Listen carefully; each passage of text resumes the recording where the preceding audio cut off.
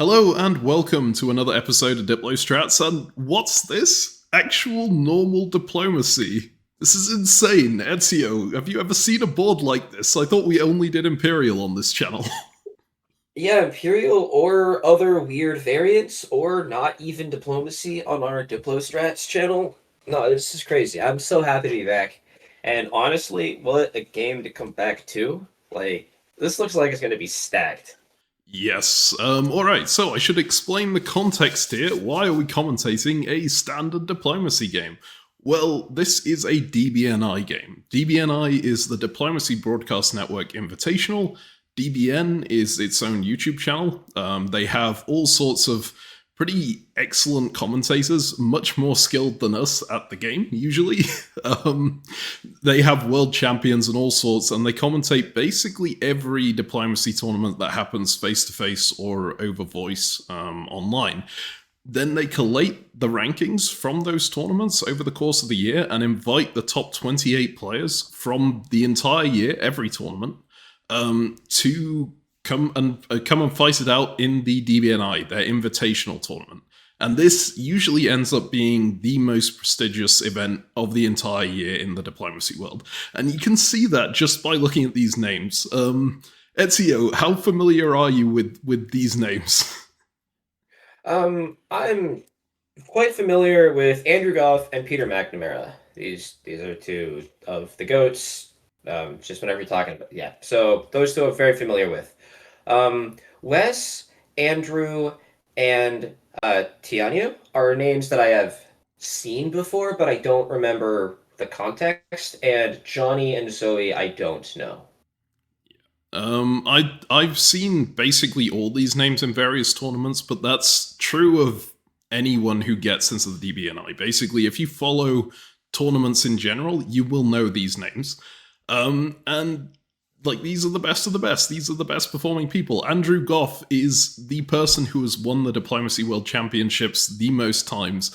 I can't remember if it's 3 times or 4 times now. It might be 4 times. He is an absolutely insane player. Peter McNamara, the only person to have won 2 DBNI tournaments. And, you know, it's just generally an absolutely stacked field. Like, myself and Ezio would probably instantly die if we went on this board. So No. They keep along because we're so bad. They know we won't be a threat. Yes, exactly. But all of these players are significantly better than us. Yes. We've said this before. We'll say it again. These are the best. So and yet we get to sit back and critique them. All right, anyway, this one actually isn't the finals. Usually we would commentate the grand final, and it goes to show just how stacked this field is that this is the set of names from the semi-final. This is... The way that the DBNI works is they have a bunch of... they have 7 games that lead into the final, and only the winner from each of those boards gets into the final itself. So this is essentially a top board, even though it's in the semis. The reason I've chosen a semi-final game, there are actually 2 reasons for it. The first one is I would like you to go and check out the DBN coverage of their own tournament. This is from this year, and I'm really thankful that they gave us permission to commentate this. But you should go and check out the other games over on their channel. And secondly, this semi-final game was insane. It's possibly...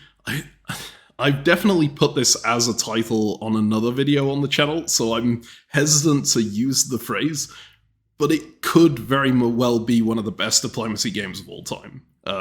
We'll see when we go through it. I'm pretty sure you've already used that one. Yeah, I'll find a different title that accurately represents this game without making that claim, but it is... But I want to point out that the previous video was also a DBNI game that we called that, which just goes to show how highly we respect the quality of the games that the DBNI puts together. Yes. These are absolutely fantastic. It's my pick for the most prestigious tournament of the year. I think even more so than the World Diplomacy World DipCon, which is the bigger name. But this one has the best players, and the best players lead to the best tournament, in my opinion. So this is my pick for the coolest. The cool thing about World DipCon, the World Diplomacy Championships, is it's theoretically open to anyone who can go there, right? Which is a very neat thing to be able to go and enter. But it means there are... Oops, sorry for the Discord notification. I forgot to switch those off. All right. It means that the two things test very different skills in diplomacy, both of which you'll need in diplomacy, right? At the World Diplomacy Championships, you're playing with a mixed skill field, so you have to learn how to take advantage of the mixed skill there up until you get to the very final, the top board, and then you're probably playing against entirely high-level players, right? In the DBNI, you are fighting against the best of the best right from the start, so you need to know how to play against the best people there. It's a very different kind of game from playing in a mixed skill field. They're both very worthy of being great diplomacy games, but just the environment that DBNI fosters it's awesome for commentating games. I've got to say that. Shall we get into it? Yeah, let's. Ezio, does anything stand out to you on this board? Tons. This is a remarkably weird 1901. So the two moves that are the weirdest, I think, there's the bounce in Piedmont. I'm considering one move, despite there being two units that do it, and then Warsaw to Livonia are the two most weird ones. Just these are like Warsaw to Livonia, man. I can't remember seeing that in a game when I wasn't trolling. Yeah, it threatens the convoy over to Sweden, right? Which is usually not a thing you want to threaten, because if you threaten to do this, then Germany will probably just bounce you out of Sweden. Yeah. The reason being, if you put an army there... Sorry, go on. Isn't this the Veilfist open? In the Veilfist games, didn't they do this all the time as the meta? They did, yes. It's a Veilfist special. Sorry. They've converted the pros. We were just way behind the times. Andrew Goff is doing it. It can't be bad. Yes. Why do we think it's bad? Because if you put an army in Sweden here, you are blocking your fleet into the Baltic/Bothnia region, right? Which means the main way your fleet is going to go anywhere is if it goes into Germany. So you are threatening the player who has the possibility of blocking you out of your opening dot. And that is never a good way to to start the game. You don't want to put your units in a position that say, if you let me into this dot, I'm going to attack you, right? I'm no longer willing to say never, CaptainMeme. Not on this. Nope. There's clearly a reason. All right. Well, it will be fun to see. Goff does some very interesting things in games sometimes. He popularized the Turkish opening to Syria as well as like a... I don't need this unit in the early game. I'm just going to sit it here to make sure that Italy knows they can't Lepanto me, can't go into Eastern Med and convoy over, right? And somehow that works out for him, despite it looking very, very odd. So maybe this will too. Yeah, he's going to popularize. God, that's crazy. Mm-hmm. Okay, so that's the first one that I noticed. And then the bounce in Piedmont, I think, is a little less crazy. Because the army in Venice for Italy often doesn't have much to do in 01. If it's not going after Austria directly, which it does, but it usually just sits around in Venice or Tyrolia anyways, and so I don't think it's that big of a cost to have it waste the move in Piedmont. And I'm absolutely convinced that this bounce was arranged. Yes. There's just no way. And then Marseille can still go and take Spain, which it often does in 01 anyways as well. It often supports Paris to Burgundy as a classic. And so it's still going to get its normal 01 result. And so the two of them just get a little bit of safety, I guess, and then do it. But it's still unusual and odd to see. Yeah. I actually don't know why it's so unusual. I guess it's because France is usually prioritized Burgundy or Italy is doing something with Austria, right? But I think it's a solid opening arranging this. The main cost is just not being able to get your fleet into Spain's south coast, which is a fair bit more flexible than Portugal. But then Italy doesn't really want to see the fleet in Spain's south coast anyway, because the main flexibility is the option to go after them straight away, right? Yeah, I feel like Fleet Spain's south coast and Army Marseille to Portugal has been losing favor in recent years. I Mhm. just don't see it happen nearly as often as I used to. I see Brest to Portugal most of the time nowadays.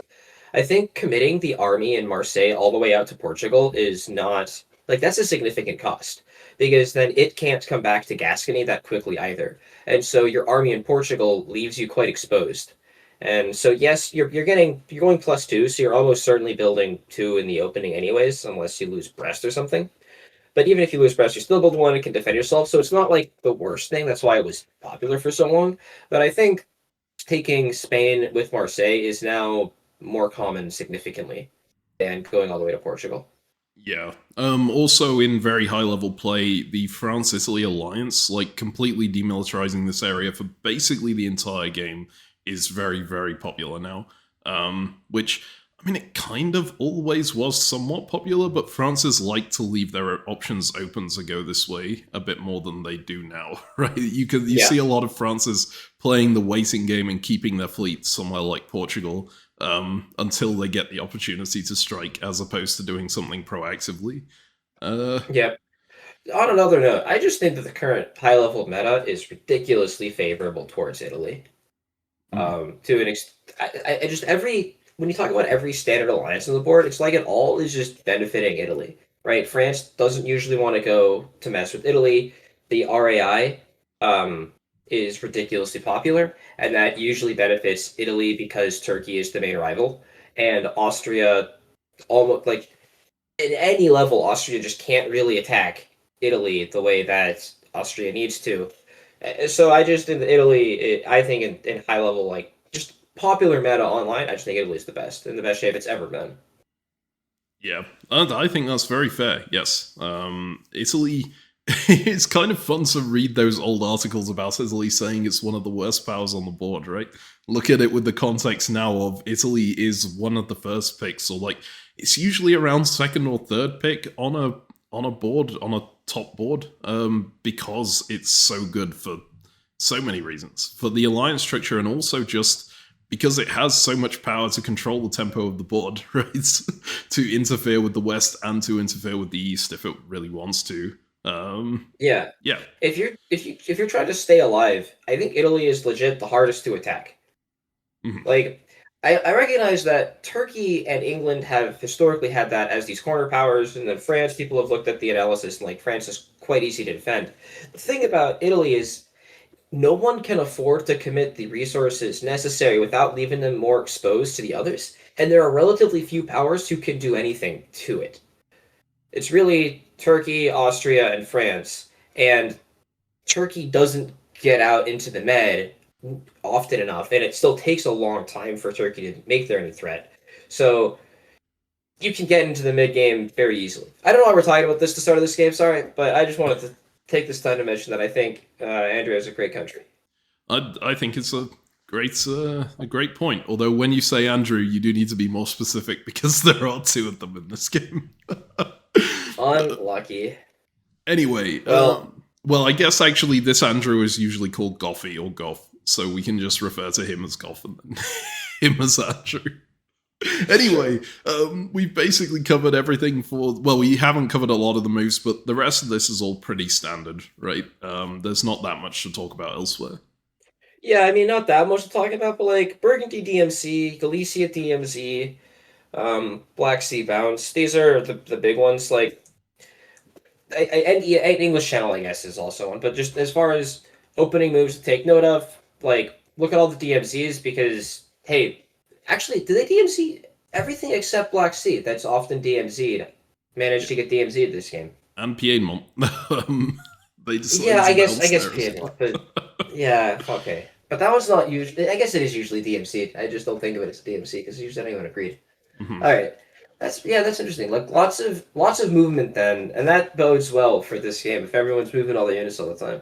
Yeah, there's one other interesting move here, which is Smyrna to Ankara. But if you want to hear about that, we've got a whole video on why pro players play that move. I'll link it in the description. Let's go ahead to fall 1901 then. All right. So, looking at this, is there anything that stands out to you straight away? Well, Italy didn't convoy into Tunis. Yeah, or they got Turkey tried to support a convoy into Greece here, but Italy went in from Ionia.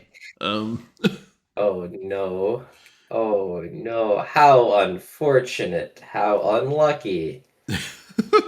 do you think that's real Aw. miscommunication, or do you think that's like just Italy going, "Yeah, Turkey, I'm working with you. I support me in." Oh no, I didn't put the right unit in. I'm still working with you, I promise. But somehow everything went as agreed with Austria, right? Yeah, this is weird. Mhm. I have no idea how I would read this. This because for context, this tournament is a live tournament, right? Over voice. Yes, yes, it is. And so miscommunications just they happen all the time. Um but this miscommunication, would it be that Italy lied to Turkey about it and just didn't convoy the right way? I don't know. This is weird. Weird, weird, weird. Yeah, it's tough because you also see this move into Trieste, which I think if you're looking at it from a not really knowing the meta, then you probably go, oh yeah, Italy is definitely stabbed here. But quite often, Italy and Austria agree to give Italy a build from Trieste in order to advance Italy much faster, mean that Italy doesn't need to take Tunis. But usually that's accompanied by Ionian into Aegean or something similar to that. In this case, Italy could have just taken Tunis, and then they wouldn't have needed to do this, right? Well, Um, for the record, I've just seen a ton more games where Austria is giving Italy Trieste and Italy is taking Tunis. mhm. I think people like maybe not at the highest level, but certain level below, enough people saw that just the Trieste loan is a common thing, and Austria's didn't see that like they needed to get a ton out of Italy as compensation for this gift. That I think a lot of Austrians are just kind of doing it automatically now. I don't think Peter McNamara is the type to just default to give this gift, which is why I'm stressing that I think this often occurs at the lower levels where people are just blindly following what they think is supposed to happen, which is contributing to my thesis that this is the best meta for Italy ever. Um, but here, dude, I don't know, man. I surely this was agreed because I don't know, man. Oh god, there's a reason I'm not playing at these tables. I don't know what's going on. Trieste to Vienna in particular is just weird if this isn't agreed, right? Because Austria is gonna get two builds anyway under most situations here, unless Italy stabs them. So why not Yeah, just hold in Trieste and build two on your front line? This move does nothing except make Trieste vulnerable. Maybe if Austria wanted to build another fleet, then they'd do this, but that just annoys Italy, and it's tough to justify a really early second fleet as Austria unless you're like very hard in with Turkey, which I doubt yeah, and in this situation. notably, that second fleet even causes issues with Turkey in the long run. Yeah. But yeah, um. and leaves you vulnerable to the Juggernaut. So it means that Turkey gets annoyed at you because you have more fleets than they want, and then they have an easy ally to get that you're now weaker against. So yeah, but no, everything you said is correct, right? Those Vienna and Budapest were likely to be occupied anyways. So why bother moving there if you could just build there? Unless you just want to give Italy Trieste, but then why are you giving Italy Trieste if Italy is just going for Greece instead of going for Aegean or yeah, basically just Aegean? Um, so question marks abound. We'll see. Maybe Peter McNamara is getting stabbed. Maybe this will convert to a stab. Maybe not.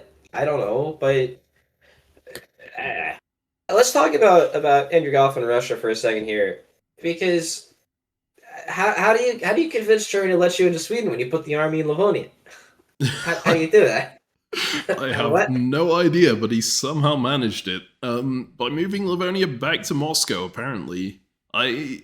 mm, I don't know that I would play this opening. I think I would fail miserably if I tried to play this opening. But I don't know what the unit was doing moving to Livonia in the first place if it's just going to move back. It feels like it was just a problem. It would just have been a problem in negotiations that he would have had to talk his way around that wouldn't have been there if he just stayed in Warsaw. You think that was intentional? You think he's like, oh, I'm going to create this artificial annoyance to them, and then I'll be able to move it back as a sign of good faith? It's a way to build trust with Germany. Maybe, I don't know, that feels like a stretch, right? I mean, hey, it worked, so we can't complain about it. Yeah, or maybe Andrew Goff is just a god, and if we tried it, we're going to get bounced out of Sweden every time. Yeah. I also note that he moves it into Moscow instead of St. Petersburg or anywhere else. It's just like, this is, I feel like this is your favorite opening. You just sort of like don't do anything with your units most of the time, and then you just hope that people let you into stuff, and then you have your armies in Moscow. Like, you get 2 builds. You go, oh no, I've only got 2 places I can possibly build. Sorry, England, I kept to my agreement not to go to St. Petersburg, but I guess I'll have to build there anyway. Yeah. No, this is very Andrew Goff. He plays a slow game. Like, Andrew Goff is the main person on this table who I know the playstyle of. I know Peter McNamara as well, right? But Andrew Goff plays a very slow game usually and takes advantage of things once other people have made their moves. And he does that very well by keeping on side with everyone, which is part of why I was so confused about the Livonian move, because it didn't feel like a move that keeps on side with everyone. But moving back to Moscow, that's in theme, and I would not be surprised if we see a wave from him instead of building in St. Petersburg. As much as I was going, he could get away with saying he needs to build in St. Petersburg here. It's Goff. He might not. The other thing to look at here is the move to Armenia is an interesting one, right? No move into Black Sea to follow up, so it's probably not any kind of attack against Russia. But it just feels very weird that it went there, because what else is it doing? Well, the army in Armenia is the only place that this army can do anything offensively. And so, hey, it's poking at Russia. Maybe if Austria wants to attack Russia, you can have some negotiations about that. Maybe a way to keep them out of taking Bulgaria or something. I don't know. I like, if you're not in the Black Sea, who even cares? It doesn't matter. Yeah. And Black Sea was open this turn. I would have understood this move if they went to Black Sea as well, but not here. Yeah, I mean, she could have moved to Ankara, right? Yeah, she could have. That would have kept more people on side, I guess. Maybe she just wants to... I just don't think Armenia is going to piss off Goff. Maybe it won't. I'm just looking at Bulgaria and the support's over and thinking maybe she wanted to tell Italy that they're locked in now as a 2 and going against Austria or Russia. But I'm not sure. I'm not looking that much into it. It's Sevastopol is so rarely threatened by only one unit. And look, even if you're trying to stick to the alliance, the Juggernaut, having the unit in Armenia to just tap Sevastopol and therefore keep the fleet in Sevastopol unless Russia's going to commit a different unit to covering Sev. It's just kind of nice. Yeah. I'm realizing now we haven't really talked about the West at all. But that's because I got a feeling this is going to be the case, yeah. Yeah, the only interesting thing to talk about here is the fact that France supported England into Belgium. But even then, yeah, Denmark as well. We did talk about that, right? Yeah. Germany not bouncing. But even then, this support could very easily be a fake out. It's not something that you can guarantee. Like, the whole Belgium situation can be so fluid from turn to turn. We don't know who'll be there next year. So, yeah. Yeah. Early predictions on how many times Belgium is going to change hands this game? Oh, God. I should have mentioned, I didn't mention the end year, right? This game goes to a maximum of 1914. No, maybe just to me, sorry. Maybe I didn't. Yeah, maybe just to me. I don't know, sorry. But yeah. Okay. Just, you can go 1914, you said, right? Yeah, 1914 maximum. So the maximum number of times is 14, but somehow I don't think it's going to get there. Dude, what we can set up our own gambling thing where we make different prop bets about moves or whatever. Like, when is the first country going to be eliminated by? How many times is some event going to happen? What's going to be the biggest dot swing in any given turn? And then we can, like, let people gamble on it and then we can make money off of them like DraftKings. This is how we can exploit our viewers, meme. I just realized. We could get in with play diplomacy and get them to advertise our stuff as well as the crypto casinos. Well, we just would we get our advertising on play diplomacy, and then we put up our own ads back on our Discord. That'd be, yeah, dude. Sounds Now like it's an all coming. incredible idea. Anyway. Okay, but actually making predictions about specific turns with, like, given rates for, like, a fun, like, Bourse game equivalent where you can make money by gambling correctly, I think people would love watching that. Maybe. All right, anyway. I'm gonna stay clear of this conversation. Alright, so, anyway, I'm not gonna take a gamble on how many times Belgium changes hands because I know what the final end state of the game is, and, like, with that in mind, it helps a lot in figuring out, but, I mean, it's not necessarily gonna be, gonna make me know how many times it changes hands, but it will help me figure out, like, which areas might be contested, which areas might be less contested during the course of the game, right? So, But I guess 7 times. I think every other year. Okay. Okay, well, we'll see if that happens. Are you good to move to Winter 01? Yeah, let's do it. Alright, let's see if Goff builds... Oh, Goff did build 2. Okay, so he has not waived. He is building in St. Petersburg, and that is going to be a worry for England. A big worry. Plus fleet in Kiel, plus fleet in Brest. Yeah, that does not look good for England at all. It comes to something when a build in St. Petersburg is the friendliest build of any of your neighbors. Do you think that fleet Brest is so hostile? I mean, it doesn't have to be, but it could be, right? Especially in combination with Fleet Kiel. I mean, as England, you want Germany to build Fleet Berlin if they're going to build a fleet. That's... Yeah, but come on. Fleet Kiel, like, there are relatively few times that I will say that a build... Okay, I'm not going to say it here. Fleet Berlin does the same things that Fleet Kiel does, except Fleet Kiel is better and has more options. Because Fleet Berlin doesn't affect Denmark immediately, can't support whole Holland, and can't move to Helgoland. Fleet Berlin, the only thing it can do is go to Baltic Sea. If it moves to Prussia, Fleet Prussia does less. It's so bad, okay? It doesn't do anything there. So Fleet Kiel is just the useful unit that can help with Holland.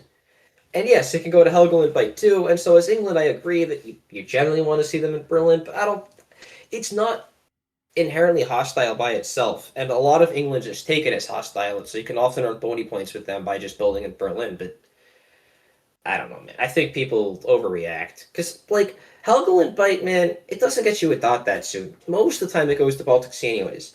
In this particular board texture, I agree it's a little frightening, right? But notably, this was also a face-to-face, right? Which I think has rulebook press, so there's no negotiations for builds. Yeah, virtual face-to-face, so voice games, they do not allow negotiation during builds or during retreats. If you do want to negotiate about your builds, you need to do it in the phase before, which isn't always going to work because things might turn out in an unexpected way, right? But I think they will have probably discussed the builds up here. Maybe you're right. Maybe I'm overreacting to Kiel. As in England, I would really want to see Fleet Berlin. And the fact that Portugal and Brest exist makes me very scared. And the fact that Germany let Russia into Sweden. Yes. These things combined, there's now a lot of fleets in the north, and this army's in St. Petersburg, ready to pressure Norway. No, this doesn't look good for England, I agree. But England got to rebuild their army. So they have an army on the mainland. This is true. It's interesting to think about where that army is going to go. I assume it was targeted at Holland, right? Given that they got support from France into Belgium. But looking at the situation now, I would probably want to keep it on the British Isles. Yeah. Just to be safe. Anyway, there is something much, much, much bigger on this board that we haven't talked about because it's not visible on the board. Where's Turkey's build? Yeah, much respect. How to play Mhm. Turkey at the high level. Try to do literally nothing. I'm stunned. I'm stunned that you don't build here. I have to assume that this is purposeful. They have enough time to enter the builds if they want to, and they're high enough Oh, players, absolutely. high enough level players that they would figure out how to click on the screen and order a build. But there's no build. No, this is clearly intentional, man.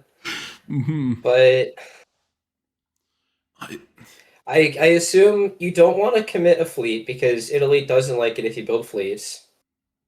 And then you don't want to commit to an army because an army kind of sucks.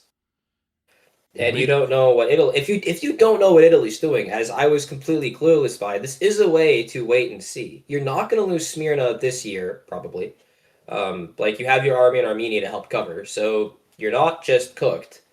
Um, and then you can decide which way you want to side with, and so you keep people maybe actually vying for your alliance. I mean, the more I'm looking at it now, actually, with that in mind, the more I'm liking it. Because, it's also just dissuading Italy from going after you. Because if you build the fleet here, then they have a decent reason to go attack you. They want to get that fleet off the board. If you build an army here, then they have a decent reason to attack you because you don't have the fleet to block them from doing so. If you have nothing here, then if Italy goes for you, then you build the fleet, right? You will always build the fleet. Whereas if Italy doesn't go for you, then you can say, I'll build an army in return, and Italy has a reason to fulfill that deal to make sure that the army gets built. That's pretty awesome. We'll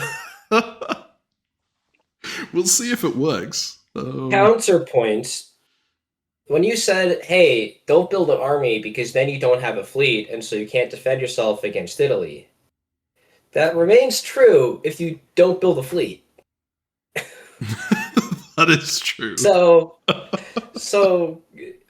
just if people are going to attack you, and if you are worried that they will anyways, then you want to have more units to help defend. And having, you know how people were talking about leaving your army in Syria to dissuade against the Lepanto? Well, if you just have a fleet in the Eastern Med, you also are going to stop the Lepanto.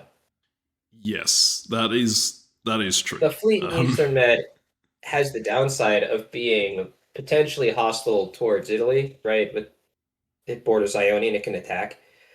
I don't know. Look, if she waves and if Italy doesn't attack, then success.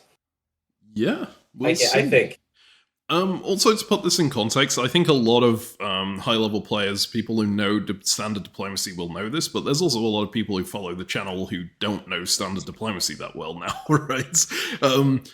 Turkey's early game in these top board situations is always incredibly dicey, because Turkey is well known as a power that can make a strong comeback even from the smallest position, right? And if they get a hold on the game, they can be incredibly difficult to break.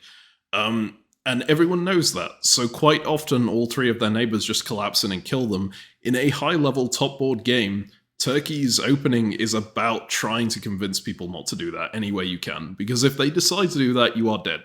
There is nothing you can do about it. So maybe this is the way that they can do that. We'll see.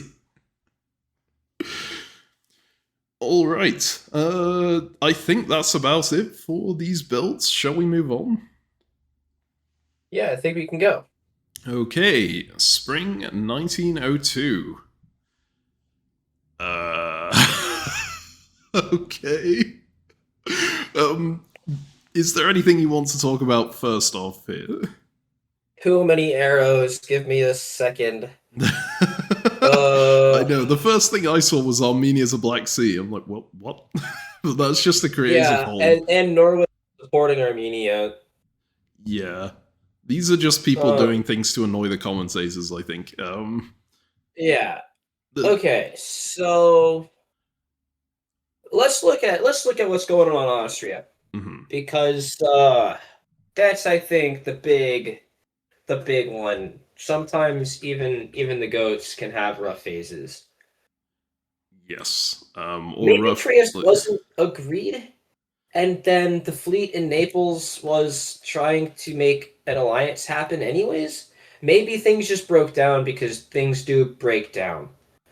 But this to me looks terrifying. If I am Italy, I am not at all happy with my life right now.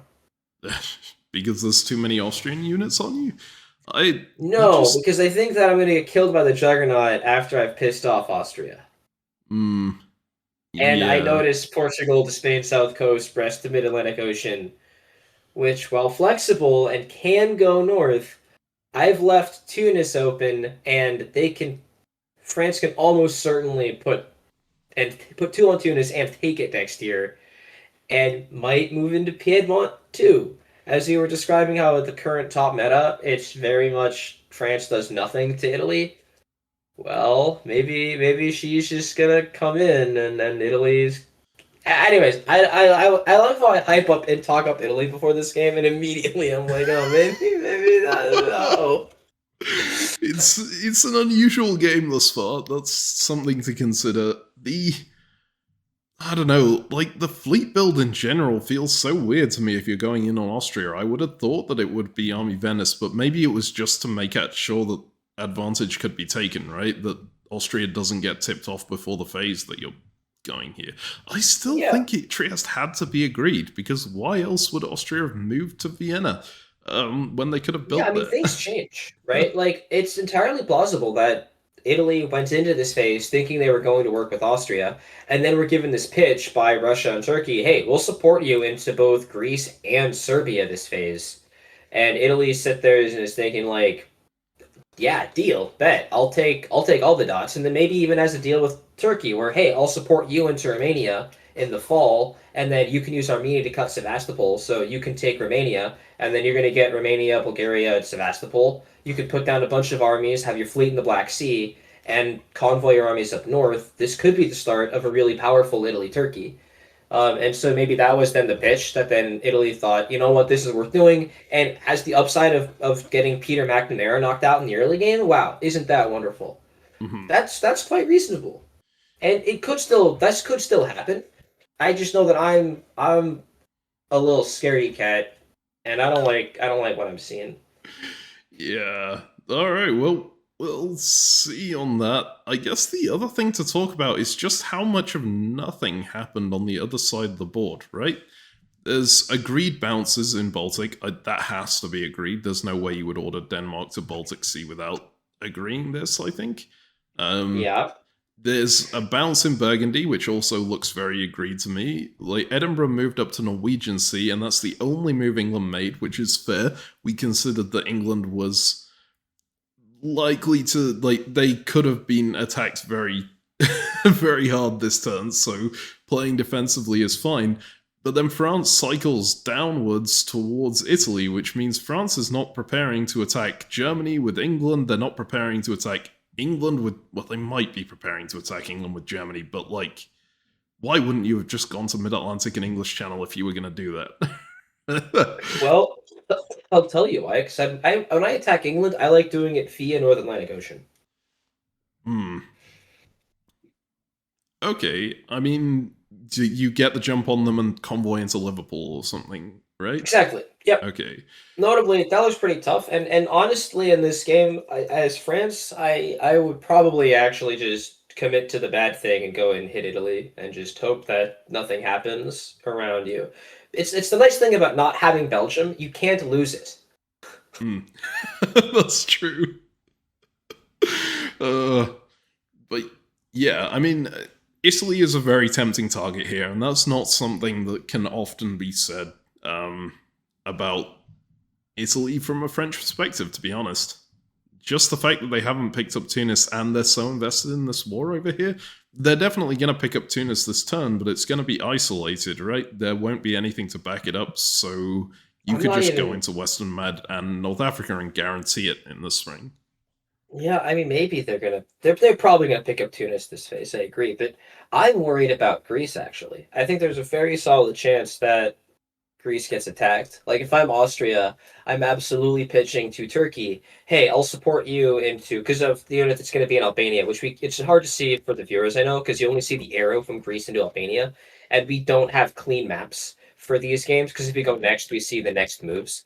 Yes. So, this phase actually is maybe in the edit meme, maybe we want to go and actually have a clean map for them. Close your eyes for just like a minute and I'll make a clean map. Alright, there you go. There's your clean map. You can open your eyes again. Okay. Right. Oh, yeah. I think this will, like, again, I've played enough on Backstabber that I'm fairly confident with that sort of stuff, but I'm pretty sure that this will be easier for the viewers to see when we're, like, talking about what's going to happen on this next turn. So, this Austrian fleet in Albania very well might support Bulgaria into Greece on this turn. Like, yeah, if I'm Austria, I would offer to support Russia into Serbia and Greece and from Romania, yeah, and Turkey into Greece from Bulgaria. You know, the And cool be thing like, about look, doing guys, this on a clean map is that I can do this and show exactly what you mean, right? wow, dude, have we unlocked the new meta? Is this like, it's way too much work, right? Yeah, it's too much work. We're not doing this again, but this is what Ezio is talking about, right? Yeah. Um, Basically, as the argument being, if I am Austria, as things stand, I expect to explode very, very quickly. mhm. And I see like the priori without negotiating. It looks like all of them are coordinating against me, and I would anticipate there being a coordinated attack on Budapest. I would anticipate Italy going for a supported attack into Trieste. I anticipate being down to like one or two centers after this year. And so I know that it's terrifying to offer to put Austria and to put Russia and Turkey into these dots. This is not like a good long-term strategy. This is not a good heuristic. But I think in this position, you got to do whatever you can, sell anything in order to survive. And so I'd be looking at something like this as if I'm Austria. Yes. Also, just as a rule, hey, you stab me, I'm gonna mess you up. But I think also yeah, I don't know. you have decent survival chances if either Italy panics and goes, okay, sorry, Austria, I won't attack you anymore. I don't have the units to do so, because if Austria enters, if this does actually work and Austria enters this, then you don't, like, everything of Italy's is gone next to Austria, right? This unit gets blown up in the next turn. So, Italy may well peace out and go, I can't do anything, and then you have this Russian line that's blocking Turkey into the south. You just hold your position as best you can and hope that they go this way, or basically, if either Russia or Italy break from the pack, or if Turkey goes, hey, I might be able to get Serbia or Romania out of this, you're in a decent spot. It's not a good spot, but it's better than the instant death spot that you're in otherwise. Yeah. All right. I've had enough of looking at clean maps. So I'm going to go back to the map that has the moves on it, so we can discuss those moves. But there's not really many more moves to discuss here, right? Yeah, I feel like we were looking at the next stuff. This phase was just all about Peter McNamara's attempted survival in Austria because this double support is brutal. Yeah. Let's go ahead to fall 1902 then and see what happens. That does not look like Austria managing to survive. That looks like Austria dying to me. Yeah, that looks like Austria is not quite super dying, but Italy's +3. And they didn't get the French attack into Western Med and North Africa, so Tunis should be okay. They can bring out units to defend it, right? Is Italy? Yeah, Italy is +3 because they retook Trieste as well. Wow, Yeah. okay. I mean, I think the previous turn you wouldn't have really wanted to play Italy from that position, right? But now, this is looking pretty good. Turns out these players are better than me at diplomacy and are good at negotiating things. I My wonder God. why Sevastopol moved to Armenia here. That's something that's caught my eye. Are they going to try and blow up the fleet? Or maybe it moved out so that Goff could get a fleet build here and go for Black Sea. But actually, Goff is not building, right? So that doesn't work. Yeah, it might just be let's get the fleet popped. It's a great way to handle that fleet. So yeah, get rid of tensions over the Black Sea. I wouldn't want to do it as Russia because as much as it gives tensions over the Black Sea, it also gives you a lot of control over it, right? You generally want, but you'll never have an excuse to build that unit again, right? Without it being an attack on Turkey. So the pressure that you have over the Black Sea with this unit is something I would like to keep. The possibility of jumping in and attacking Turkey at some point. But hey, this will make the alliance more stable. If that's what's going on. Yeah, I don't. Yeah, I don't. Also, remember Turkey has a build here because they waived last phase, but they're covering Smyrna against nothing, so they can't build in Smyrna anymore. I assume that was... Oh no, I don't know. I have to put a fleet in Ankara, so I have pressure on Black Sea still. Or something. Yeah, I mean... I need a fleet, and you can try to convince Goff that this fleet is definitely going to go after Italy in the future. But just this turn, you need to pop his fleet in Armenia first, right? Because we want to pop the fleet in Armenia. That was agreed. So great, I'll put a fleet in Ankara. I'll support myself into Armenia to pop your fleet, and then move Constantinople into Aegean at the same time. That part's going to happen. But then in the fall, you do something whatever involving Armenia and Black Sea and Sevastopol, and then things look fun. Yeah, well, could be interesting. Yeah, but Italy's +3. Jeez. Yeah, +3. And the West, nothing happens. Right, the West is a clear case of just nothing happens. There's one important move here, which is it looks like Denmark thought it was bouncing with Sweden again and didn't get the memo that it wasn't. Because you do not want to vacate Denmark in this situation, not with a hostile England next to you. And clearly Russia is not that interested in going against England, right? Oh, yeah. Hang on. I think that was... Sorry, go on. I just like that was kind of clear from the spring, because in the spring, Denmark could have tapped North Sea, and then Russia could have taken Norway, and that could have just happened early. But didn't want to make that line, didn't want to take it. And then, yeah, here in the fall, it could be similar. You can put 2 on North Sea, 2 on Norway, and you're getting somewhere. But... Yeah, it's an odd one. I don't really understand why this happened. This over here looks like some kind of fight. You can see England is providing support here, but I assume that France tipped Germany off as to what was happening and made sure that nothing moved. It could also be Germany entering correct defense orders, but it's fairly clear that this will hold if you do it this way, right? Nothing is going to move like this. No, it's a 50-50, right? They could have supported technically this. You're risking Holland, exactly. So it's like, yeah. But I don't...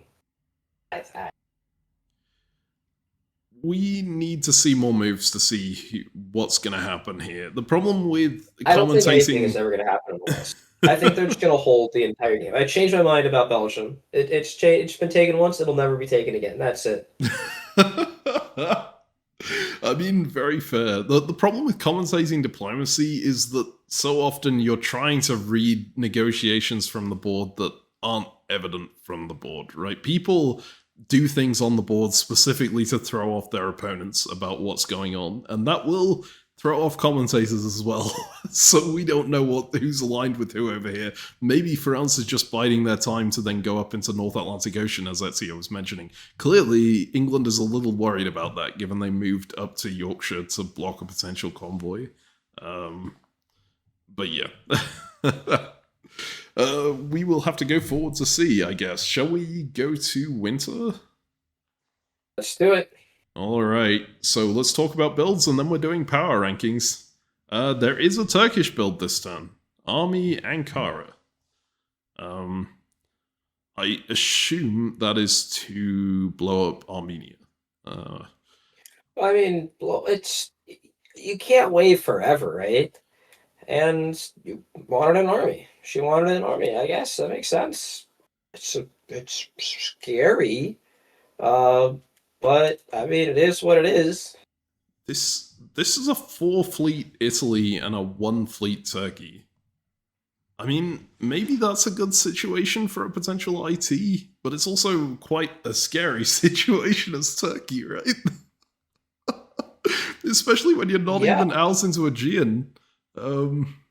Man. Nor in Black Sea, right? Your fleet is still in the only spot that an army can still do stuff, which is support Bulgaria. But yeah, I mean, I will say this. Turkey has outlasted Austria, probably, and it's in O2 and doesn't have any enemies and is in Bulgaria. This is a playable position still. Yes. And, like, Italy is so big, right? Yeah, I mean, Italy will probably take the attention away from Turkey. That's one way to make sure that you're not the big threat of the East, right? By making someone else be it. Yeah, I think that Italy is so strong in this position, it seems difficult to envision a wintergreen actually happening. For reference for the viewers there, wintergreen is Russia-Italy alliance, right? Just those two when they crush usually one of Austria or Turkey first and then turn on the other one and crush them too. But Ezio is completely right. You can't run an alliance like that when one power is so much stronger than the other one. It would be a bit ludicrous. Yeah, I mean, I'm interested to see how it goes. It's a end of 1913 game, potentially, so Turkey has lots of time to overtake Italy in the long run. They just need to keep the attention off them, right? Meanwhile, no other builds happen in the West because no one is doing anything. Yeah, again, just in the entire year, the extent of the moves. England put Fleet Edinburgh into Norwegian Sea. Germany put Fleet Kiel into Helgoland Bight, and Fleet Denmark into Baltic Sea. Yep. Technically, France moved into Mid-Atlantic Ocean and Spain, which is something, right? That's a pretty nice position to keep units in. And England moved London to Yorkshire. Those were the unstated moves there. Yep. Cool. God. Versus in the East, a little bit more happened. Yes. All right. Well, I'm going to make a start on the power rankings by doing this. I have the power rankings going live instead of the whole... I would actually start with the bottom in this one because I think that Austria is pretty clearly last. Yep. I think that is fair to say. Oh, I should say as well, usually I would have this game use Paris method selection, which means that players have a tiebreak based on when they chose their powers. Usually I would have the power rankings set up like that to start with. I don't actually know who selected before or after anyone else in this game. You should go and watch the DBNI stream afterwards to see how that happened. Fair to say, the tiebreaker is not going to come into effect at the end of this game. I will just spoil that. That's the spoiler, right? That's what you can learn from that, is you can look at who's actually going to win near the end of the game, and they're probably actually going to win. Mm-hmm. Yeah. Yeah, alright, so we've determined the top and the bottom here, as long as you agree with my Italy first on the power rankings. Yeah, I mean, it's, again, this Italian position is so strong, but it's this annoying one where it's so strong, it just... Surely this is going to force people to react to it in a strong way.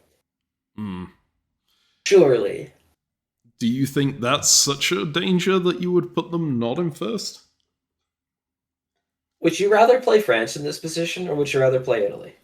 Oh, that's tough. The problem with playing France here is I think Italy is going to come for France. Italy could well just go for Turkey and get free food, right? But it's...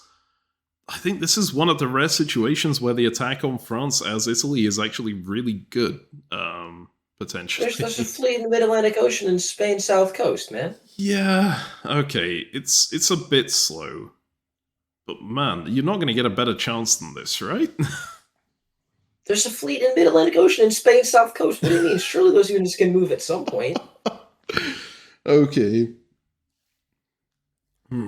I don't know. You If you think think that that Italy's Italy going is... after France, You if think you think that Italy is Italy's going going for after, yeah, Turkey? I don't know, which is why it's tough. Because if I'm Italy here, I think that Turkey is trying really hard to not pose any threat to me.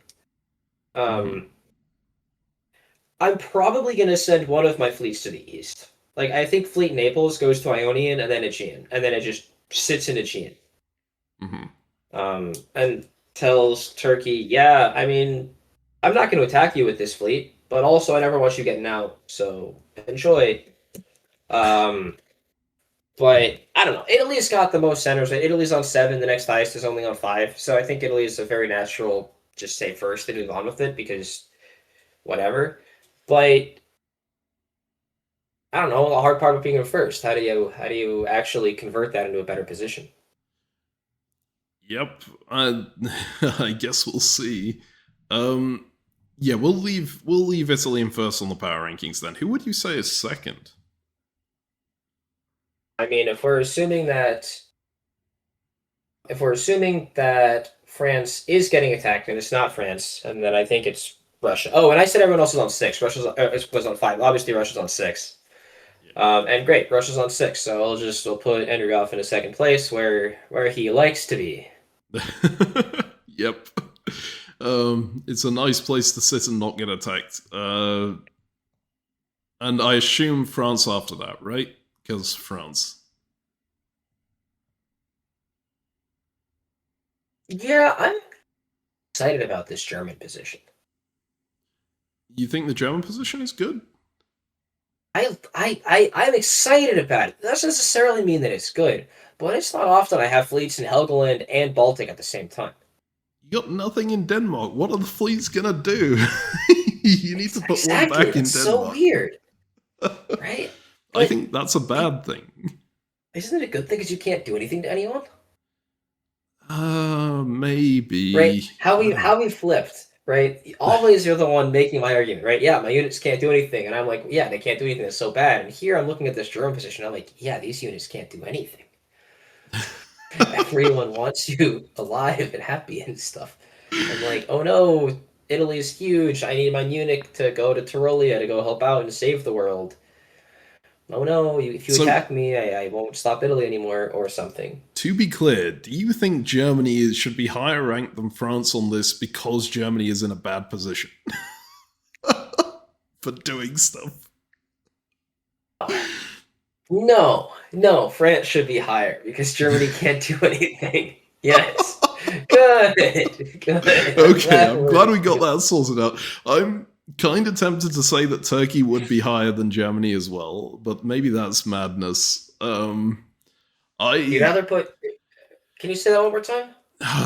maybe that's madness. I would put Turkey above Germany. Would I put Turkey? No, you can't play this Turkey position. There's nowhere for the fleet to go. Like, I think that this Turkey position does not look yeah, even a little bit playable, man. I'm like, I got 3 armies. This army Ankara is gonna just do nothing forever.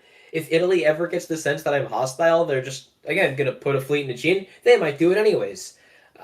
I don't know how you're yeah. getting out of the box. Okay, so my like view on this was 90% of the games we commentate that are this high level, Turkey is dead by this point, or near dead by this point, right? You True. can fairly reasonably put them at the bottom of the table unless someone has died faster than them. Whereas this Turkey doesn't seem to be attacked from anywhere, so that's better than usual.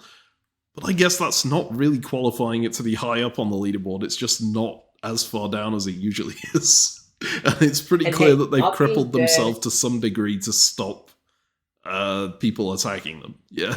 Yeah, but not being dead is important. Hmm.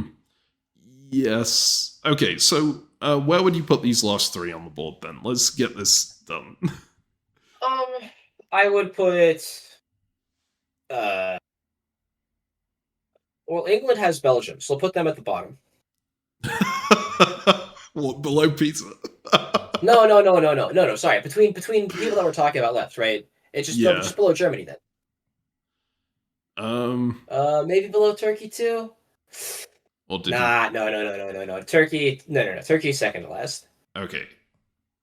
Yeah, So and then this like is our this. power Yeah, rankings.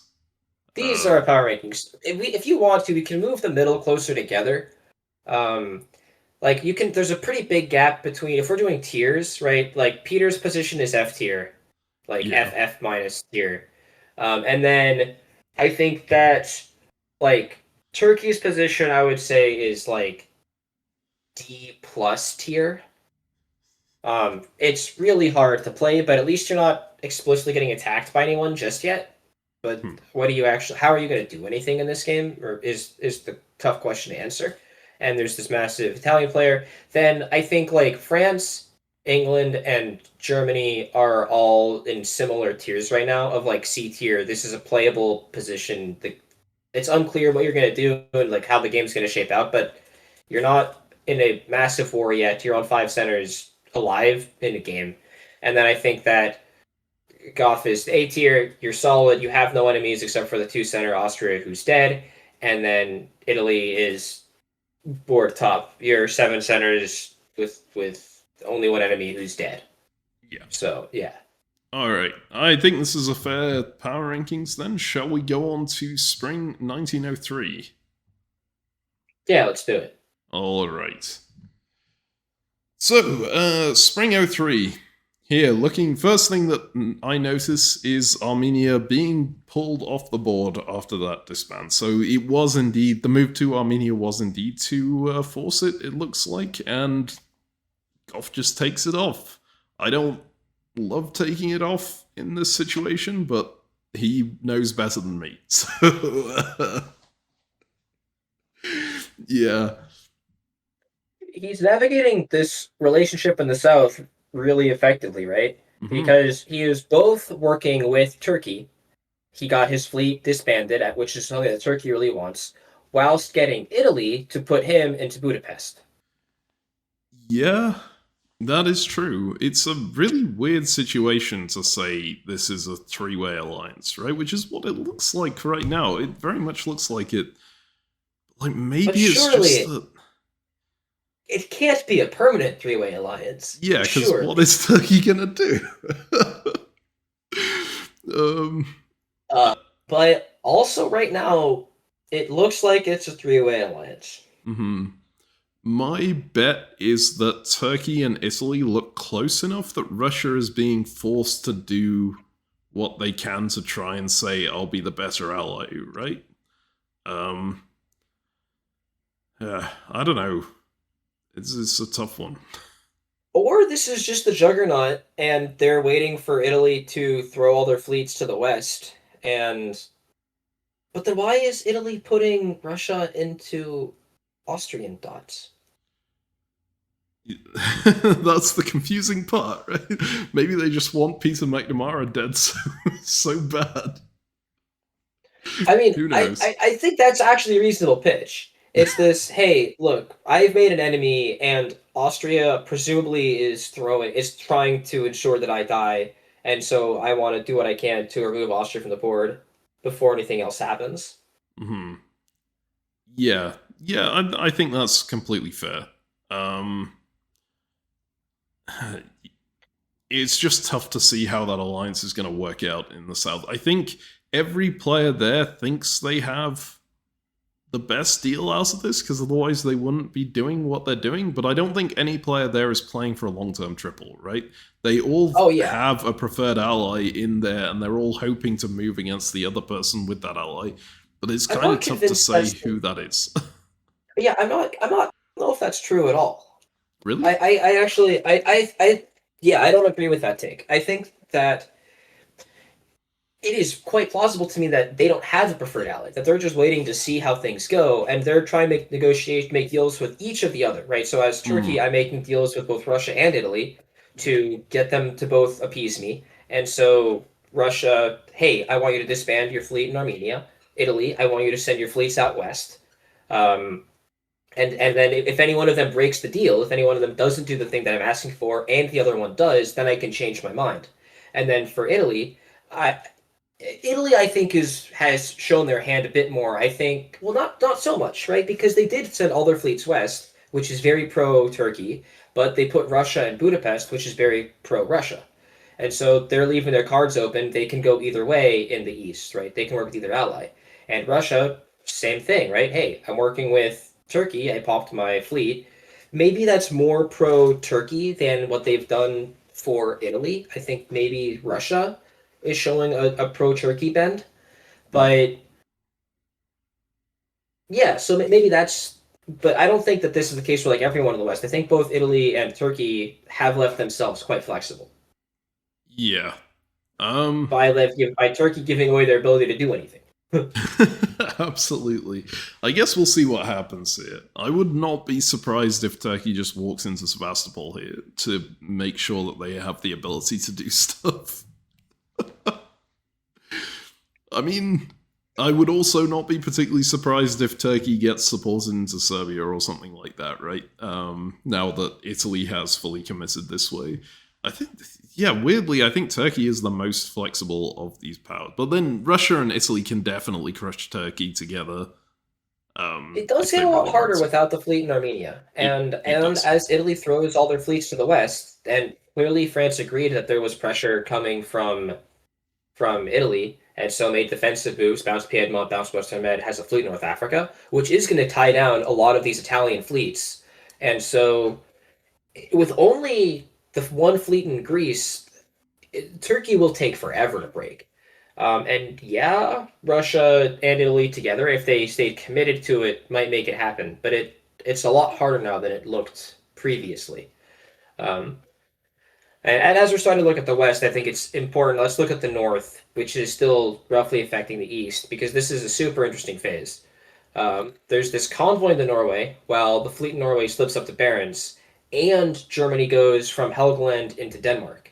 And so now both Sweden and St. Petersburg are guaranteed if England and Germany can stick together. Yes. You can see that this is developing into a Western Triple, right? Germany lets France into Belgium. There's now a demilitarized zone in Burgundy, which all makes me believe that what France and Germany were doing before bouncing over Burgundy and whatnot was actually intended to be like a bounce, an arranged bounce, and they were talking to each other about it.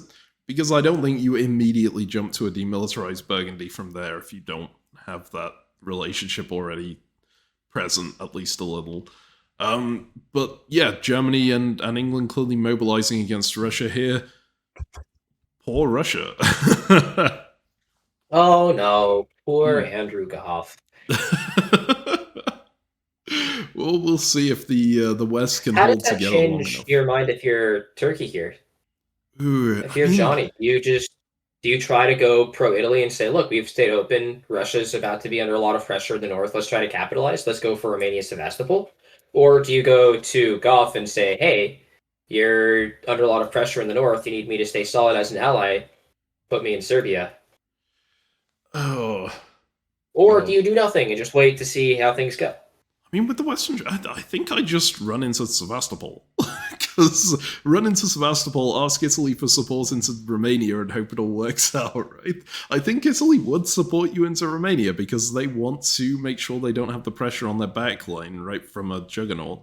So, I would try and go. Do you think Italy would do that? So if I'm Italy, I am more worried about Turkey now than I am about Russia. Because if I'm Italy, what I'm terrified of is Turkey doing exactly what you described, going +2 and putting down fleet Constantinople, fleet Smyrna. They'll have a fleet in Black Sea by moving. Assume they move Constantinople up there, or maybe they just move into Aegean, and that's scary for me too. But like, let's say they go to Black Sea and they're committed to taking Romania and Sevastopol.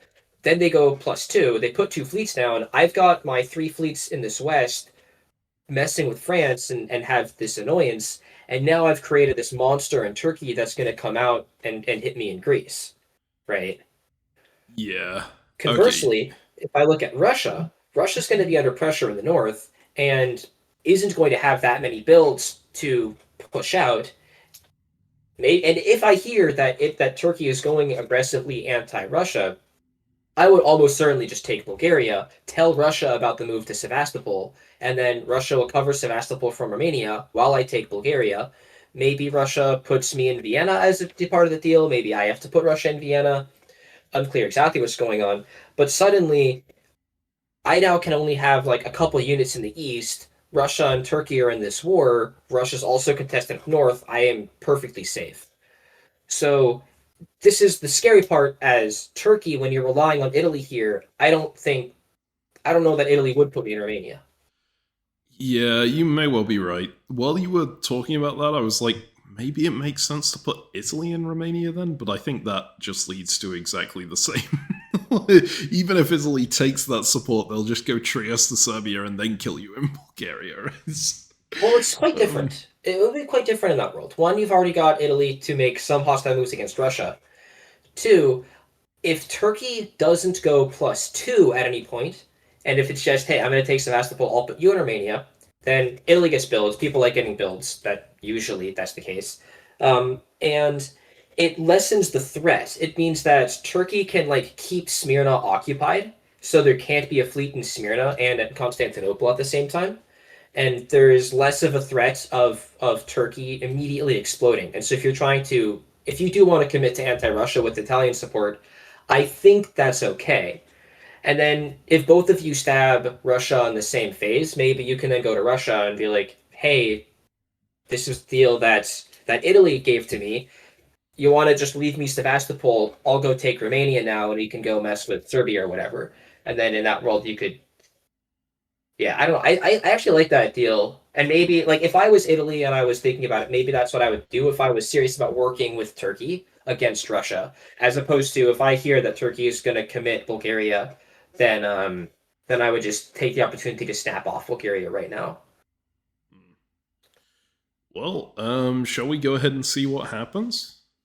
Yeah, this is anything else to talk about in the West real quick? Because we talked about the fleet in North Africa, the bounces in Western Med and Piedmont. There's going to be fleets everywhere for France. This does not look good. And then, do you think that Germany's going to take Belgium in? Oh, they might. I don't know. I think If this Germany is has a good HE. relationship with France. Like, what I've seen over the course of the game, I think everything between Germany and France has been arranged so far. So I wouldn't be surprised if Germany just leaves that to France, goes for Sweden and gets the +1, and then goes for England afterwards. With French assistance. And you think that this Western Triple would convert into an FG? So the problem, of course, is usually you really need France not to be under this much pressure from Italy to make that happen, right? But I think that would be, from what I've seen of this game so far, that would be my preference as Germany. I would want to go in on... Because in Western Triples as Germany, usually you do not want to play a Western Triple as Germany under any circumstances, because about 75% of the time they turn into England-France in the late game, they run over Germany, and Germany dies. Yeah, but I want to stress that in a lot of Western Triples, Germany has committed armies to Silesia and Prussia. Right? There's pressure on Russia from the mainland, and not just this fleet taking Sweden. And That's so, I'm hesitant. It does look like the three of them are all coordinating right now, but I'm hesitant to call this a full-on triple, and I still see armies in Holland, Ruhr, and Munich. And as you point out, for the Western Triple to be particularly effective, or for there to be a good Germany-France attack against England, you need France to not be under so much pressure from Italy in the south. But you've got a bunch of armies on the French border, and France is under a lot of pressure from Italy in the south. Doesn't that mean that the situation is kind of perfect for you as Germany to take Belgium and walk into Burgundy type stuff? Yeah, maybe. I mean, actually, maybe I've just been so blinded to attacking France because of how it usually doesn't work, right? It's usually super slow and really bad. We don't have any English fleets in the English Channel to support us or anything coming down on mid-Atlantic. But the fact that France is under so much pressure from Italy, yeah, maybe it does work. Maybe you just go and for then the support. England's getting a build, right? And if you pitch this to England, England could put down a fleet in London and then just pop that right into the English Channel, where it will be uncontested. Probably. Maybe France pops Belgium on retreat and then puts a fleet down in Brest. But if they do that and you're Germany, you're ecstatic about that because you love them having more fleets and fewer armies to defend Paris. Like, I don't know. It's a relationship thing. It's an interesting timing for this. Like, maybe if you can find a way to get France to put a fleet down in Marseille, but they have to move into Burgundy for that to happen. Yeah, that seems tough. I mean, you don't really mind them in Burgundy that much, right? You've still got 3 units on that border, but you would obviously prefer them not to. Yeah. Hmm. Yeah, I don't know. It's France. I think can go. I think they can side either with England against France or with France against England. But I don't see this. Or they could even commit hard to the triple and like move an army into Kiel and look to convoy into Livonia, type stuff, right? They'll build an army in Berlin and like that can work. It's obviously scary, and also Western Triples doesn't. I think France usually doesn't have Belgium, and usually England does. But in this particular game, since France is under so much pressure from Italy, I guess it makes sense. Yeah, so I think the triple can work too. But I don't believe in Western triples as Germany. Yeah, I think there's something else in with. We are spending a long time on this phase. Sorry, one last thing. This is a critical phase, man. This is like when the game gets real. It is really cool as well. But one thing I wanted to note is that right here, Germany bounces Austria out of Tyrolia. If Germany bounced Italy out of Tyrolia, I could see that being like an arranged. I'm trying to hold in Munich so that I can go into Burgundy on the next turn, right? But bouncing Austria out, there's no way this was arranged, right? Well, how do you arrange something like that with an Austria who's dying? Surely the Austria will want you to do something against Italy, so they'll let you in. So my assumption is that this Munich army was intended to actually get into Tyrolia and help France against Italy. I think Germany's intention was to do that, and if they do go into Burgundy here, it will probably have been a change based on like, oh, this is where my armies are now, maybe I can take advantage of the situation. But it certainly wasn't the plan prior to this phase. I agree with that analysis, yeah. Is there anything else you want to talk about here? As you pointed out, we've spent, like, a long time on this particular phase. We spent a long time. So we should probably go into the next one if we want this game to be finished in any reasonable amount of time. I mean, we are Diplo strats. We don't need to finish in a reasonable amount of time, but let's move on to fall 1903 here. They do take Belgium, but they don't go into Burgundy. What? And they pop the army, so there can still be a fleet in Marseille. Oh, interesting. Okay, so this allows Germany to build 2?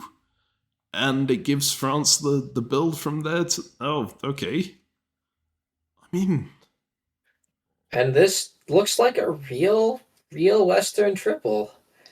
And Turkey is still alive in the corner doing nothing. All of that stuff we discussed about who would side with who. No one sided with anyone. I mean, they all sided with each other. CaptainMeme, this is why people kill us when we're Turkey, and they let other people survive as Turkey. Because I don't have it in my vocabulary to this. I will have 4 units all hold arranged, and I will do that for as long as you guys need. I can't do that. It's not. Yeah, I get too impatient as well, as seen by the fact I was going, yeah, I would YOLO into Sevastopol. Why not? Yeah, I mean, you were going even more aggressive. You were like, yeah, not only am I going to YOLO into Sevastopol, but I'm going to talk to Italy about this and try to get Italy to make moves. And I mean, I think your line works better here. I would so much rather, even with other line, we talked to Italy about it, just going for Sevastopol and building. I think this is how this is your time to get out of the box. This is your moment. And you can do it while Russia's under heavy pressure, and then work with the Western Triple as Turkey, which is very common. That's very normal. And then, like, help them eliminate Russia. And you can get, like, to be 6 or 7 dots, stable position, and be a huge threat. Italy's got this big war against France. I don't know, but you can wait, right? And look, Goth isn't building. Right? He's got nothing adjacent to Sevastopol. He kept both of his units on. He didn't retreat any of them. So you can still walk into Sevastopol this phase. Yeah. Right? We're on no rush. This game's going to 1914. I think also a super important thing is if, as Turkey, you do stab right here, the whole thing about working with the Western Triple is absolutely true. Turkeys do really well out of that. But I'm not sure the Western Triple holds if Turkey stabs here, because they. What reason do they have to hold if the opposition is disunited? They can very easily just go back to looking at their side of the board and not help Turkey massively grow, like leave the other players to contain Turkey. Sorry, so you think that if Turkey stabs, England will like stab Germany? See, I don't know. It's just you gotta think in balance of power terms in this kind of game, right? Usually you're very dismissive of balance of power, and it's very fair because I usually use it in games where it makes no sense, like Imperial Diplomacy. But on a top board standard diplomacy game, you do need to be thinking about balance of power and whether this move that I am making is going to enable someone on the other side of the board to win, right? And if you hold a Western Triple for a while, you're all growing very, very slowly while Turkey massively expands. So I think, say, if Italy is enabled, like if Italy gets worried enough to turn around, France probably turns around as well. There's no reason for France to try and stay committed on this front if Italy is turning around, because France can't get much out of it anyway. Right? I'm not sure if the same is true out of Russia. I think Germany and England might just push the attack, given how far forward they've gotten already. But yeah, I do think balance of power is going to be a consideration here. So we should flip the power rankings, is what I'm hearing. Thankfully, we don't need to think about the power rankings for another year. So we'll hopefully have more of an idea of how exactly things are going by then. It's super interesting to me as well that Trieste tried to support Galicia into Vienna, presumably to leave Romania where it is on Bulgaria, and Goff just goes, no, I'm taking it myself, in the other direction. But in doing so, he's cleared Romania, which is adjacent to the Italian unit, so it's not like he can stab Italy out of this situation. It's just like being a little bit dubious to Italy to make Turkey a bit more friendly towards him, maybe. I don't know. Yeah, and I think that if I'm Russia, I am more worried about Germany and England. I mean, okay, no, if I'm Russia, I'm worried about everyone, but England and Germany are attacking me, and Turkey is not yet attacking me. So Galicia helps me protect against that, and Romania does not help against the people who are currently actively attacking me. Mm-hmm. But I don't know, man. Yeah, Russia. Are you telling me that you think that Turkey really shouldn't have walked into Sevastopol at this phase? No, I would have walked into Sevastopol 100%. I'm looking for reasons why they might not have. Yeah. If I'm looking for reasons to justify not doing it, I can come up with them. But I don't. This is why I don't make it to top boards of tournaments, guys. Like this is why. I'm not good enough. The really interesting other thing that's happening on this board here, this retreat right here, Sweden to Bothnia, I would, in this situation, 100% of the time, take Bothnia off the board and rebuild somewhere in the south as an army. Because Moscow's the dream for this one, right? This is the point of Moscow. It defends everywhere, threatens nobody, covers Sevastopol, Yeah, exactly. But Goff keeps the fleet on, which is interesting because there's no way that fleet is getting anything unless he can somehow work the diplomatic situation to, say, get England and Germany to attack one another and then sneak in and get a dot later. But the chances of that actually happening seem so low and the risk of keeping that fleet on and not building something at home is so high, I would never go for that. This seems very aggressive. It's very clear. I think this is very clearly anti-England. Hey, if you disband that fleet as Russia, attempting to recapture St. Petersburg is nigh on impossible. Mm-hmm. It is so easy for England to hold it. That's what it looks like to me. It technically can help support England into Sweden, but there's two on it, so I don't think it's going to do much there. And your point, he retreated to Livonia, and now Moscow is open. Sevastopol is completely exposed. Yeah. I mean, we'll see how it feels like a very risky way to play, but I guess that's how you have to play it risky on top boards, right? You're not playing to survive the game. You're playing to actually come out on top, and to do that, you need to leave yourself options for retaking stuff. We'll see whether that works out. Anything else to talk about this phase? It's important to note that France does walk into Burgundy and covers it from the potential attack from Germany. Mhm. So if anything crazy happened, if Germany did go for a big move, then France was still safe. And this leaves Marseille open for a build. I would expect a fleet. But this does have the cost of letting Italy into both Gulf of Leon and Piedmont. And so now this is kind of the most pressure France can be under from Italy. This is maximum pressure. And Italy's got very little to worry about in the East, I guess. Yeah, I mean, they could have a lot to worry about if... No, they can't, because there's nothing in Romania. I guess Galicia comes bound to Romania and, like, Bulgaria taps, but even then, the Juggernaut would only take 1 dot on a turn, and the Juggernaut need to worry about this if they are in existence. We've already talked about it a bunch, but just for reference for viewers who aren't that familiar with classic diplomacy, the Juggernaut is the Russia-Turkey alliance that is so often feared because it controls this entire edge of the board and can just roll over people. Yeah, this is what we get for not posting a game of actual diplomacy in however many months it's been. We need to redefine all the terms for all the new viewers. Yes. All right, so shall we move on to winter? Yeah, let's do it. Okay, let's go. Winter 03. Moscow Army. Obviously, we say goodbye to Peter McNamara here. I will have to... Nope, he's off the table. I will say, this makes me feel much better about some of my Austria games. Yes, I think the last diplomacy... It wasn't the last diplomacy game we commentated, but it was a little... one of the diplomacy games we commentated was you just getting brutally murdered as Austria in like 3 years, right? Oh, yeah.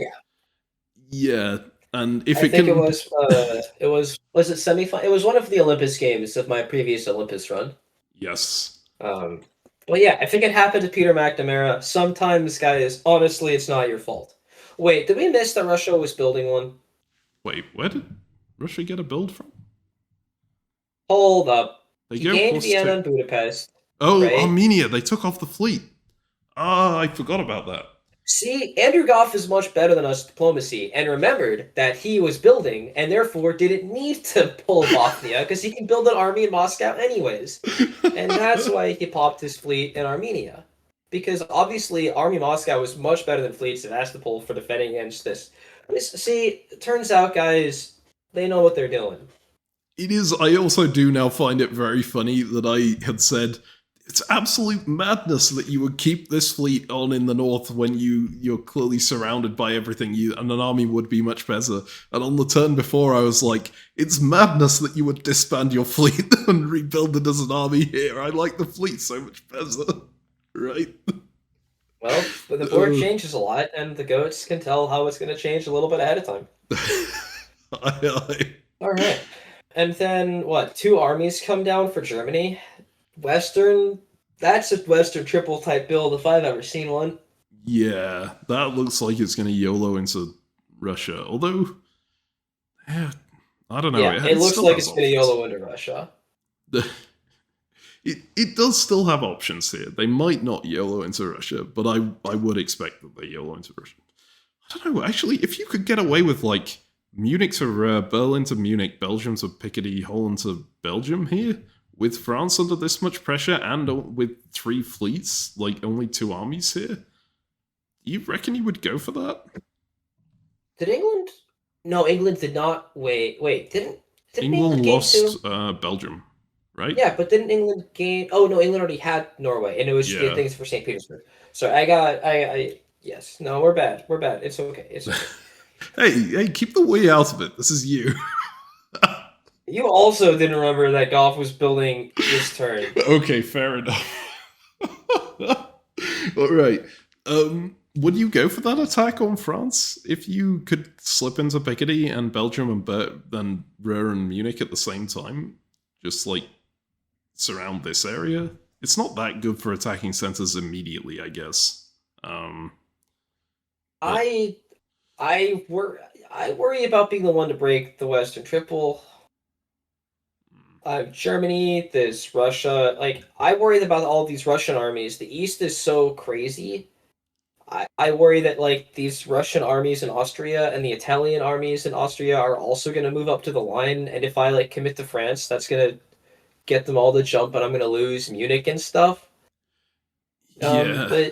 But maybe I can make a pitch to Russia, like, hey, I'm not gonna mess with you, and you do have to keep Turkey in the box, because if you sit around for too long, then she is gonna go and take your stuff. So you go and like keep Galicia out of there. I'll send these armies west, and then you can use Bothnia to retake St. Pete, and then everything's fine. Yeah. I could see that working too. These people are above my pay grade. Yeah, see, I am also very worried about the possibility of Italy and Russia moving up to the line here. The problem is that kind of worry is why you don't go with the Western Triple in the first place, right? Because if you cause that to happen at any point, that pins your units on the line and means that France, England are going to demolish you later. England is already getting to the point where they might be able to do that soon, especially if they just decide, screw it, I don't want St. Petersburg, I'll just go for Germany instead, right? And you really don't want to cause that situation. I feel like the way you don't cause the situation of Russia and Italy moving up to the line is by going, hey guys, it's fine, I'm going to break up the Western Triple. Sure. But yeah, it is a little different from usual because France is under a lot more pressure than they would usually be under in a Western Triple situation, so it might not be a France, England, crush you kind of position, but I still wouldn't want to get into the situation where you're battling with tons of armies on this line. But at the same time, this is a 7-center Germany, right? Yeah, they are doing very well. And Russia has been attacked mostly from England and still has this Turkish threat. So, as Germany, I think Russia's the main person that you would need to negotiate with to stay safe in the East. Right? Yes. And I think it's relatively easy for you to just swing this and go, hey, Russia, let's be friends. You get to survive, and I can still play. And then meanwhile, you talk to Turkey and say, hey, please take Sev. Because I think as Germany would love that. Absolutely. Dude, I don't know what you do as Germany, man. Wes, tell me, please. I don't know. This is hard. Well, shall we go ahead and see what they do? Yeah. All right. So, I wanna know. Spring 1904, they move into pressure and... Okay, they do go with Western Triple. Just stick with the triple, man. And they get walked in on Belgium, which I assume has to be arranged, right? There's no way that England would just do that without following into the North Sea or something if that wasn't arranged. But yeah. And then Turkey walks into Romania and Sevastopol. I didn't even look down here. Yes, they do. Wow. Okay. That's huge, right? I mean, that's what Germany would be hoping for. Yeah, if Russia's going to make a move against Germany to the line, then definitely. But the timing of it is odd. It's in spring? Is that what you're meaning? And then keeping Constantinople and not, instead of moving it to the Black Sea and not moving Smyrna to Khan? Yeah. Huh. It's curious. I wonder if Constantinople hold is just because they expect Italy to retaliate against this. The Black Sea is better, even, right? If you move Khan to Black and then Smyrna to Khan, then you can use your army in Constantinople to help with Bulgaria, and then you can use Black Sea to support Romania, or you can like you're ready to convoy. I when you make this play, I would assume you want to bring more units up. I guess try to keep Bulgaria demilitarized as a way to be pro-Italian still. Hmm. As Italy, I just don't. I mean, again, this is my problem because the way that I play Italy, I assume that Turkey is going to play Turkey the way that I play Turkey, and it terrifies me to see Turkey grow so much so quickly because I'm petrified they're going to come for me next while all of my units are stuck in this war against France. So I don't know if I want. My instinct was, hey, this is a pitch. Let's go. You could take Budapest, Italy. Let's go. Let's dance. Dude, I don't know. Why? Yeah. Yeah. Why is Khan holding? I have no idea. I, yeah, there are some things even professional commentators like us cannot explain. I spent like most of this game, dude.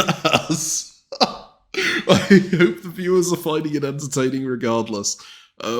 Oh, I did want to point out, if you ignore Romania and Sevastopol, which are obviously pretty big things to ignore, look how ludicrously good Russia's moves are up here in preventing everything from happening.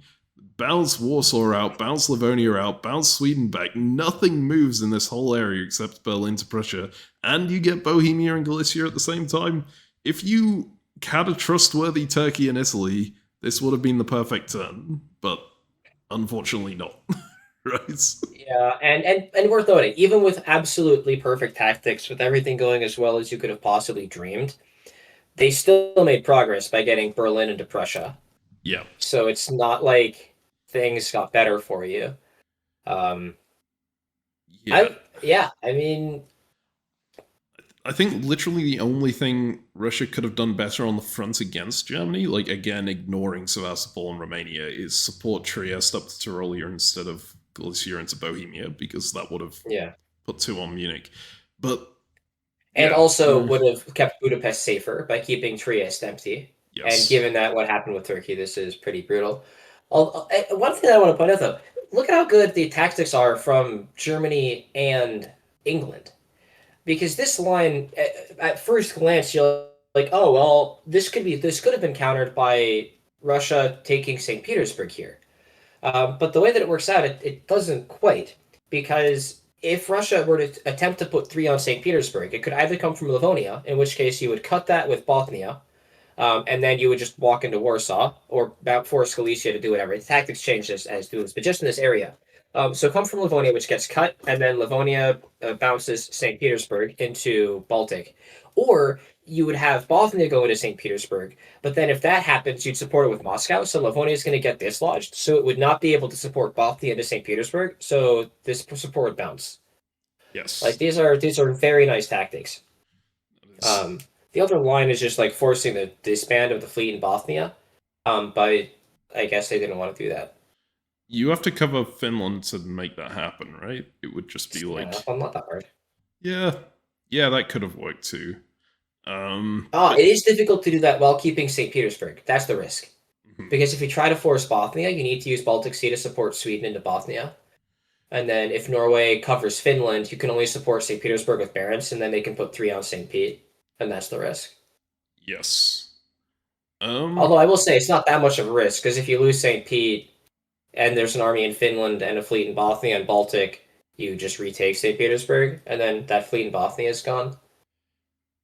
Yeah. I see Bothnia. It's a place that fleets often get exploded. They do. There's not that many spots here. So, anyways, great tactics from Goff because he knew he got what they were doing and just hard countered it as pretty much as well as a human can. Mm-hmm. It does make me wonder if maybe he got tipped off as to the tactics, but I don't think it's in either of their interests to tip Goff off to the tactics here, right? It might be in England's, right? I think England is pretty content for no progress to be made. Yeah, that could be the case. But I doubt it. I just think sometimes you can look at the board and see good tactics, and then Goff is really good. So yeah. There was one other move I want to talk about on this board, which is Piedmont to Spain. I mean, Tunis to North Africa is interesting as well, managing to slip in there while France goes to Western Med. I don't know if that actually advantages Italy, though. Maybe they have, because now they need to cover Tunis, presumably. But also... Maybe, but France needs to cover Mid-Atlantic Ocean, so I think it's a fair trade. Yeah, what do you think the point of the convoy here is? I guess it's just to make sure that you can hold Gulf of Leon while still attacking Spain. It doesn't seem like it's likely to make progress, though, right? If you were expecting Spain to Western Med, if that was a move that you thought had a chance to happen, like I could see a tactical line that France takes, where like North Africa supports Spain to Western Med, Burgundy supports Marseille, Gascony would cover Spain in that world. Yeah. But maybe there's a world where, for whatever reason, they don't, like, Marseille taps Lyon, Gascony supports Burgundy to Marseille, and Spain goes to Western Med, and you just have the bet that Italy doesn't go for Spain. This lets you throw the check on Spain while also supporting Lyon to hold. And I think that makes sense. Like, would you rather have Piedmont go for Spain or Marseille here? I think Spain's a better shot. Spain does seem like a better shot. I mean, you can see the way they've done this counts as basically everything that you could possibly do, right? So, yeah. All right. Shall we move to the fall then? Before I do that, I'm curious. If you're Italy here, what are you doing about the East? Ooh, God, it's so tough. It's like, Italy presumably didn't know about the stab in advance, right? Because if you knew about the stab, you would do something. I don't know what you would do, but you would probably do something. So let's assume that this has been a complete shock. You have the possibility of, do you side with Turkey and just replace Russia as an ally? Like, replace the entire Russian position? Or do you just go in on Turkey? I think I go in on Turkey, right? You want to... I think so, too. Yeah, you want to read them out of the corner. You want to make sure they don't get too strong, because it's Turkey. You don't want to let them get too strong. And you can pretty easily disengage from France here. I'm pretty sure it's tempting to France to just go back and deal with the West. They're not going to gain much here, even if you back units off. Especially considering you're going to be backing them off relatively slowly, all having to funnel through Ionian. And probably Russia is going to be like... Sorry, go on. This is why no one will ever work with us, and either as Italy or Turkey. Possibly. But like, in this situation that Russia is going to want to death war Turkey, right? Because Turkey has just blown up their game. You don't think so? This is scoff. No way. Maybe not. Well, okay. Scoff in a serious game. Death wars aren't a thing. If Russia has a chance, I expect him to fight Turkey. If Russia has a chance of winning, I don't think they'll death war, but I think if Russia's chances end up being shot, then they will death war Turkey. Because even the best players who you'd think would be above revenge, they do take revenge just to dissuade people from doing this kind of thing in future, right? I guess we'll see. I would attack Turkey. I don't know how effective it would be. It would be tough as well, because they can do something like Bulgaria, like Constantinople support Romania to Bulgaria. They could even tell you about that and say, hey, bounce me please. And you have no option to get Bulgaria from them. You can just let them walk back out, and then Russia keeps the dot. And that doesn't really you piss off Turkey as a result. That's a good way to get a fleet in Smyrna. Yeah. Because the way that Turkey's played, maybe you can reasonably expect Turkey to put down 2 armies. If they do, I mean, that would set up quite well for an IT. Yeah, but it's an IT where Turkey's going to get everything. And a terrifying IT where Italy's already made gains from the Austrian mainland, like Serbia and Budapest, and only has 2 armies in the east to contest those dots. And so if Turkey is putting down armies, yeah, I guess they just can only go through Sevastopol. But I don't know if that's sustainable either.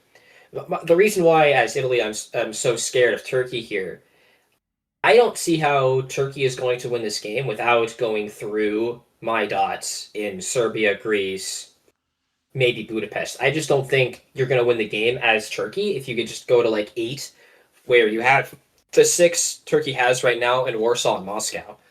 And so, given that I expect Turkey will need to attack me to win from this position, I think this is the most vulnerable Turkey's ever going to be. If I let Turkey build 2 more units, I'm in real bad shape. Yeah.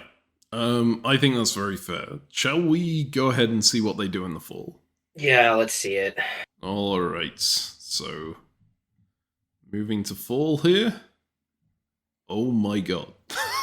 What? Oh my god, we're so bad! We got so deceived. Oh my god. Okay, so Turkey doesn't stab Russia. This isn't a stab at all. They just walk through to Galicia and Ukraine, and this was all an attempt to get the Western Triples a break, I assume. What? Oh, it also just pushed these Turkish units in better position, man. Yeah, but like, oh my god. Wow.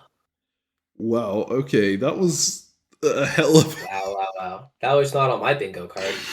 We spent so long discussing that possibility. We didn't even cover this possibility. We didn't talk about this. No, of course not. How? Oh, the thing is, like, feints to try and break, especially with Western Triples on the board, a feint from the other side to try and break it by looking like there's a stab happening here so you can stab as well, that's a pretty damn common thing to happen. So you would think that our instant, like, it would be at least something that we discussed, but it was so well done in this situation. Like, it's so tempting for Turkey just to stay in those dots. That we were talking about that attack happening anyway, that we didn't even consider it being this. I mean, but also take a second here. Do you think this is better for Turkey? I mean, it's better than Italy and Russia attacking them, I guess. Right? True. But and they are now in position to stab for 3 instead of for 2, which... Unless... Oh, did Russia get a build? Russia did get a build, because they got Bohemia blown up, right? Bohemia's popped. Yeah, so maybe it's not as good of a position for Turkey. This is... God, this position is so weird. Yeah, maybe as Turkey, you could have reasonably pitched, like, you could have reasonably agreed to all this, and then still walked out of Romania, but also moved Armenia into Sevastopol. Maybe that's how you could do it. As a way to balance. Because and then wave, right? You just take it, but you wave it. Because I don't think you could put stuff down to really threaten, but you put your units in good position to actually help the front. Yeah. I mean... Interestingly... So it's really... Sorry, go on. Sorry, I'm going to go on a philosophical thing. It's really good that Turkey has been able to get Russia and Italy to trust them to this extent.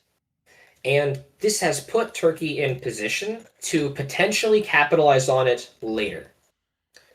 The risk is that they might not trust you as much later.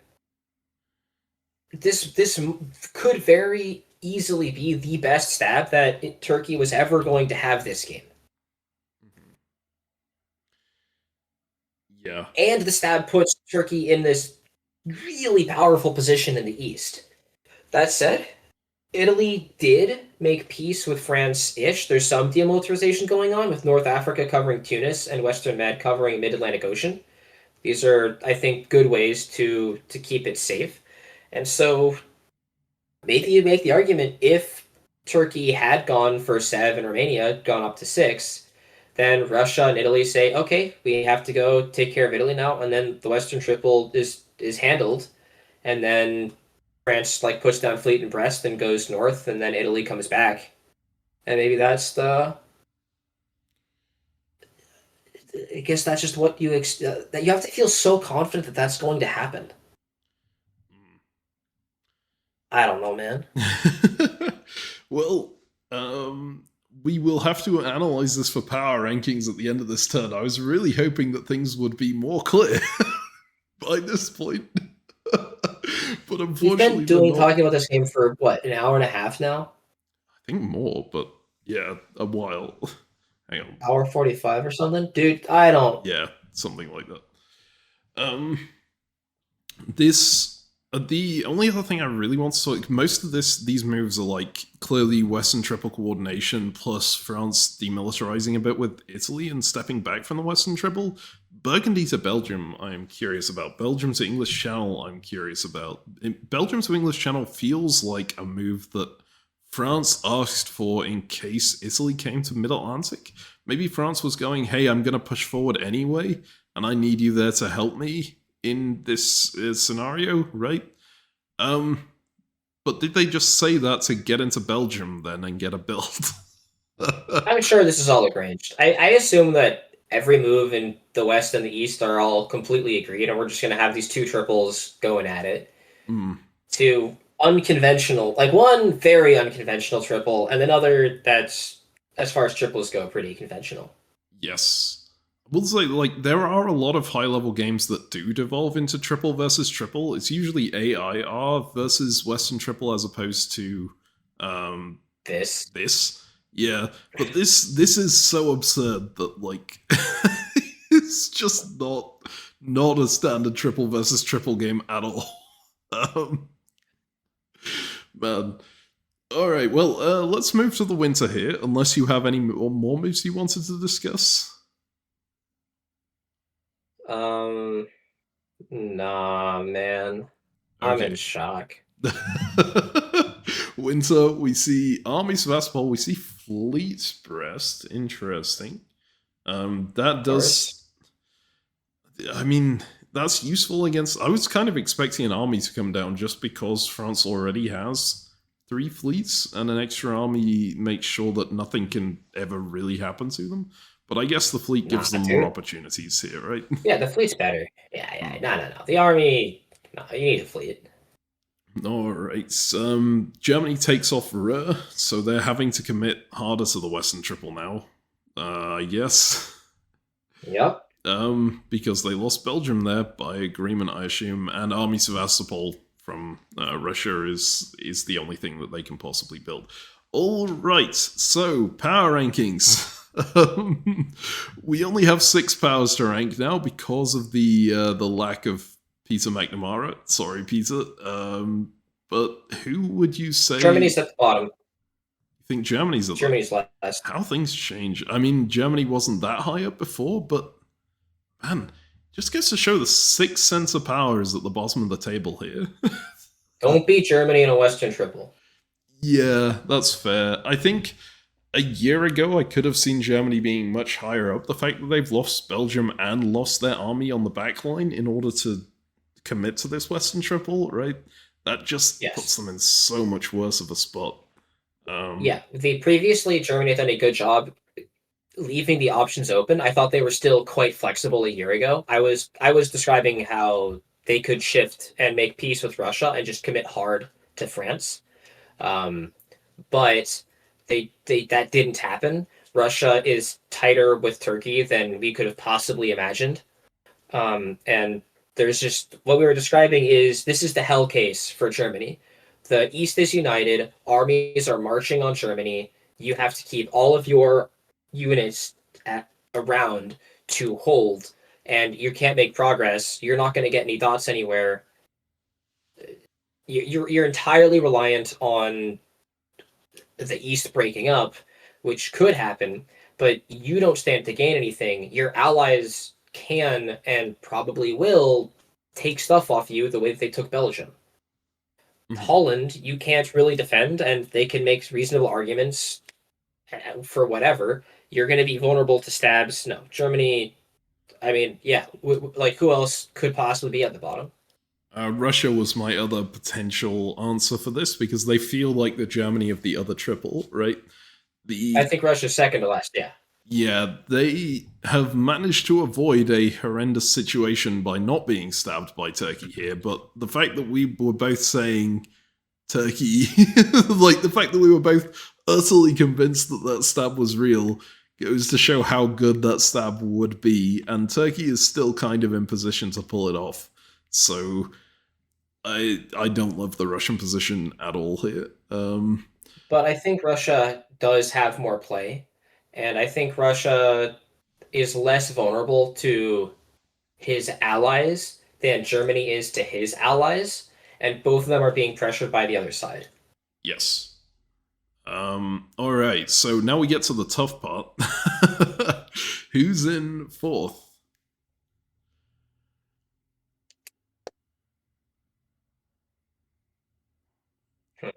It's really hard, right? My instant Let's guess. pile them all up. Let's show you a tier, and then you roll some dice.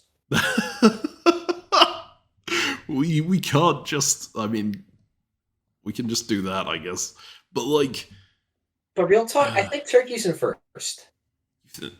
I mean, yeah, the fact that they have those two armies mobilized on the continent, ready to take anything whenever, is kind of absurd. The fact that Budapest, Romania, Serbia, and Greece have all been demilitarized safely. Mm-hmm. So Turkey is the only one with armies like in this back. You're the one who stands to gain. If this is what the game looked like in 1910 or something, I mean, I don't know. At some point, very close to the end of the game, I think that Turkey stands to grow a lot very quickly, and everyone would have to work together to stop them because her position's so good. I think she's not going to lose anything anytime soon because she's not on the front. And she's got full flexibility at the moment. I will note, I suspect that Russia is going to find a way to put her units in Bohemia and Silesia, put them to be the ones closer to the German front to keep himself safe. And then there will be much less of a stab opportunity. But if I think it's reasonable to put Vienna and Bohemia, for example, and I think you don't want to be in Bohemia in the east, and I think that point is I like the Turkish potential a lot. I can see it. My single counterpoint to this is that if Italy turns around right now, it's not an incredible stab on Turkey. But as long as Turkey doesn't take those supply centers off Russia immediately, you can contain Turkey pretty well, I think. And the fact that they've managed to demilitarize this line, not effectively, but if they do manage to actually piece France out, Turkey could be in a lot of trouble. But I think it's fair to say Turkey is top here. I would probably put Italy second because of that potential of going in on Turkey if Turkey don't take the dots here. And then from there, it kind of falls very naturally that France would be next best because they can disengage from Italy and go after England, right? And England would be in fourth then. Would you agree with those rankings? So I'm going to point out that England has a similar thing. England is more committed towards Russia than France is towards Italy, but not much more. And I think it's quite easy for for England to back off, sack St. Pete, and call it a day. Yeah, I can see that. I think it's just that unit in Finland is what's really getting me about England's position. I think if the Finland fleet wasn't there, then I would put England above France. But if England does pivot at all, they are definitely losing St. Petersburg, right? And then Russia is going to try and come back out into Scandinavia because they have the units to do it. Yeah. I don't know. Yeah. I'll go with what you think on this. So which order would you put them? I think this is fine. Okay. Right. And you're good with this gap between England and Yeah, I think there's Russia? A significant gap, yeah. All right, so let's go ahead to spring 1905. That's a lot of supports for a move that didn't happen over there in St. Petersburg. And this is not looking good for Germany. Oh, God. And as we pointed out, right, exactly what I was expecting with Goff putting Johnny's units in Bohemia, right? Yes. So Johnny's potential to stab has just evaporated with going to Bohemia. They can still go into Budapest or Romania with one of them, but they can't take two at once, which they could take Sevastopol, but they're not guaranteed to take two at once anymore. Yeah. Which is, that's big. But yeah, the huge move is on the other side of the board. It just looks like everyone mobilized against Germany. Maybe not France. I'm not sure if this was but I mean they have. That's coming in. That's coming in. Oh, poor Germany. All right, well, poor Germany. This is why you don't Western triple. Never Western triple. As Germany. As France or England is great. I mean, it's a bad thing to say you should never do something, but it's a good rule, a good heuristic that you shouldn't Western triple as Germany. There will be some situations where it works out for you, but most of the time it won't.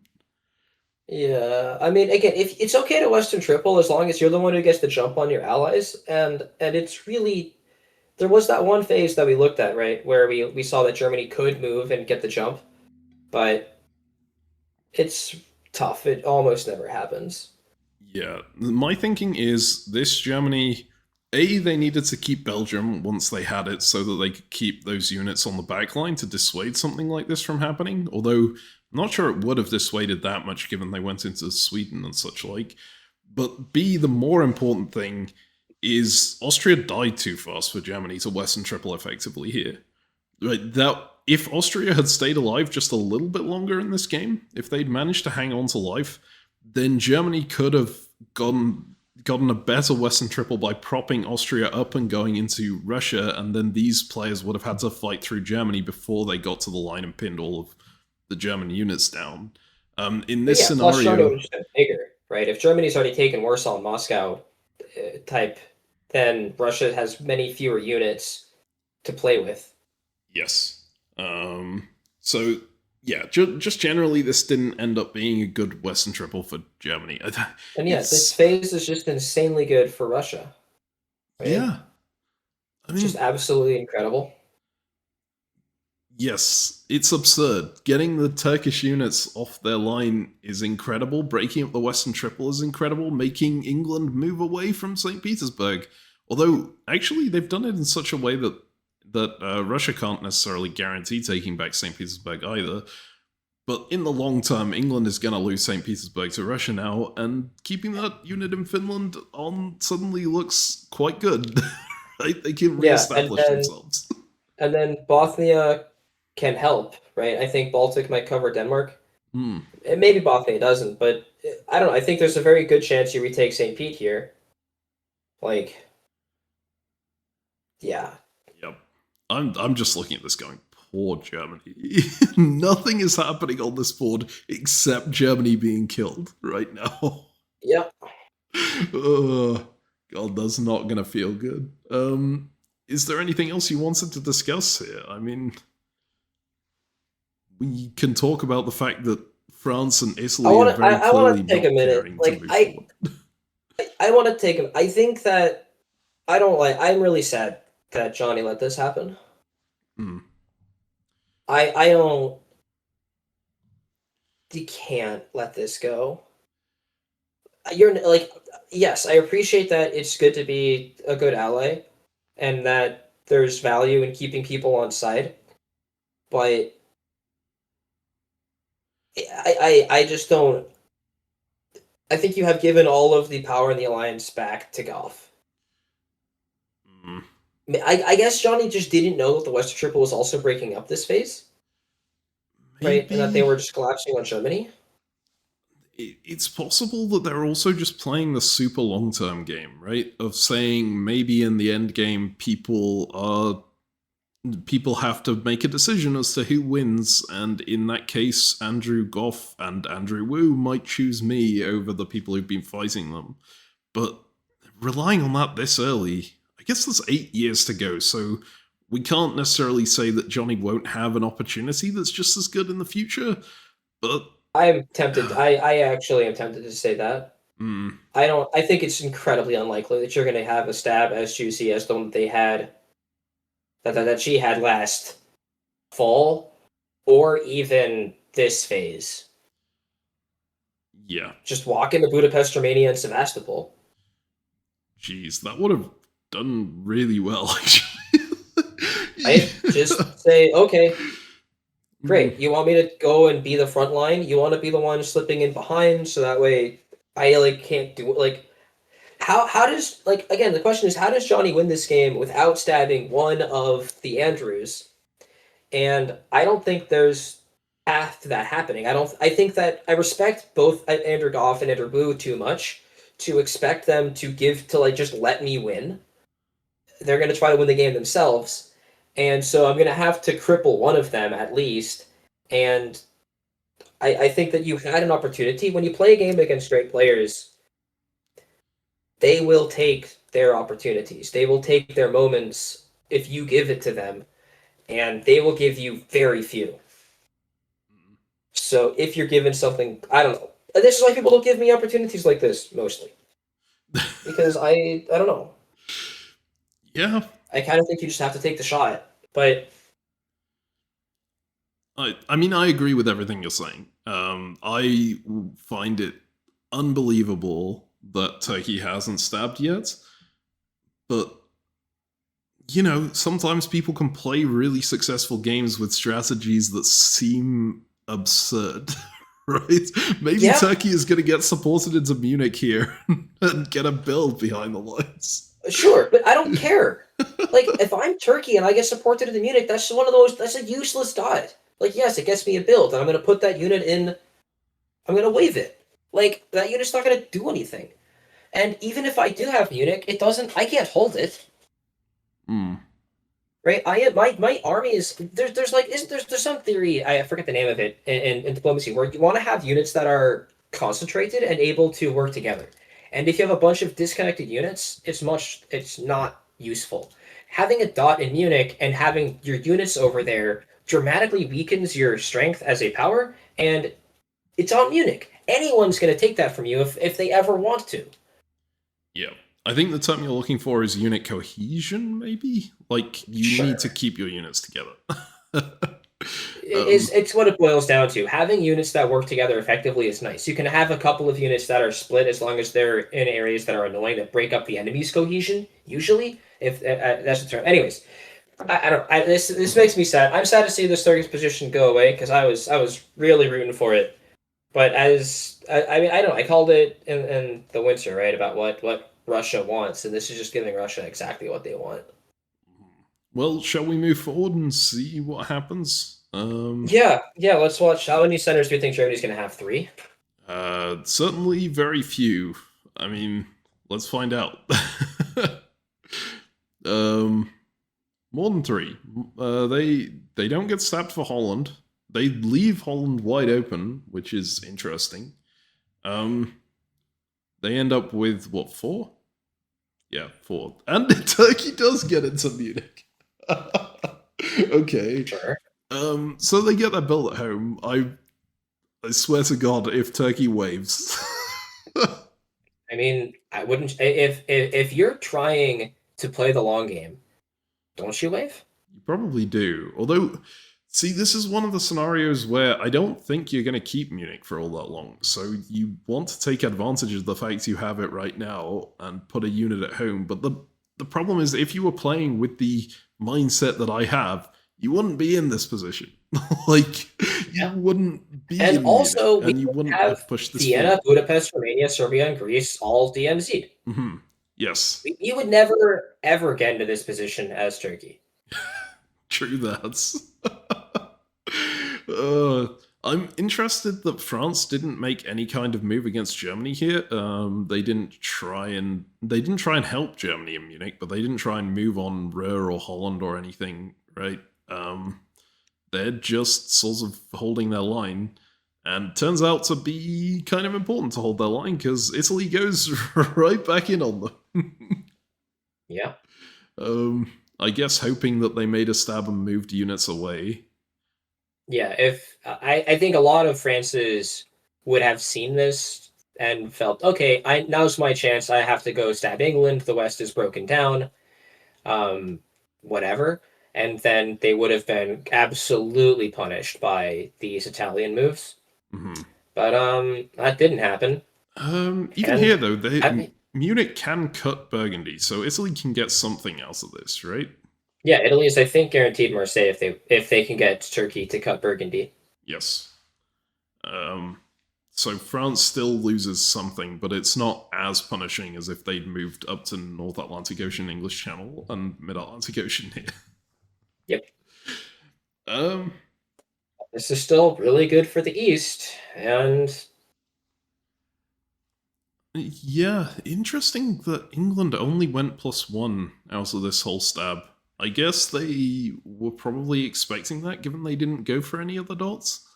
They yeah, got and a their lot of position is fantastic, Yes. right? And they got Russia to help them hold Sweden rather than have Russia take St. Petersburg, Yes. which is That's- yeah. I'm.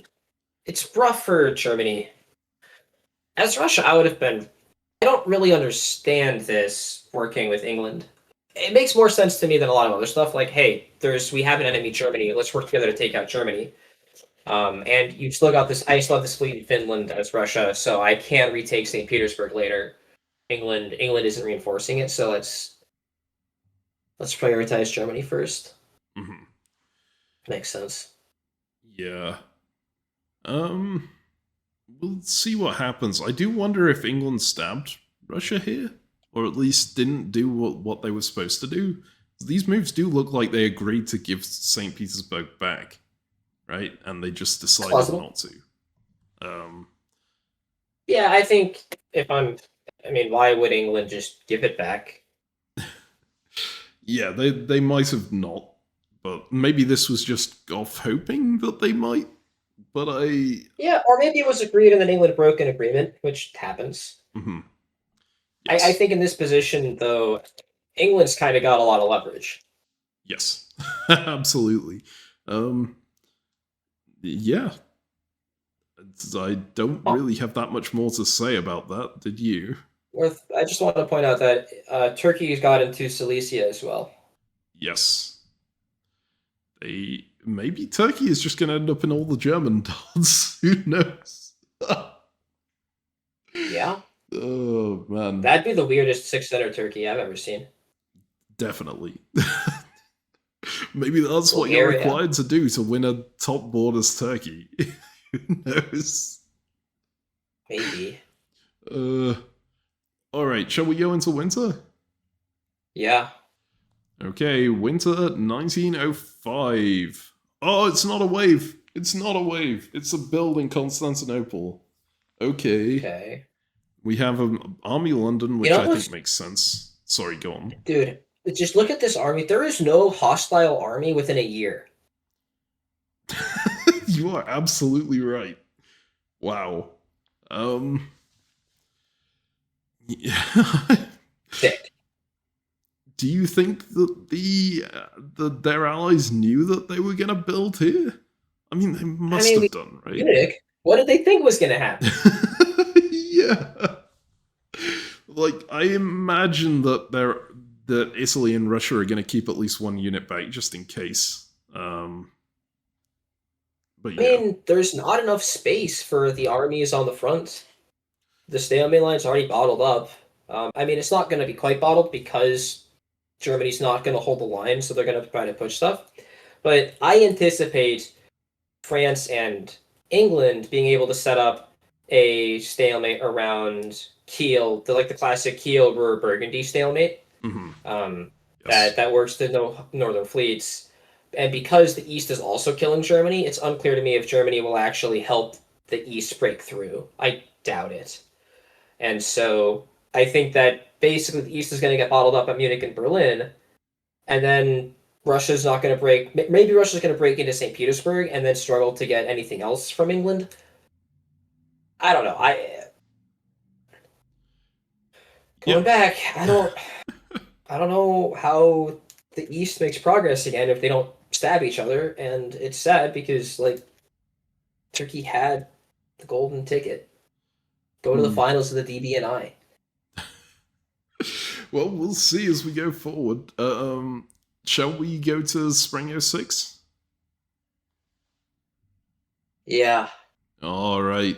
Spring 1906. Triple balance in Smyrna. Turkey is still doing nothing. You can see that Italy is not 100% trusting them here. They are sending one unit back just in case, right? Sure. Russia is 100% trusting them, though. They've moved everything. They have nothing adjacent to Sevastopol again. Oh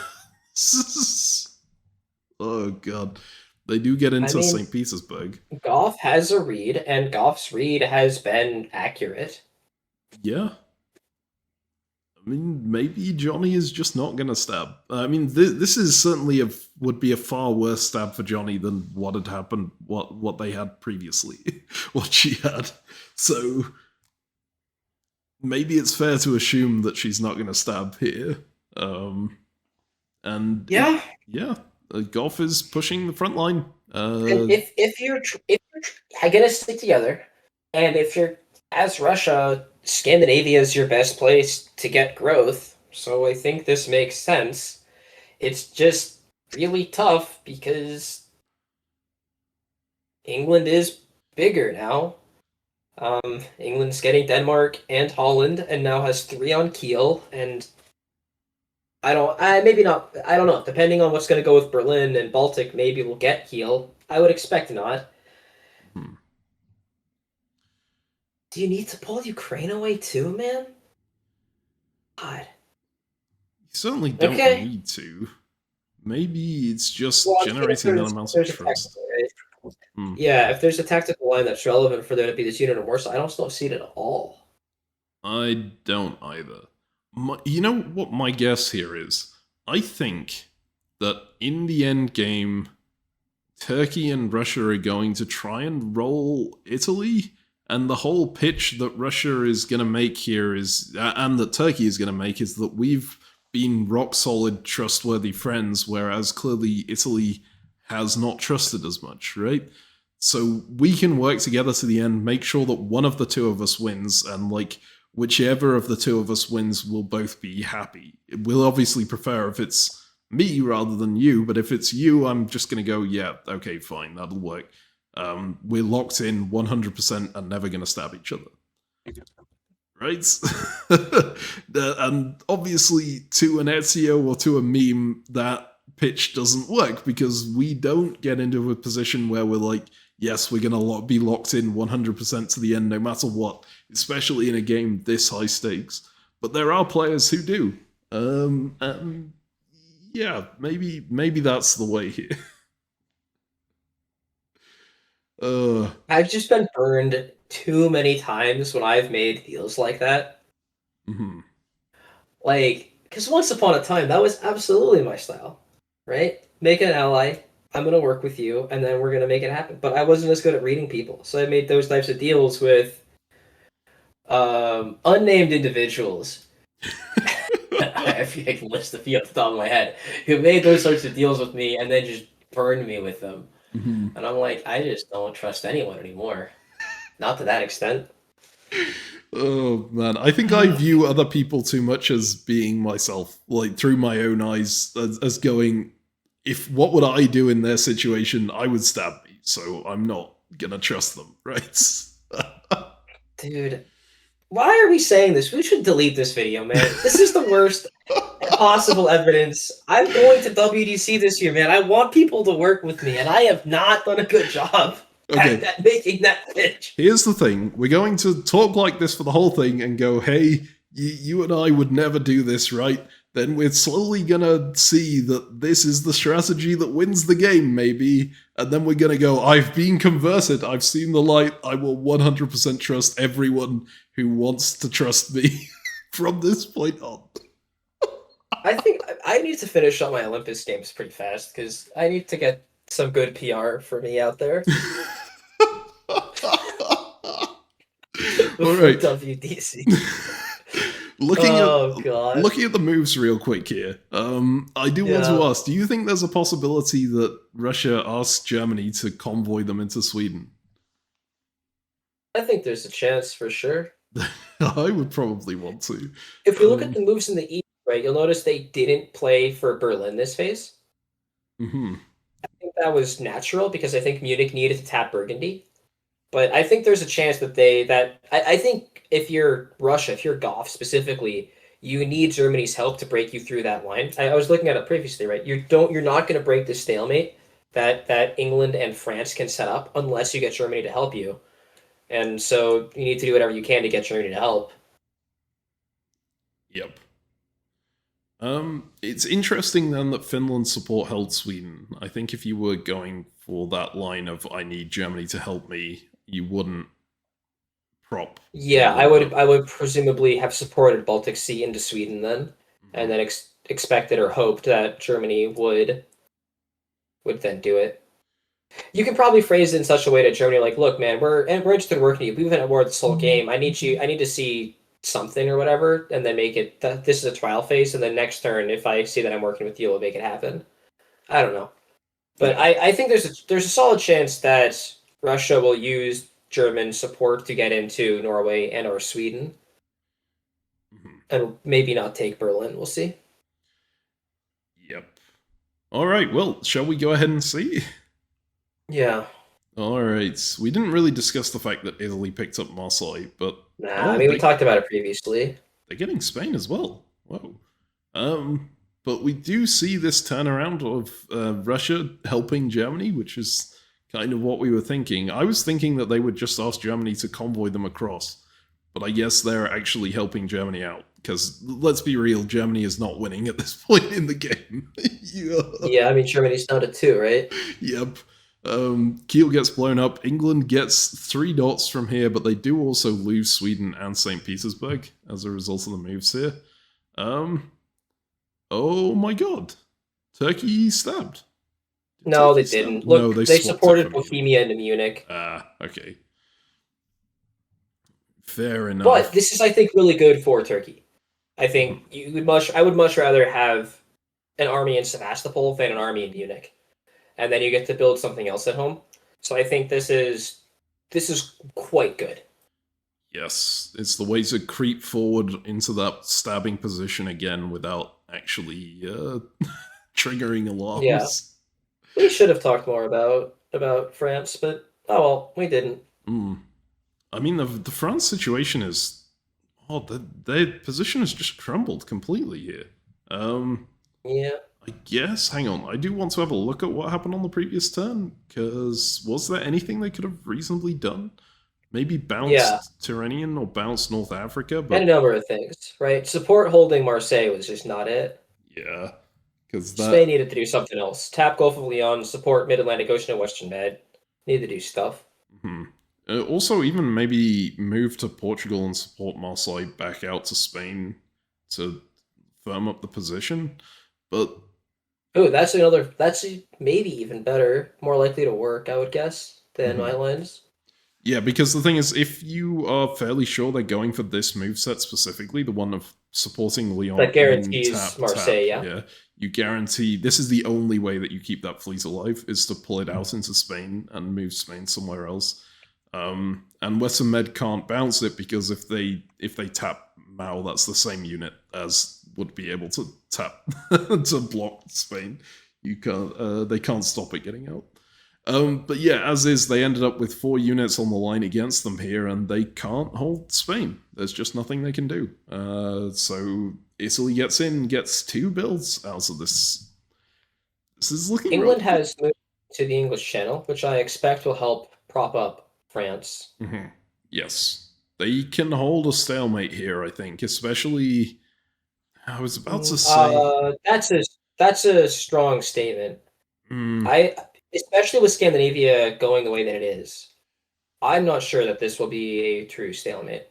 Yeah, and with Germany not working with them, that's tough. They have to put an army in Gascony, they have to get an army into Burgundy, they have to get armies in Ruhr and Kiel. Well, they can use the fleet in Kiel, so I guess they really just need to shuffle this unit to here, this unit to here, this unit to here. And then they're kind of okay, but they're not actually okay because Germany is behind the line. This stalemate line... it's not actually a stalemate because of what's going on in Scandinavia. Yes. That's what I meant by true stalemate. Basically, I just said what you said, but in more words. Of course. That's my job. It's relevant. I mean, it's important to explain it. I often skip steps and explanations. This is... I mean, this is an argument of why you don't break the Western Triple, guys. Always Western Triple, and never stab Germany. Oh boy, alright. Is there anything else going on here that we want to discuss? What do you think Italy's going to build? What do you think Italy and Turkey are going to build? Yes. Italy going +2. I don't think Italy has that much more to gain out of the West is the interesting thing here. So do they use this opportunity to go in on a pretty undefended area behind them? Or does that just give Turkey the excuse they need to come out and take stuff? You know, actually, before we do that, I want to just actually take a screenshot of the Balkans right now. Have you ever seen the Balkans where there is no army in a center? I don't think so, no. It is absolutely absurd that there are still 3 players in the East and there's nothing here. Because usually, if you have an AIR triple, right, against the Western triple, they kill Turkey and whatnot, and then kind of demilitarize, but they don't really demilitarize because Austria moves stuff to the front line, but always has like a couple armies that can't make it there, so they stand in Bulgaria and Constantinople. And like the Austrian home of Budapest, right? That like has units in it frequently. Yeah, this is absurdly demilitarized.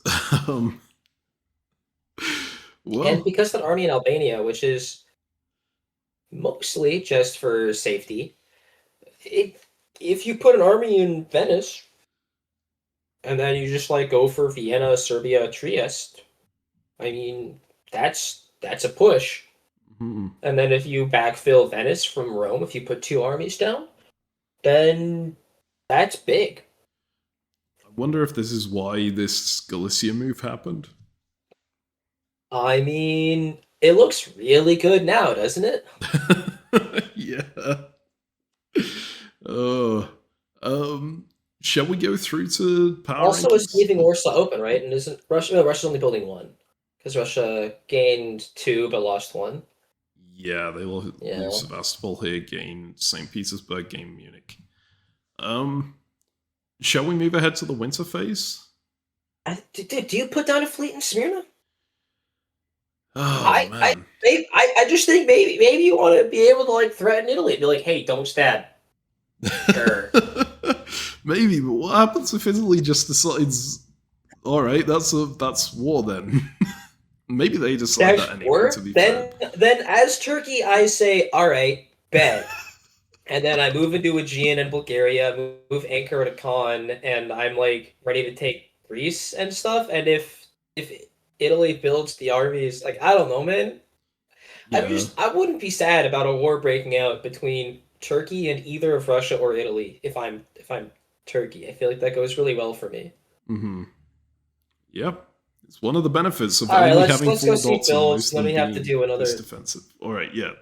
Builds. Yeah, winter. we have to do another stupid power. All right, yeah. Army Smyrna. I mean, yeah. It's a build. Hey, Turkey's back to the starting position with an army in Sevastopol. Oh my god. The very famous Turkey start of Smyrna, Kon, Ankara, Sev, Cilicia. I forgot about Cilicia. Yep. Oops, I missed that one. Yep, that's... yeah, Italy is sticking with the group here, going fleet Rome. Although they can still walk into stuff. Like, they just don't have the unit back to go into Ionian. I think this is optimally for pushing west. You need, like... To abuse the England-France line, you want to put armies in Marseille and Spain to help put pressure on Gascony and therefore Burgundy. Like, you want armies in those positions. And so I anticipate there being some amount of shuffling to get the army into Piedmont and then push it up into Burgundy. Yeah. Oh, actually, Burgundy falls, assuming Russia and Germany are on the same page about it, which, of course, they will be. That's an interesting point, actually. Yeah. France is pretty dead. Also, when I was talking about the stalemate line happening, it required Belgium to move south, and Belgium is no longer in existence. Could you make that same stalemate line with the fleet in Gascony? I never really breaks considered. Gascony.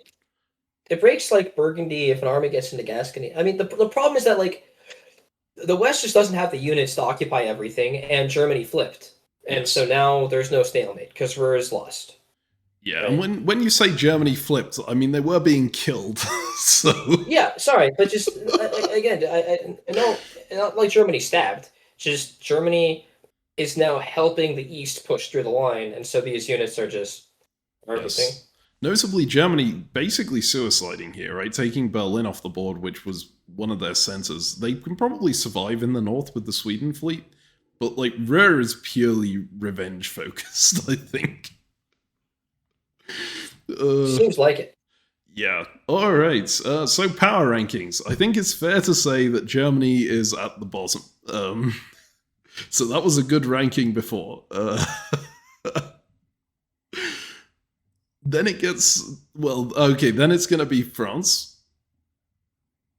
given they are now on 4 supply centers, and realistically, they're probably going to lose more. Yeah, this is not a winning position for France. This has been cooked.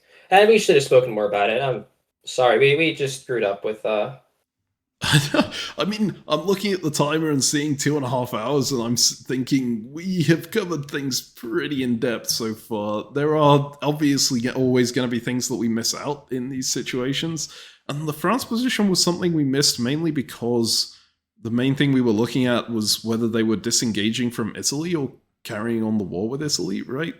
We weren't looking at the specifics of the tactics that much.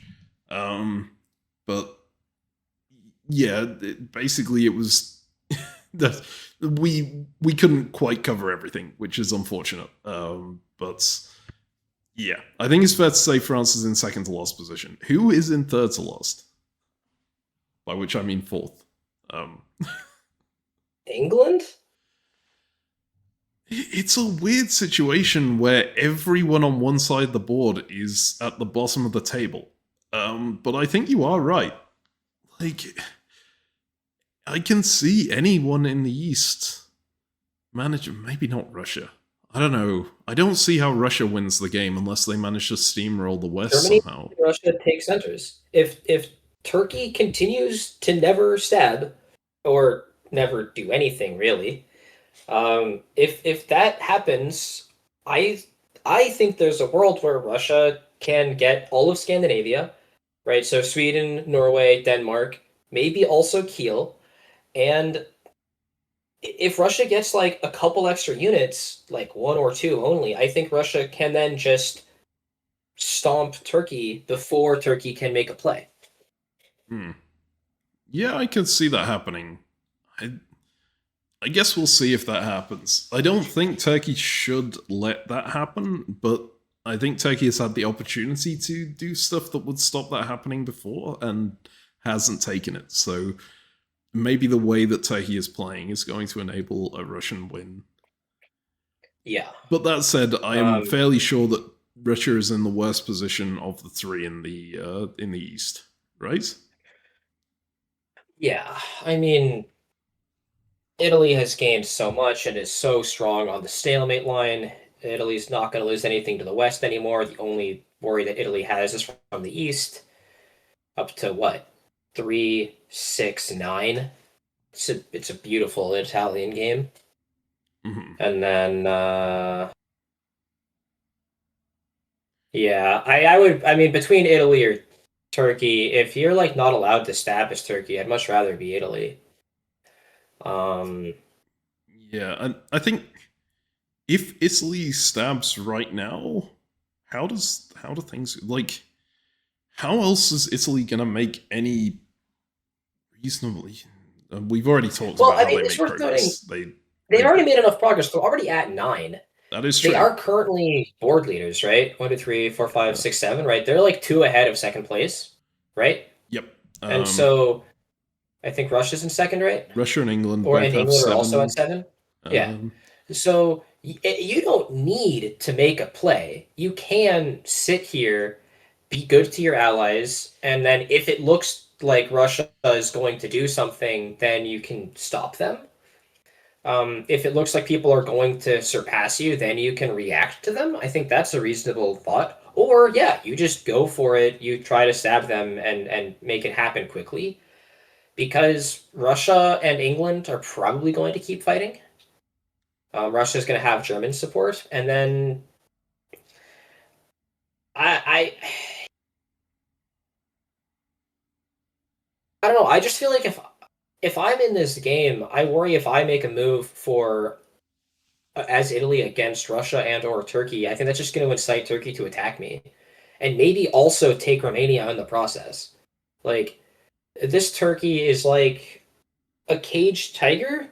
Maybe a cage. This is a wrong word. It's like an imaginary cage. I've drawn a line around this tiger, and the tiger thinks it can't walk over it. And the second it realizes it can, I'm gonna be eaten. And I don't want to induce the tiger to move. Mm-hmm. It's like the analogy doesn't quite work because I think the tiger has drawn its own cage and is standing there out of like something it's deciding to do rather than it thinking that it can't get out, right? But Sure. it's about giving them a casus belli or whatever the equivalent you would say is. That any excuse that they have to move towards you is suddenly going to make it explode. Plus, if I piss off Andrew Goff, I anticipate Andrew Goff is going to get people to attack me. And Turkey, this person that Andrew Goff seemingly has a fantastic relationship with this game is the prime person who would then crush me for it. That just seems terrifying. Yes. So question, which of Turkey or Italy do you put in first place? Italy. Okay. I mean, yeah, it's hard to argue that no, they are 5 centers. 5 center power would be stronger than a 9 center power, right? But yeah. Yeah. All that said, look at where 5 of Italy's armies are, right? 5 of Italy's units, North Africa, Spain, Lyon, Marseille, Piedmont. Yep. Maybe Piedmont, you can argue, is going to be relevant if the two of them fight, but if you just ignore those 4 fleets in the west, then it's 5 on 5. Yeah. And Turkey's in the corner, so corner powers have advantage. Anyways, I think this is good enough. We can move on. All right, let's go to the game. Let's go to spring 1907. The ball went back.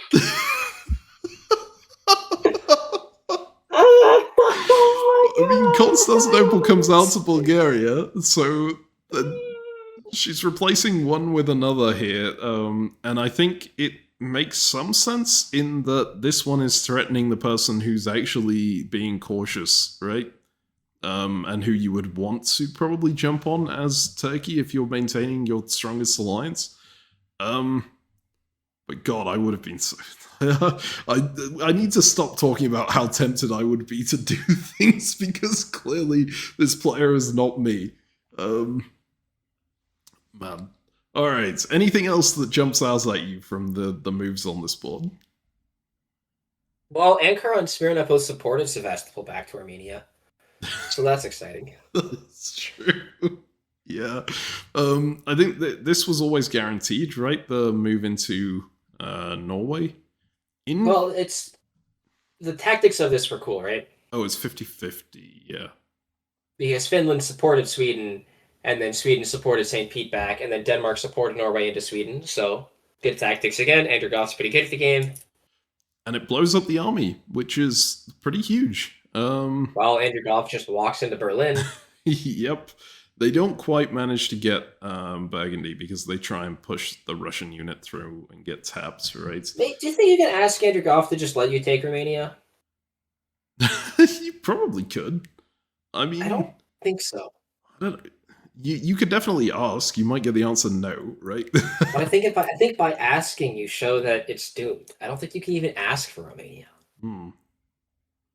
Well, all right, will be something to watch. Brutal. You were absolutely right that Italy is attempting to reposition to get the armies onto the front line, right? That's exactly what's going on here. It's a slow progress, but they do have, what, 7, 8 years left? Something like that? 7 years left. No, 8 years left. All right, and so they are going to just slowly push forward, it looks like, and break the stalemate line. Although this convoy down might prop France up a fair bit. Or it's just going to walk into a French dot and England goes, screw it, I want dots. We'll see. Anything else? I mean, there's not really that much more to discuss here. There's nothing breaking in the East. It's still the three powers solidly aligned, right? And the way it's been looking, it's probably not going to break in the near future, I'd assume. Yeah, I agree. I don't know what's going to happen in the East because Turkey will have to take dots at some point to try to win the game. Mm-hmm. Like, you don't get to the DBNI if you're not going to try to win games. Yes. Right? And so at some point it's going to happen, and I just don't know when. Clearly not this next turn. They are... That's one of the interesting things about the Turkey, right? They are making every move very deliberately to say, it's not now that I'm going to go for it. And they don't really need to, because they've already proved that they're not going to go for it immediately by not taking Sevastopol and Romania on that turn when they had armies in both. But yeah, they're making it very evident. This is not the time that I'm going to stab. Yeah. All right. Shall we move ahead to the fall? The convoy to Picardy, I think, is a relevant move for the tactics. That's quite important to help keep Burgundy safer than it was previously. Yes. So that's big. But notably, just Goth is getting up to 9 centers this year. Yeah. Minimum, right? And I mean, hey, Mr. Russia, you're gonna be on 9 centers. I'm only on 5. Maybe I can be on 6, and you can be on 8, and that's fair. Huh? I feel like I would 100% ask for Romania with that happening, but you would ask. You wouldn't just take it and then say. Yeah, because the whole alliance between Turkey and Russia is based on the fact that they have absolute trust, right? You can't just walk in and take it. You have to ask. Actually, I don't understand how absolute trust works. Then I thought absolute trust meant you can take it and they'll trust you to do what's right with it. Absolute trust with Ezio is give me your dots. Well, no, when you trust me absolutely, so you let me take your dots when I think it's necessary. That shows you trust me absolutely. Yep, we have seen that in various Chaos games, right? And then you do take the dots and go for the win. It's only sometimes, and they didn't trust me. Okay. That's why I took the dots, because they evidently didn't trust me, so they knew I had to take them. Anyways, this one, I don't know. Do you think Turkey's going to get Romania? I don't think Turkey's going to get Romania. I wonder whether Turkey should actually just ask for, like, Berlin. Because they have the unit there, and they'd still get the dot from it, and it would take Goth down a unit, and it's more reasonable of an ask, I guess. Or, like... What? Is Romania... I mean... It's not more reasonable of an ask than Romania, but It's less scary. Yeah. I don't know, is it even less... Because it leaves Romania for them to take in the future. I don't know. This position is so unlike anything that I've ever been in. I don't know how to analyze it. Oh my god. Alright. Every time I've been Russia trying to do this with Turkey, I have been killed. Every time I have been Turkey trying to do this with Russia, Russia gets bigger than me and then kills me, or I stab Russia before Russia gets there. Those are how these games go in my games. We'll see if the same thing happens here. Shall we go forwards with fall then? Yeah, let's see it. Alright, fall 1907. The good old bouncing Black Sea with Armenia and Smyrna with 2 armies. And then Bulgaria to Greece. That can't be agreed, right? Yeah, of course it's agreed. What? Everything is agreed. Well, I mean, yeah, it has to be agreed because otherwise, presumably, something like Ankara would be moving to Con and Smyrna would be clearing out to provide another fleet, right? But yeah, presumably something else would be happening. But no, this is clearly agreed. Why is Italy being given the dot? What is happening up here? They want to keep... Okay, they're just giving it to Germany. That makes sense. I was like, are they bouncing? Did they miscommunicate? No, they're... And now Germany's on 3. Germany's building. Germany built? Oh my god, okay, fine.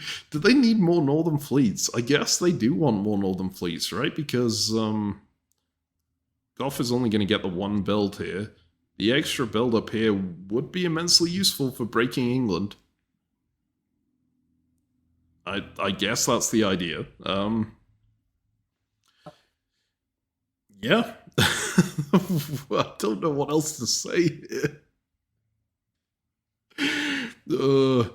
The Burgundy to Marseille feels like it was always a little bit of a stretch. I would have preferred the move to Gascony just to free this up, but then I guess Burgundy would get tapped, so it doesn't actually matter that much getting into Gascony. I don't know. It's still useful. You want Gascony to be occupied. Yeah. Ultimately, I think no matter what France does, they're kind of in a similar position to Germany here, in that they're not going to win. Right? I will say, I think this is actually better than the German position was, which feels weird. But this position as France, you're necessary because Italy is only the one power who has units in this entire line, and if you break, then you're completely cooked. Like, your ally needs to keep you alive, whereas with Germany, we saw that England and France were able to attack Germany effectively, and if Germany didn't flip and start essentially pushing the east past the line, England and France could have formed a stalemate and to supplant Germany. England will not be able to supplant France, and that's very clear. Mm-hmm. So I think France is actually necessary. And then I just see Italy's collapse more often than I see that position. So there's, I think, a chance that France gets Spain back at some point. It's also France. Yeah. But I agree. Look, it's not winning. Okay, France and Germany are clearly the two at the bottom of the leaderboard. I agree with that. Yep. Is there that much more to talk about here? I think we've basically covered everything, right? We're probably going to see a German fleet come down here, Russian fleet go down there. They're all going to keep going together and try and push on this line. The main interesting thing is just, is Turkey going to build? Is Turkey going to keep getting those dots behind the lines as things go? And that's something that we would find tough to I guess we'll see. I have no idea.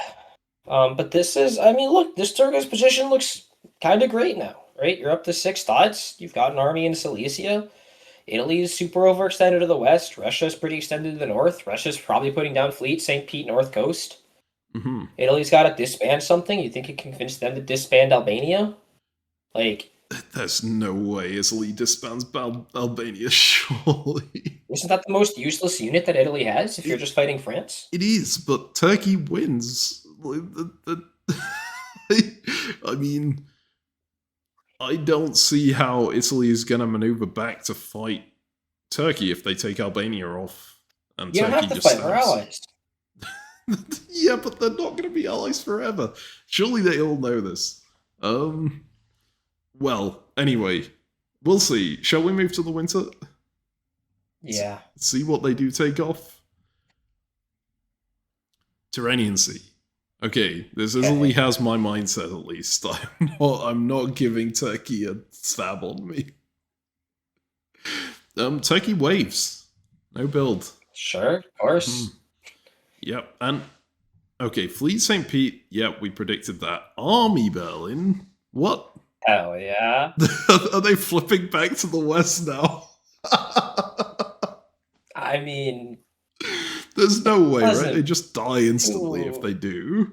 If you're trying to win the game, maybe the army makes more sense. I don't know, dude. Yeah, I'm gonna assume this army will instantly get blown up. They just, support Munich up to Berlin with 2, and then yeah. Although you could try and, if you get France and England both on side, you could try and pull it down with 3 units. France and England are tight. Yeah. And they're looking for help right now. They're on the back foot. Yeah, and maybe they'll make a pitch to Germany. Be like, look, we realize we screwed up. We tried to kill you, but if I don't know how you can possibly fix that. But it is an army, so it is. All right. Shall we move through to spring? Yeah, we can try to get another year down. Okay, one more year. All right. Okay, Germany is not flipped. They are still trying to support Russia forwards. So it's very confusing to me that they were able to convince the East to give them Berlin back without building a fleet there.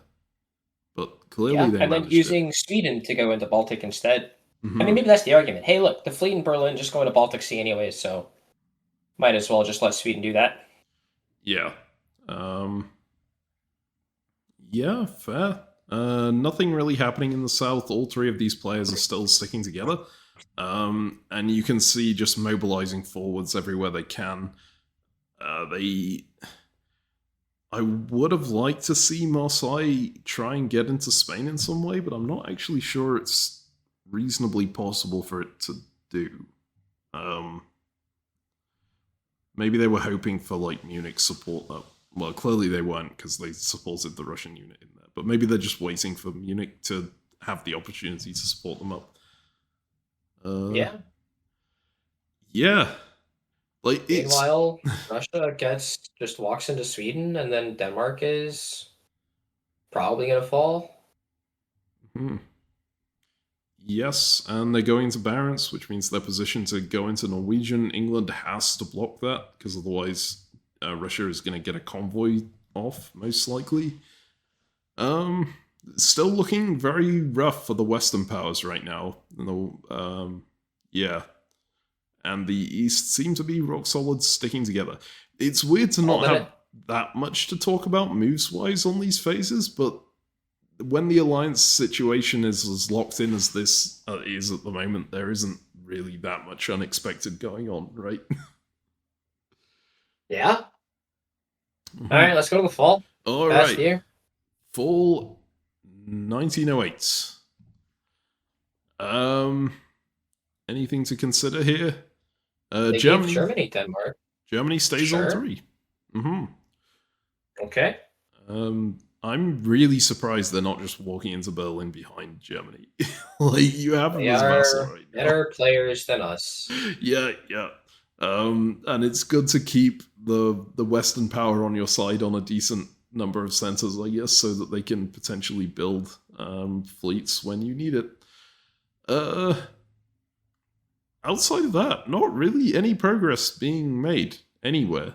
The only progress Picardy got into Burgundy. Yeah. So, sorry, I was talking about the Eastern powers' progress, but yes, the Western powers do actually manage to make some progress. You are absolutely correct. And that is... It's kind of unexpected, given they had to leave Holland open to do it. Yeah, but it's progress in a weird sense. Like, they're still disbanding. So England is going to disband probably Irish Sea. And so Portugal and Brest are both needed to be untapped. And then Ruhr is going to be holding down the Holland front for the entire game. Mm-hmm. So, yeah. Yeah. They need to hold this line. They need to hold this line until the other side breaks, and the other side just isn't breaking. Yeah, and Russia is now up to how many dots? 9? I would need to look at the winter turn here. It's 9. Yeah, it is 9. And so that's scary. And then what? Turkey's still on 6 and safe, and Italy is also at 9. Italy is at 8. No, Italy's now, on 8 because they lost that Greece. Mm-hmm. Yeah, and Italy's got their units more tied down and won't be gaining anything, whereas Russia's got 3 fleets in the north, and England only has 2. Mm-hmm. Oh, and England pops Ruhr. I didn't even notice that. Oh. So England does have 3 fleets technically, but that means that Holland and Belgium are now exposed, and they're just going to get walked into. Yup. And there is another fleet coming from the north. This is just a very threatening situation for England. They need to block these fleets off as best they can, but it's... So at what point as Turkey do you actually start to say, I can't beat Russia? See, I think Turkey can still beat Russia here, right? All of Russia's units are so far pushed forward, and if Russia just keeps building northern fleets, you can still... Russia's not going to just keep building northern fleets. Yeah. Right? the time is coming up, right? I know the game is this is a 1913, right? Yes. So there's more time than in a 1910. Okay, fair, but you don't have forever. Yeah. We'll see whether they strike in time then. Right. This is a power. And like, sorry, go on. At some point, right, if you let Russia cripple England to the point that England can't effectively threaten Russia anymore, which is already pretty close, right? England's down to 4 units. If Russia gets a convoy off into Edinburgh or Clyde or something, then England won't actually be able to pressure Russia in the north. France is cooked, so there's no pressure on the Russian units in Germany anymore. Like, you're going to reach a point, I think, relatively soon where, as Turkey, you can't rely on Western support on Russia. Reverse Russia. I guess you can then rely on Italian support if things start getting that bad. Right? The two of them are still mostly balanced-ish, but Russia's got these armies in Warsaw and Livonia, armies in Silesia, which can help. Like, I'm getting worried that Russia's going to make a play for the win. Like, if we don't do anything against Russia ever, I think Russia has the most growth potential out of these remaining powers by a lot. I think Russia's going to get... The German dots are Russia's to claim whatever Russia wants, basically. And then also can just push against England, and if they take out England first, then they can collapse on the German dots, and that'll be it. So Italy and Turkey are going to have to do stuff to Russia to stop Russia from just straight winning at some point. Surely. Yeah. But when? We'll have to see. It's really tough to figure out when that should happen. I think basically because the way they're agreeing to do it here is that Russia and Turkey and Italy have this deal to make sure that they're not getting into that position by trading dots and stuff. But yeah, there's a point where trading dots doesn't work anymore because too much of Russia's stuff is not attackable. We'll see, I guess. I think that's where we're going to leave it here, right? Yeah. Oh no, we need to do the power rankings. Power rankings. Fair to say these bottom 3 haven't changed? Yeah, definitely. Yep. The 3 Western powers are not it. None of them can win. Like, I think at this point, they're not going to win. Then in the East, I mean, we were talking about how Russia's position is so good. Russia stands to get all of the gains, and the West is in shambles. I don't expect Germany and England will work together to kick Russia out of Scandinavia. Just Germany's been working with Russia so far, and I expect it to stay that way. Ruhr just got disbanded, so like Holland and Belgium are open to the East. So Russia is just instinct. You got to put it first, and then the question is, how do Italy and Turkey figure out how to handle it? Like, what are they going to do? At what point? Yeah. And I'm going to point out, I don't think Turkey has a great stab. Right? All Turkey's units are 1,000,000 miles away. If you go into Sevastopol, Black Sea, like Ankara ready to convoy, or Constantinople ready to convoy, and into Serbia at the same time, maybe with Italy's permission to go through into Budapest, it's not the worst thing, but you really only get the 1 dot still out of that. You get Romania, and then you tap Moscow, and then you're stuck in a war. I guess you bring Cilicia to Galicia at the same time, so you get 2 dots probably. Actually, I mean, Budapest, if you have Italian support on this, and they're okay with you moving into Serbia, then it's fine. But then, like, again, I don't think you'd have Italian support in it, because I don't think Italy wants you to just take, like, exactly 1 dot off of Russia this year, and then maybe 1 more dot next year. But if you're currently on 6 centers as Turkey, and if you get Budapest and Romania, you're now on 8, which I think will be tied with Italy. And Serbia, Trieste, Vienna are all open to you as Turkey. Like that's, I guess you could just wait even longer as Turkey because look, if you can expect reasonably to get Romania, Budapest, and Serbia, you're taking 2 off Russia, 1 off Italy. You're going +3. But you need more than that. You're gonna need to get like Warsaw and Moscow. Let's boil it down to just the power rankings here. Who do you think is more likely to win between Italy and Turkey? My guess would be Turkey.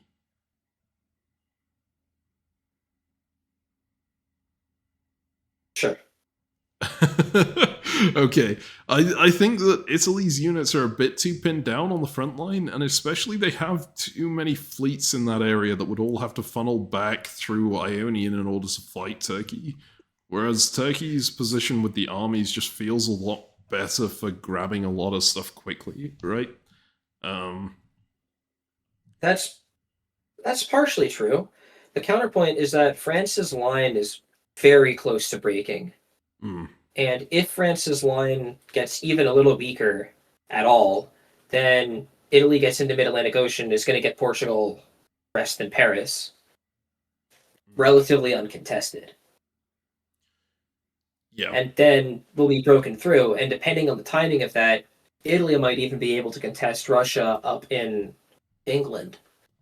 Yeah. And will be there. And then we're probably going to be in a kingmaker position to Turkey in that world. This might just be the craziest 3-way where all 3 of them have legit play for the win, and then the 2 of them will need to figure it out. What a crazy endgame. It really is. Okay, so we are back. I mean, it's the same video, but it's been a week for us, so we're gonna have to remind ourselves of what exactly has happened here.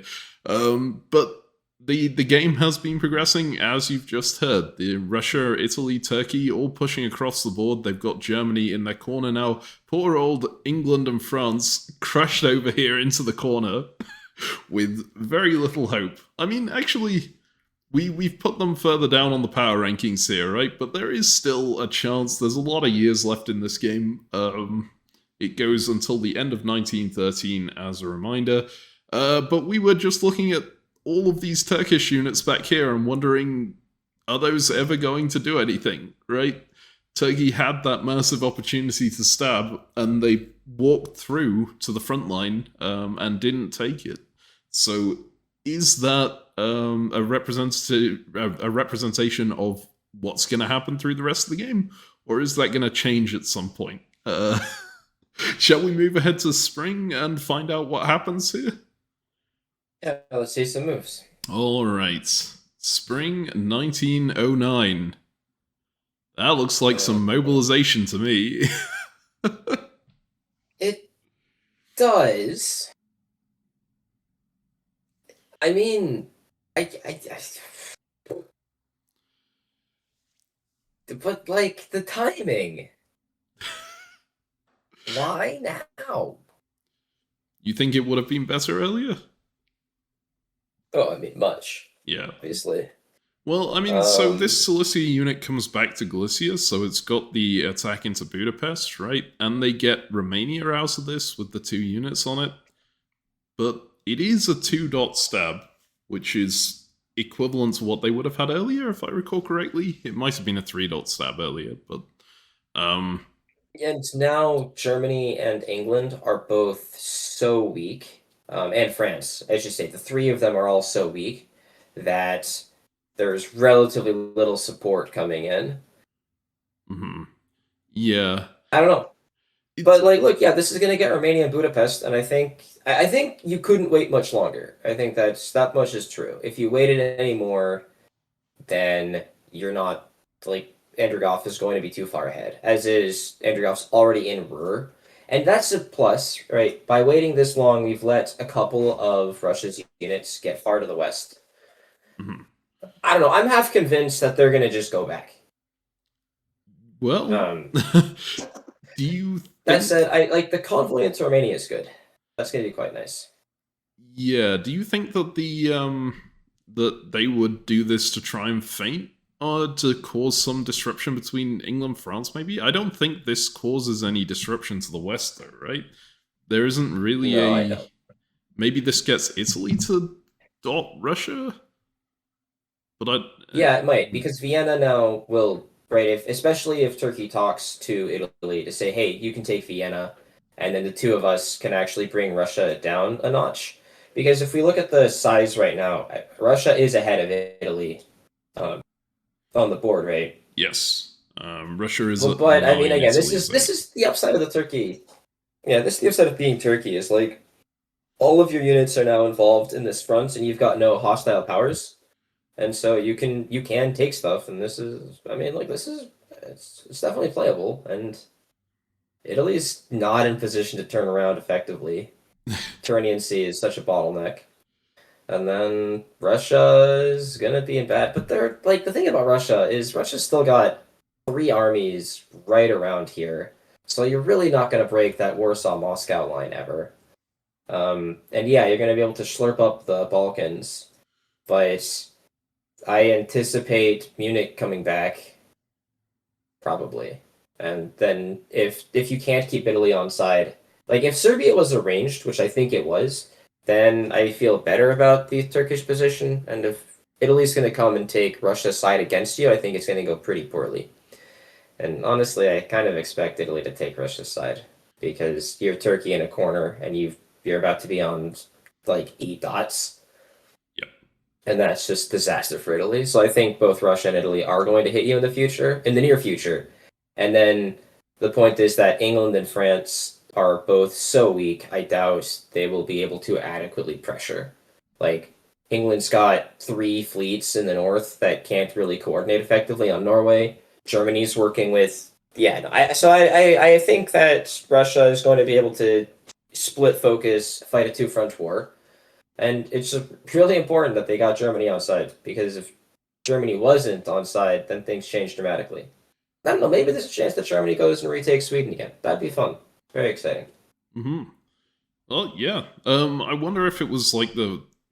See, I was thinking maybe the fleet builds up north, they thought there's enough units of Russia's that are now actually trapped in the west, as you mentioned with the moving forward on Ruhr, but like looking at this with the unit moving back to Finland as well, there's so much Russia can just throw down south. It feels like a tough ask. Yeah, it's definitely not a play that's going to kill Russia. Like this Turkish attack is not potent enough to like extinguish the flames of Russia. It is enough to probably secure the Balkans, right? Budapest, Romania are going to fall, and then you're going to have 3 on Serbia next spring, assuming you convoy Constantinople and Romania, which I anticipate. And then like you could put another army in Constantinople, and then maybe Army Ankara to go for a convoy or something. But I think generally this plan is to say, hey, I am going to try to like get onto 10 centers, Budapest, Romania, Serbia, maybe Trieste, maybe Vienna. Like that I would try really hard to not like say this to anyone, because I think if Italy fights you, it's gonna go badly. Because all of these like 4 Russian armies that are gonna be around, like I don't know, like the Ukraine is a really tough line to break through. Like this Ukraine line with Galicia, Ukraine, Sevastopol, Bohemia. Like, just that area, it's a really common north-south stalemate line. Yeah. Yeah, but like Russia's gonna send Warsaw to Galicia while you take Budapest. And so Russia's already kind of gonna slip past it, and then Sevastopol's gonna be awkward. Yeah, I mean, look, this is a nice 2-daughter. I feel like could we go back to like, was it 06 or something? When Turkey walked out of the 2? No, it would have been even earlier. Would have been much earlier than that. See, that might be why Turkey walks out of the 2 at that point, right? Because it's so early in the game, there's so much longer to go that you do have to worry about the long-term consequences of what you're doing. Whereas if you stab in 1909, then you're only worrying about 5 years, which is still a long time. But it is, It is still a long time. yeah, it's But much yeah, less than my this. feeling, like this stab, like let's assume you don't even like if you know that you can just walk into Budapest and that Italy's walking out. I think if you knew all of these moves were happening, I think you are definitely supposed to take Budapest, Romania, Sevastopol, Yeah. put Russia down to 3 dots, and then you're massive in the corner, and then it's a Western Triple. That's a fundamentally unstable alliance. It's not like even if they work together for a while, Italy's going to hold in the south, and you can go and prop up the Russian line, and everything will be fine. You don't get pushed back. But yeah, it's only 04. Maybe France needs to stab England to let Italy hit you or something. I don't know. But this one, this is when you can kill Russia. You can be in a really strong spot, and then the West needs to sort itself out, but they're much further from you. But that was also, yeah, 5 years ago. Jeez. Yeah, I guess the biggest difference in my eyes between the stab here and the stab later, in terms of like the macro, are we going to win in the long term kind of thing, is that stabbing here puts a lot of your fate in the hands of what happens in an area of the board that you can't impact all that much, right?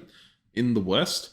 Whereas everyone is so weak in the newer, in like the newer map in 1909 spring, here in the West, that you can reasonably say that the winner is probably going to be someone you can hit, or you. Right? These powers are probably not going to win the game at this point. Yeah, absolutely. I agree with that. Yeah. It's really interesting Yeah, that's because fair. like Russia has become so much of a stronger Western power in this position that it's like the West is now divided into four, where it was divided into three previously, and maybe even five, given that the Italy has centers here as well. And the West, honestly, before was doing the Western Triple, right? Yeah. And so the West split up into three. It was kind of only one. So Mhm. yeah, I mean that's the upside of the timing of this. It's just yeah, I have a basic heuristic where when I like stabbing people if I can basically kill them. Mhm. That's just that usually works out okay for you. But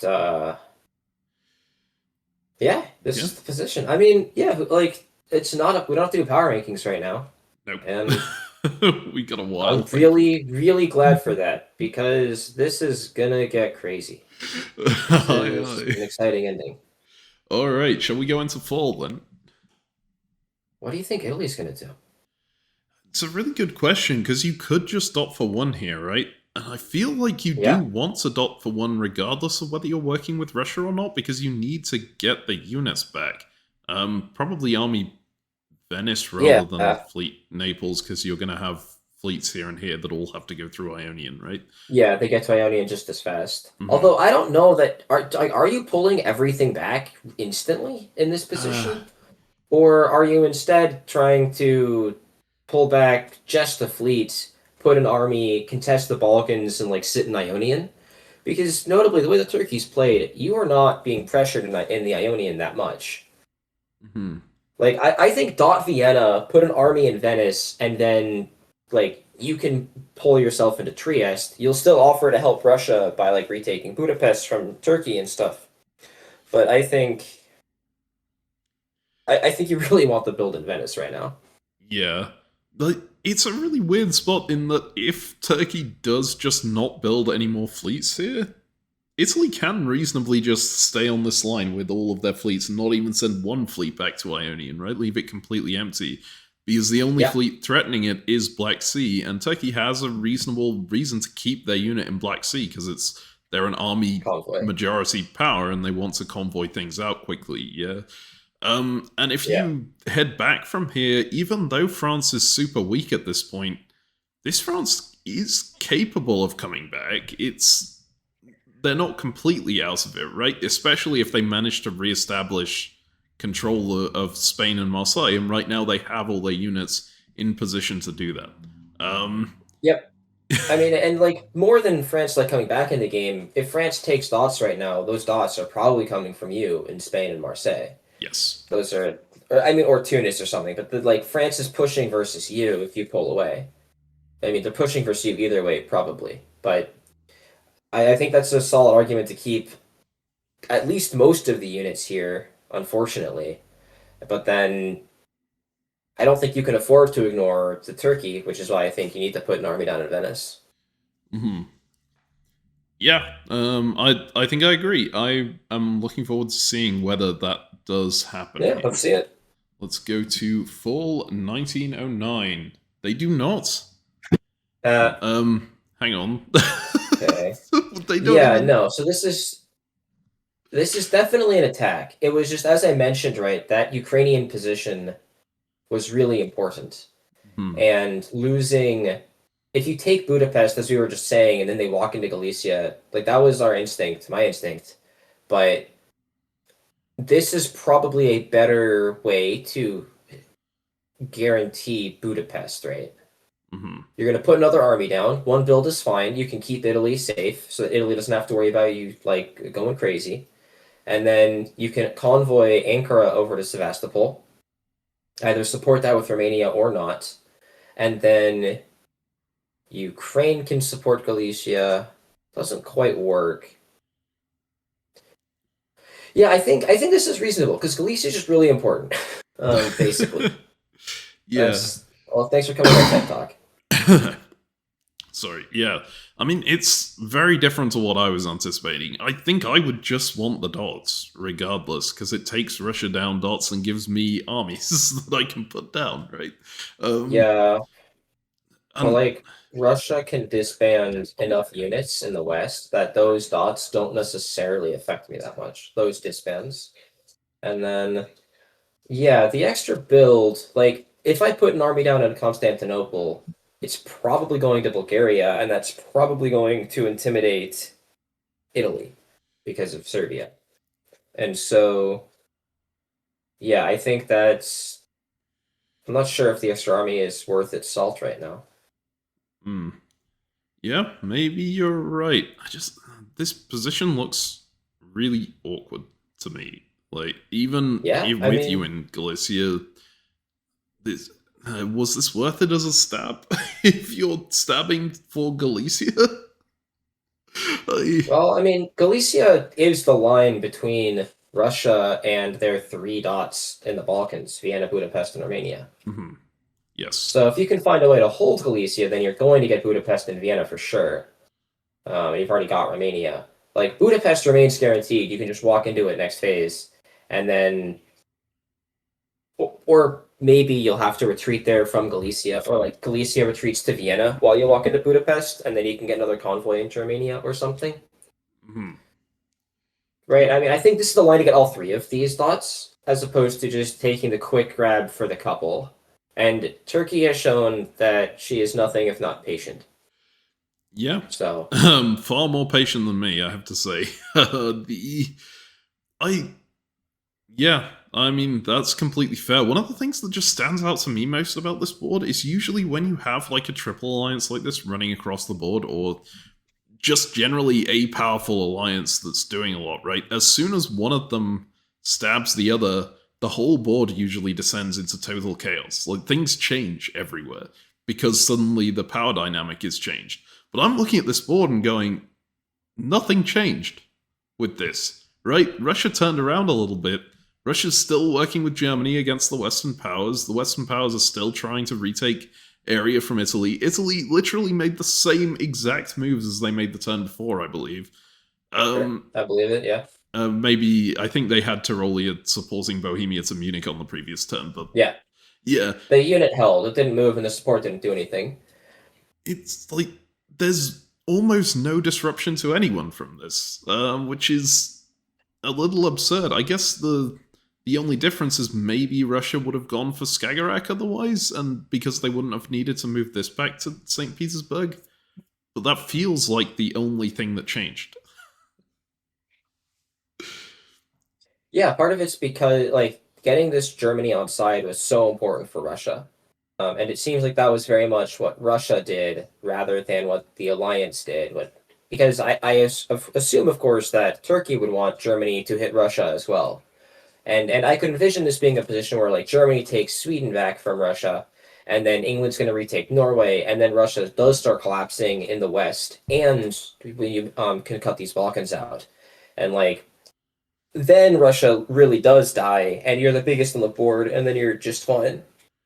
Mm-hmm. And England, of course, is happy with this, but Germany's like, hey, I can take Holland, sure, let me do that. Let me keep Russia on side. Russia's going to be busy with Turkey, and maybe I can go and retake Munich or something. I don't know. Yeah, I mean, it's just super interesting. Certainly, if I was Germany in this position, I think I would have gone for Sweden and tried to buddy back up with England. Maybe that's greedy, but like getting 2 builds. Yeah, but like Russia's got 3 hostile units to your home centers, including one in your home center. Okay, yeah. So if you piss Russia off this phase, it's really bad. And I can make a reasonable argument that Russia's units, if I piss Russia off, are gonna go and fight me, and if I don't, they might just need to walk back. Like Munich to Bohemia seems quite plausible, for example. Mm-hmm. I am very surprised that Munich to Bohemia didn't happen. The most surprising move for me. Yeah, it's just staying here because it's not really doing that much here, right? I guess it's protecting Munich. Yeah, it's pinning down Germany and making sure that Germany doesn't make that stab on you, right? Keeping them in a position where they're semi-vassalized, but not... Well, vassalized enough that they'll keep working with you. Well, kept working with you for this phase, but it's a big question going forward. Mm-hmm. I would have been very tempted as Russia as well. I'm just going around the board saying, had various power, I would have taken an extra dot here. Because I don't care about alliances. But as Russia, I would have been also tempted to walk into Berlin, because if Germany is your vassal, right, then they should be keeping me up. No way, you can't do that. You don't think so? You can't piss Germany off in this position. Mm-hmm. If Germany messes with you, then Scandinavia just collapses instantly. Yeah, okay. And like Germany gets a dot out of it, so you can't afford to piss them off. You don't have enough leverage. Mm-hmm. Yeah, all right, well... But it's tempting, I grant you. Walking into Kiel and Berlin, that would feel real fun. Although you wouldn't be building, I guess, because you just cover up everywhere you can build in this position. Well, and like you, I would be expecting to lose Budapest and Romania, right? Like, I was in the tactics, we were looking at it, and I just didn't even think about Galicia holding, because that bad. And as a result, I would expect that both Warsaw would be open, but also that would be -2, so me taking these 2 from Germany would just be keeping me neutral. Yeah. And then it's an interesting spot because you, as the Russia there, kind of end up in the position that a late-game strong Germany is in, right? Like a winning Germany position. Yeah. Where Germany's killed Russia to take the corner. Yes. But suddenly you're getting attacked from everyone. Most German positions rarely have 3 centers in the Balkans with no units nearby. Yeah. Those are sort of additional ones to this, right? Because the Germany would usually... I guess the Germany would have Holland and Belgium instead, usually, and maybe some of England, but probably just Holland and Belgium at that stage. Yeah. But, I don't know. I play Germany in a weird way, and I have a lot of German games when I've just, like, conquered... I've just basically gone northeast and then gotten Scandinavia and Russia, except for Sevastopol, obviously. So, like, basically the Russian dots that this Russia has very often, I like to get as Germany, where I ignore the lowlands. And I take the nobody wants to take Belgium to its extreme and say no one wants to even contest Belgium. Maybe you have Holland, but I've sold Holland a lot. That makes sense. Yeah. Anyways, this is a strong German. If Russia had taken Kiel and Berlin, it would be very similar to a strong German position. Mm-hmm. Yes, and although I actually think the building locations are much worse for Russia in this context, right? In this position, because if you had these same dots but could build in Germany, you have much more access to the West. You can put fleets down in Kiel, armies in Munich, and like you can capitalize on the super weakened France. Mm-hmm. As Russia, your builds are coming in St. Petersburg and Moscow and Warsaw, which are much further from it. And having lost Sevastopol is a more crippling problem for U.S. Russia, given that you can't build there anymore, whereas Germany wouldn't care. Yes, and these units here are also pinning you into your home centers, right? So you can't build there. Yeah, so building is going to be problematic. Yeah. Yep.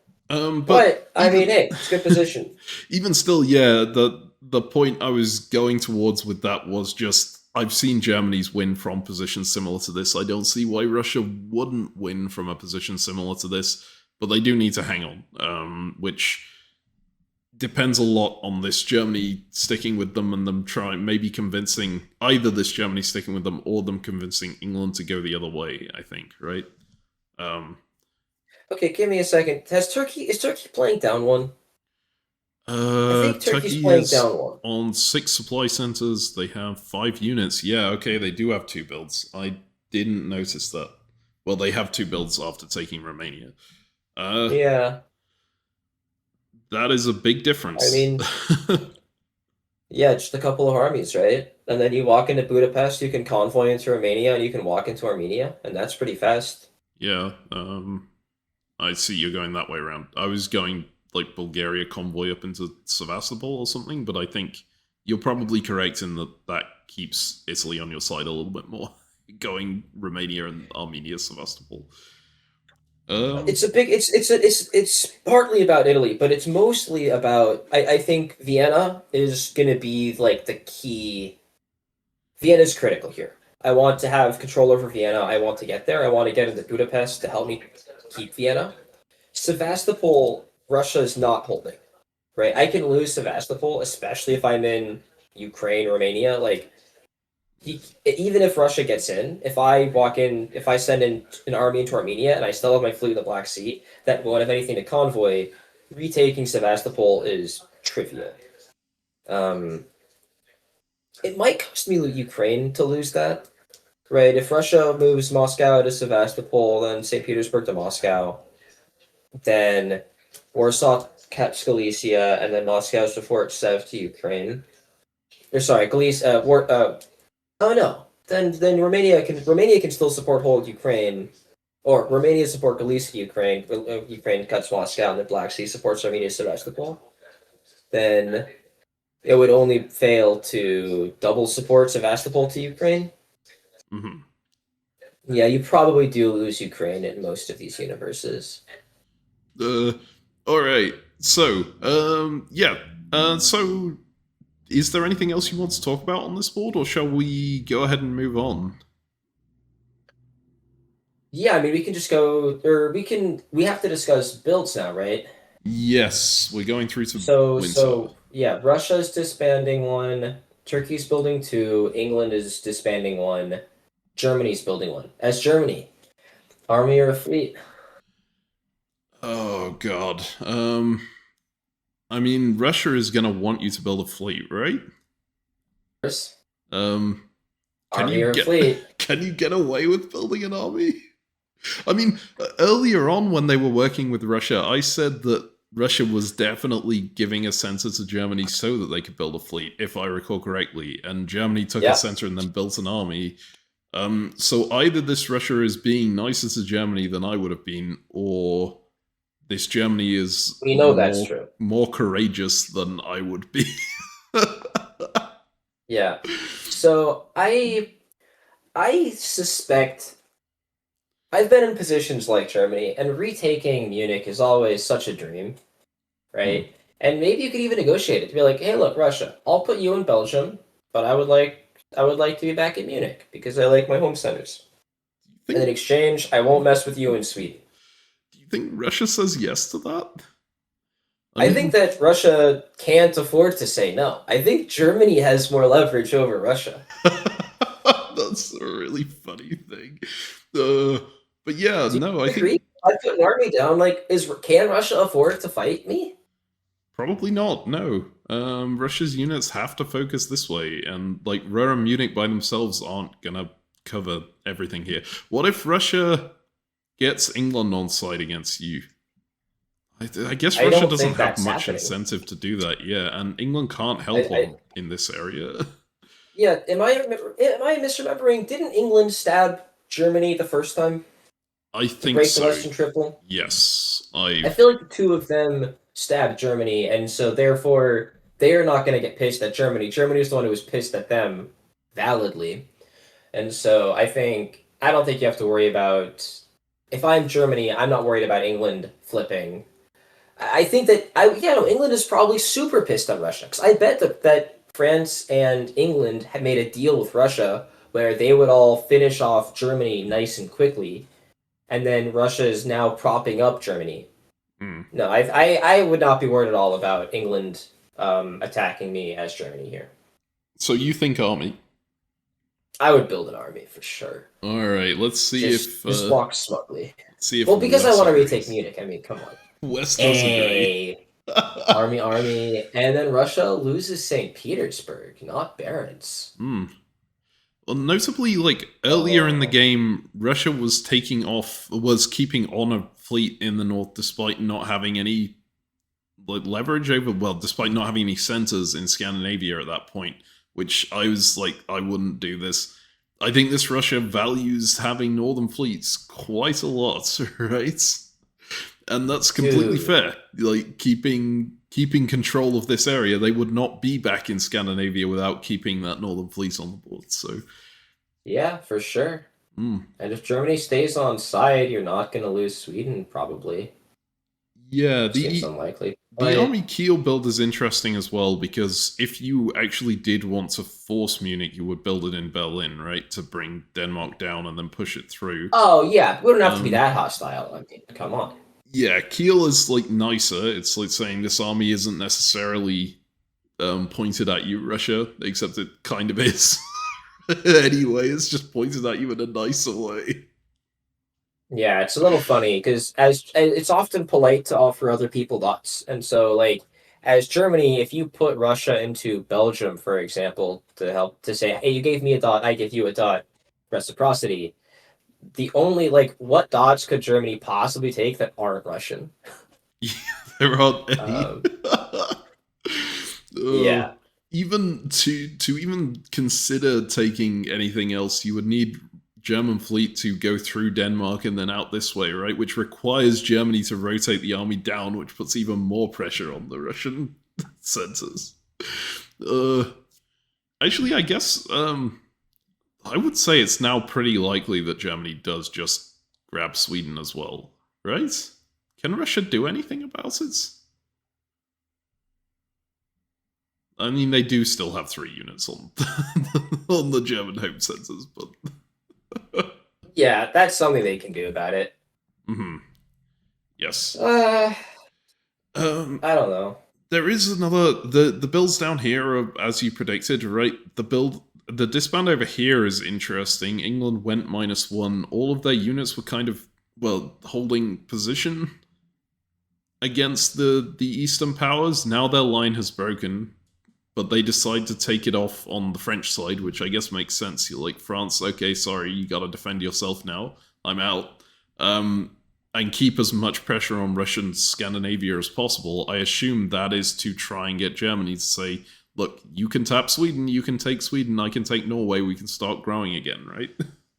Alright, well, I think that's winter pretty much covered. Shall we move ahead to the spring? Yeah, let's... this one doesn't end in 1910. That's right. Other games, 1910 end dates, but... This one is end of 1913. It will end. Yeah. So nice. A little bit extra length. Okay, I see movement. I see serious movement. There are a lot of move arrows on this board. Okay, Italy is turning around. Italy walks out of Marseille. That was a... Yeah, probably as an appeasement to France, trying to get France to not do too much. And hey, France is losing Belgium as well. Germany is still pro-Russia. Is it just appeasement to France if it's up to Burgundy? That feels... as France, I would prefer them to go back to Piedmont with it, right? Maybe. It does take Paris now, that's true. That's funny. Yeah. I don't know, I wasn't necessarily expecting that, but that's maybe reasonable. Yeah, I mean, I guess for Italy, if you just stay static, it's really bad. But I don't know why Italy is specifically helping Russia so much here. I mean, maybe Italy just expected that Turkey was going to turn around, because I was not at all expecting Romania to Serbia, right? I was spending this whole time just assuming that Turkey was going to go for Budapest and Vienna, and then try to keep Italy static and outside. But now, of course, Vienna is never getting captured. The way that the tactics work out, Turkey double tapped Warsaw. I think the scissors maneuver is what this one's called. But then Galicia is in Warsaw now, and so that's very good. It's very useful for the fight. Like Moscow is, nah, you can't take Moscow. You can't quite. But Ukraine is probably tapping Sevastopol or something. And the tactics are very complicated, but the unit in Warsaw is very good. It's just losing Galicia, as you established, means Budapest and Vienna are not at all guaranteed. It switches the pressure from this area over to this area, right? Which is, I don't think it's what Turkey really wants, because this area is quite...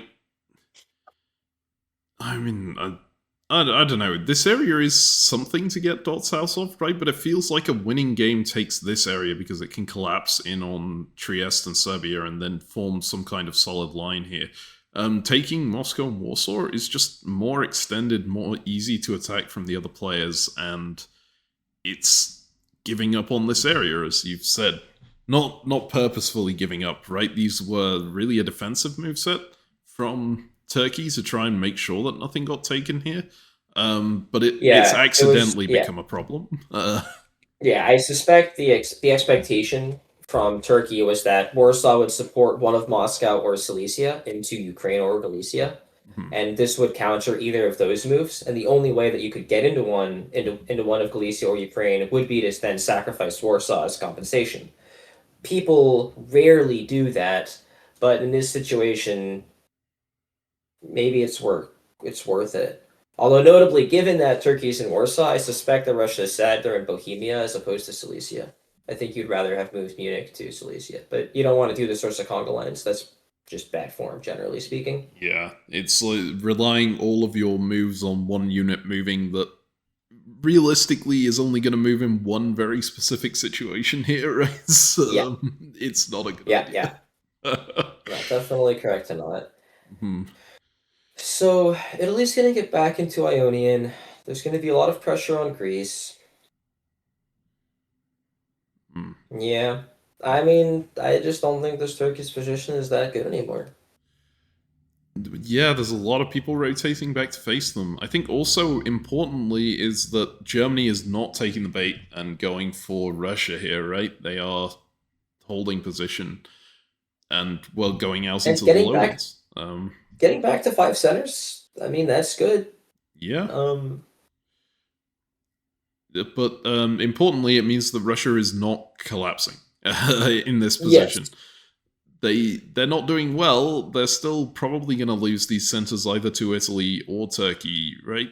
Well, no, they're not. They're not going to necessarily lose these anymore, but they're losing these ones up here most likely, right? I don't even know that that's true. Right? Like, Russia's got 3 armies: Galicia, Ukraine, Moscow. Turkey's got 3-ish armies, but, like, if we're including Romania in this fight, then we should also include Bohemia. And this is all and while the Russian units are fighting Turkey, Italy's units are coming back too. So Turkey's units are going to be tied down trying to hold Serbia and Greece. I don't anticipate Budapest being trivial. Like, yeah, I don't think you're getting that much more as Turkey. Yeah. Fair, I guess. And this is argument in favor of taking more, right? Like, this is a pretty big argument as to why the dotting, going for both Budapest and Romania last year, would have been superior. Because if you'd taken Budapest, first of all, you would have had an extra build. Could have been a fleet Smyrna, could have been another army. Even extra armies are useful. And importantly, Russia would have had to disband something else. And every Russian unit on this board is really important. Russia needs 3 units up in Scandinavia to hold Norway from England. So if they disband something up north, then England makes progress, and then Russia's disbanding more, cascading, and then maybe loses Sweden, maybe something else. If Russia loses Ruhr, that's now in Munich, which is pulling to the east, and that means Russia will be much more vulnerable to a German stab. And so maybe, and you've lost this Galician position anyways. So maybe that's rough. And again, I feel like you lost the Galician position in just such a brutal way, where you don't even get a. It does get it to Warsaw, which is good. It slipped through the line, and like it's gonna get to Livonia, maybe. I don't know. I think it's tough. And Turkey did. If Russia tries to retake Warsaw, it gets really awkward for Russia, right? Hmm. I wouldn't be surprised if they just don't try and retake Warsaw here, right? I kind of would be, because then Russia's disbanding again. Yeah, they can't really afford to disband, so they do kind of need to take it back or go for, like, Sevastopol's not takeable, right? Warsaw is the only thing they can reasonably take back. Maybe they snipe Berlin off Germany, but then that's probably not a good idea. Yeah, it's tough. Unless Germany's happy with Russia just winning. And I don't think that's true, right? This is the semifinals. Winner goes on to the finals, and I mean, Germany is clearly not the bottom in the West anymore. So I think Germany's playing to win this still. Yeah. Shall we go ahead to the fall? Yeah, we can go to the fall. All right, fall 1910. Here we go. Okay, well, first thing I notice is the West has the Scandinavia situation changes massively because Germany does take that stab after all. They were just waiting till the fall turn to do it. Which, yeah, sure. I mean, that makes sense. You don't want to stab on the turn where you're not getting the dot out of it, right? But they also walk out of Belgium, which is painful and predictable, I think, right? Yeah, I mean, we knew that Burgundy was taking Paris for sure. Yeah, maybe this was agreed. Maybe this was intentional. Yeah, I wonder if they're trying to prop up France to make sure that Italy doesn't get much more. I don't know. I like putting multiple units on Munich like this after the stab on Sweden, right? But it would have been nice to just put those units on by putting them down in Kiel and Berlin. Right? Yeah, I think Holland backfilling Belgium would have been nicer. I think that Paris is likely, if you do that move sequence and you get into Belgium, you almost certainly take Paris. And I think Paris is one of the safest dots for Germany going into the sem game. France is down to one army. Italy is currently contesting it with just the one, and so you can move Belgium into Picardy. You can put down the 2 units in Kiel and Berlin as you described, so you can retake Munich just fine. And then you can use Belgium and Burgundy to take Paris. You can maybe retake Munich. England is maybe going to hit you pretty soon, but maybe England is more pissed at Russia. Like, I think that I think she's got a really hard England's a he. France is the she. Oh, France. Sorry, I got the names mixed up. Sorry. I looked the bottom. But yeah, I think England on 4 dots at 1910. 3 years left in the game, man. 4 dot England, you can win. Yeah. I mean, bear in mind the number of fleets in the West is just gonna drop massively now, right? Because Russia has just been pushed back on all these fronts. Unless Russia does the thing that they've been doing all game and keeps those fleets on the board with no centers for them to... Surely when Russia loses 3 dots, they're going to lose 2. 2 of these are going to be fleets in the north. Mm-hmm. Yes, I think so. You can't afford... Like, you just lost Moscow, man. Although I will point out, because Russia kept the fleets in the north, they did lose Moscow. And the fleets in the north didn't actually help them keep Scandinavia. Mm-hmm. Yes. Maybe Andrew Goff made a mistake. It is possible. He is human. Maybe. I'm not convinced. I think he loses more Scandinavia. It's impossible Andrew Goff doesn't make mistakes. Oh God. I mean, looking at the other areas of the board, Russia has managed to solidify their hold on Vienna and Budapest properly now with the help of Italy, although of course Italy is positioned to jump in there. With the help of solidified with the help of Italy, small asterisk TM footnote. But hey, it's good. It's better than not having him. Mm-hmm. Yeah. This is and Turkey 2 more this year, right? Serbia and Moscow both were gained. And so Italy's disbanding 1 and Russia's disbanding 3. And so as Turkey, you can put down like army fleet. Yeah. So again, maybe 2 fleets, just Aegean, Eastern Med, just go classic. Yeah, I don't know, man. This Yeah. It's yeah. also worth noting, like, we are kind of being critical of Turkey's position after the stab because we probably felt like there was a better stab that they could have made earlier that would have got them more, right? But this is closer to the end of the game. This means there's less chance for people to react to that, and it's still a Turkish 9 center position after this turn. That could well be enough. Sounds If right. they can just hold those centers, that could be enough to just win them the game off the back of that. Right? They don't Yeah, I necessarily will need say to that expand further. that is a bigger if. Hmm. Like it's a massive if. Yes, because this line is harder to hold. Especially, I mean, Moscow feels really difficult to hold. Well, This front I will line say is possible. yeah, Moscow is less. It's easier to hold in this position than in a lot of positions because in this position there are no armies in Livonia or St. Petersburg to help pressure Moscow. Mm. Usually that's how Moscow gets recaptured. But due to all of the fleet pressure in the north, it's all fleets in St. Petersburg and there's nothing in Livonia at the moment.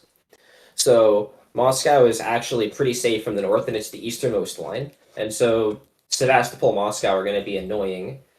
Annoying at least. And if Russia probably needs to pop all 3 of these northern fleets then. I don't think you can keep anything. Mm. Yeah. And then but yeah, Romania I haven't looked at this position enough. Usually in these positions with the fleet superiority going to the west, usually stuff in the Balkans starts slipping. Yes. Like Ionian Greece starts falling. taps Greece here, right? Galicia taps Romania with support from Budapest, and like they do a supported attack on Serbia, and one of those two Yes. is wait, no, Not well that quite one's because not of all gonna the fall. cutting. Right. But Uh, the risk of Ionian also supporting Albania into Greece, that's the one. because you can do that in addition. Like you can go either way. Like Albania to Greece, supported by Ionian, while Galicia cuts Romania, and then you can support Budapest into Serbia type stuff. It's not actually guaranteed to make progress, but it's guesses that are favorable to the west rather than the east. Notably, there's only like one phase of this because once Turkey gets fleets in Aegean and Eastern Med, or even just a fleet in Aegean, the tactics are no longer so favorable to the West because Aegean can support hold Greece. Yes. I think they are still favorable because, as you pointed out, you could do the cut and then support into Serbia. Cut Romania, cut Greece, and then double support into Serbia. And so the only way to stop that, Is uh, you need to cut you need to like Albania, right? yeah, well, Albania could be the mover, right? You need to like risk Romania and Greece and have each of them tap Budapest and Albania, while Bulgaria supports Serbia, and that's how you keep Serbia guaranteed. Um, but then you're risking Greece slash Romania to the supported attacks inside. Yeah, I mean, no, it's just this is solid for the West, so Turkey is not going to stay on 9 unless Italy needs to pull more stuff back. Yeah. Like unless Italy needs to delete units on this front because they're losing in the West. But also notably, this is with Italy staying in Tyrolia and not taking Vienna, because if Italy gets into Vienna from Tyrolia, the position gets even better for the West. It's worse for Yeah. Russia, obviously, but yeah, I mean, Russia's position is cooked. Yes. I mean, I think that the Turkish front against France is probably going to collapse after this point, On the right? front, yeah. It depends a bit on what Germany is planning to do as well, and that Italian unit in the backline is going to be annoying, but France could just walk this down to North Africa and walk this one into Mid-Atlantic Ocean, then they've got a tap happening on Western Mediterranean, which makes it much harder to hold Spain.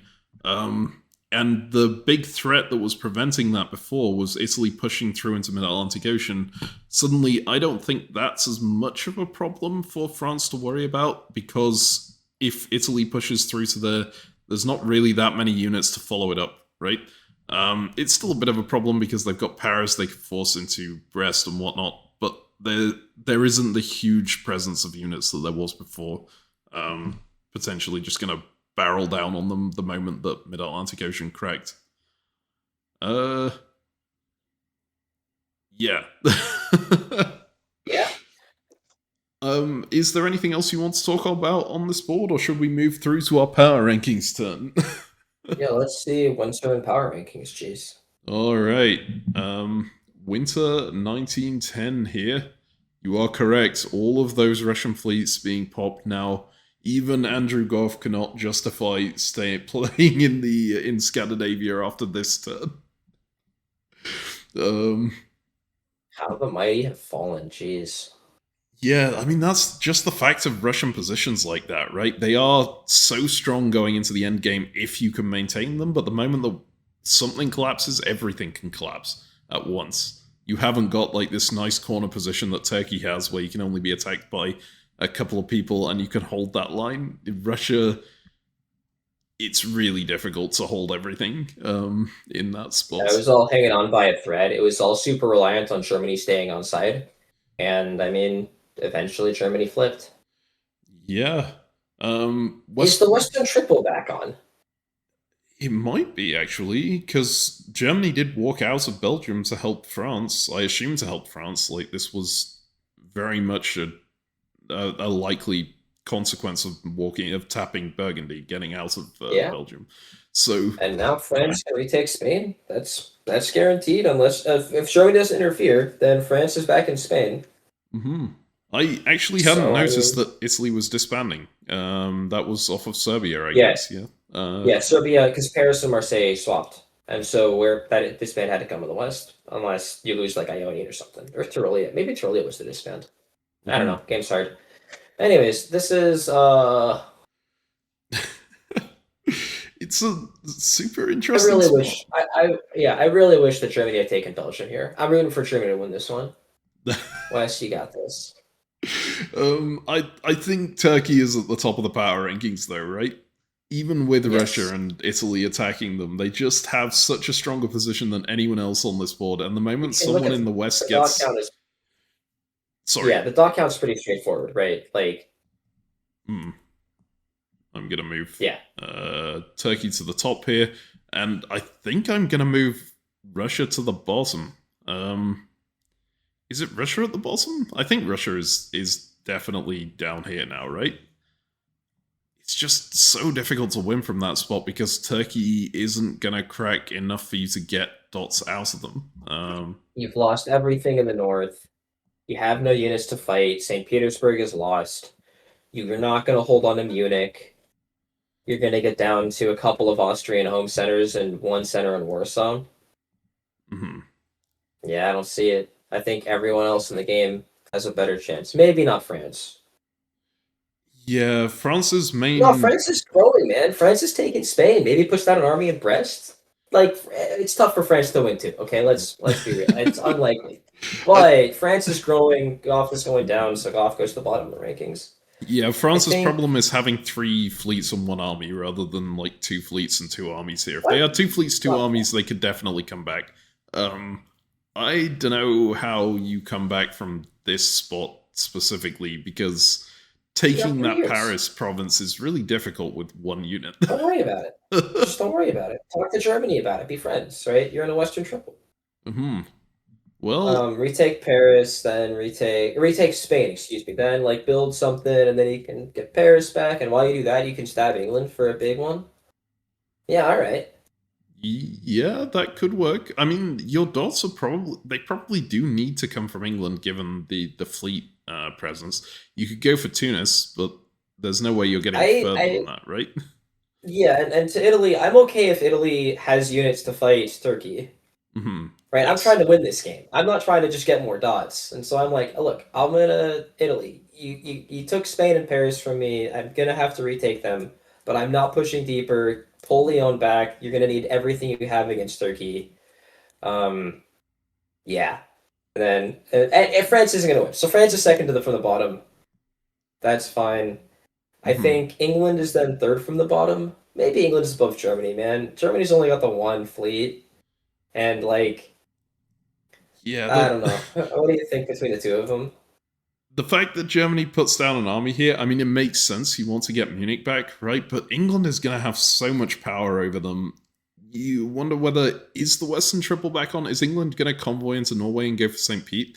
That does make sense if they're trying to counter Turkey, but equally I could see England convoying into Holland or something and just going, okay, well, if Turkey is this large and I need to contest Turkey, I need to take as many dots as possible and establish myself as the big corner power on the other side of the board, right? Yeah, saying that Turkey's got 5 centers more than you. Yeah. Makes it a little difficult to race.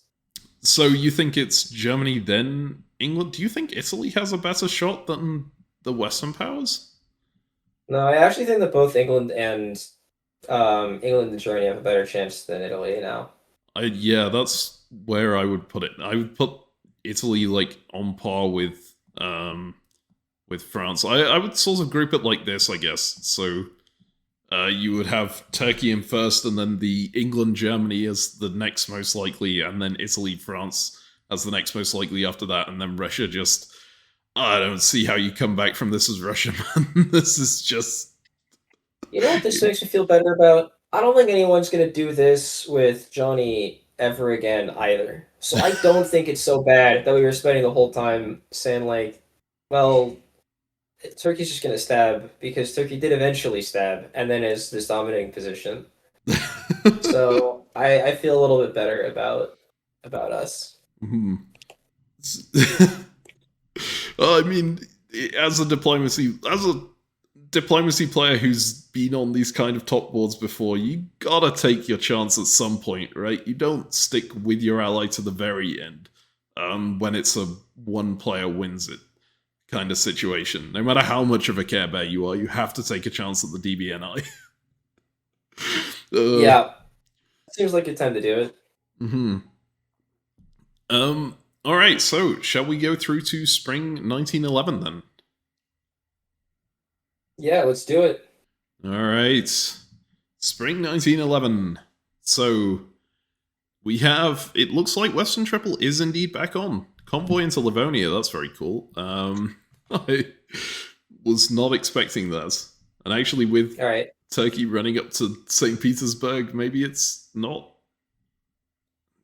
I mean, no, it's still I mean, they're taking St. Pete. Yeah, they're taking St. Pete. Golf is all in. All right, Italy, Turkey stabbed me with everything. I lost because of the Turkish stab. I am going to get everyone else on the board to attack Turkey with me.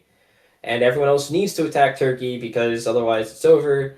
And in fact, they did go for taking Serbia, and Turkey misguessed. So went for supporting Greece instead of supporting Serbia.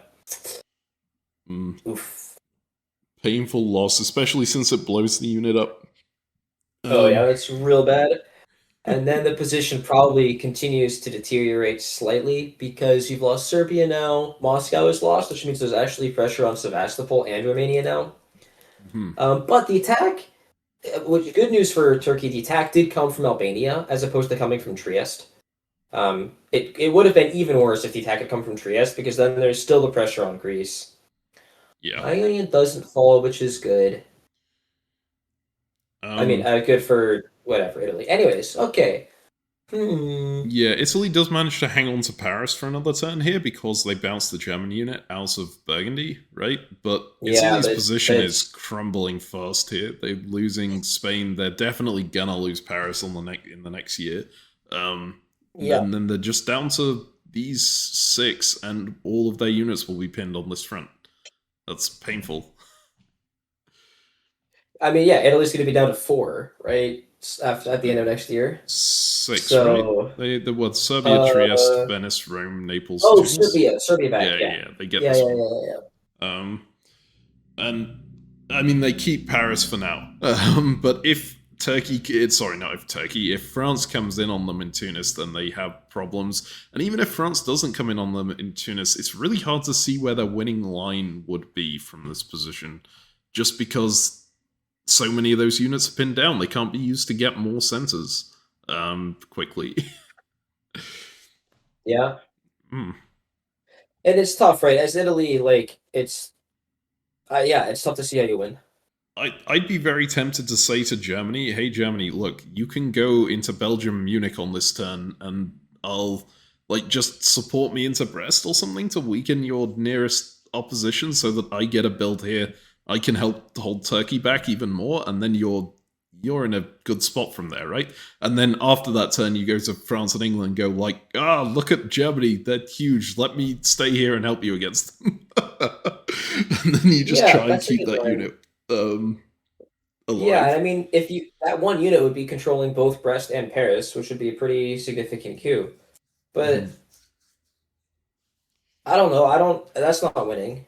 You're not winning this game. It's Italy anymore, right? Yeah. It's tough to see how you do. Definitely. Maybe your other option is if Goff is so angry at Johnny that he ends up giving you centers at the end of the game, but Goff isn't going to have that many centers to give. So no, it's basically just Vienna. It's the only one that he can reasonably give you. Yes. I would expect to do that because you guys had that very solid alliance for the vast majority of the game, and then presumably the two of them were the ones dictating what was happening to Johnny until the stab.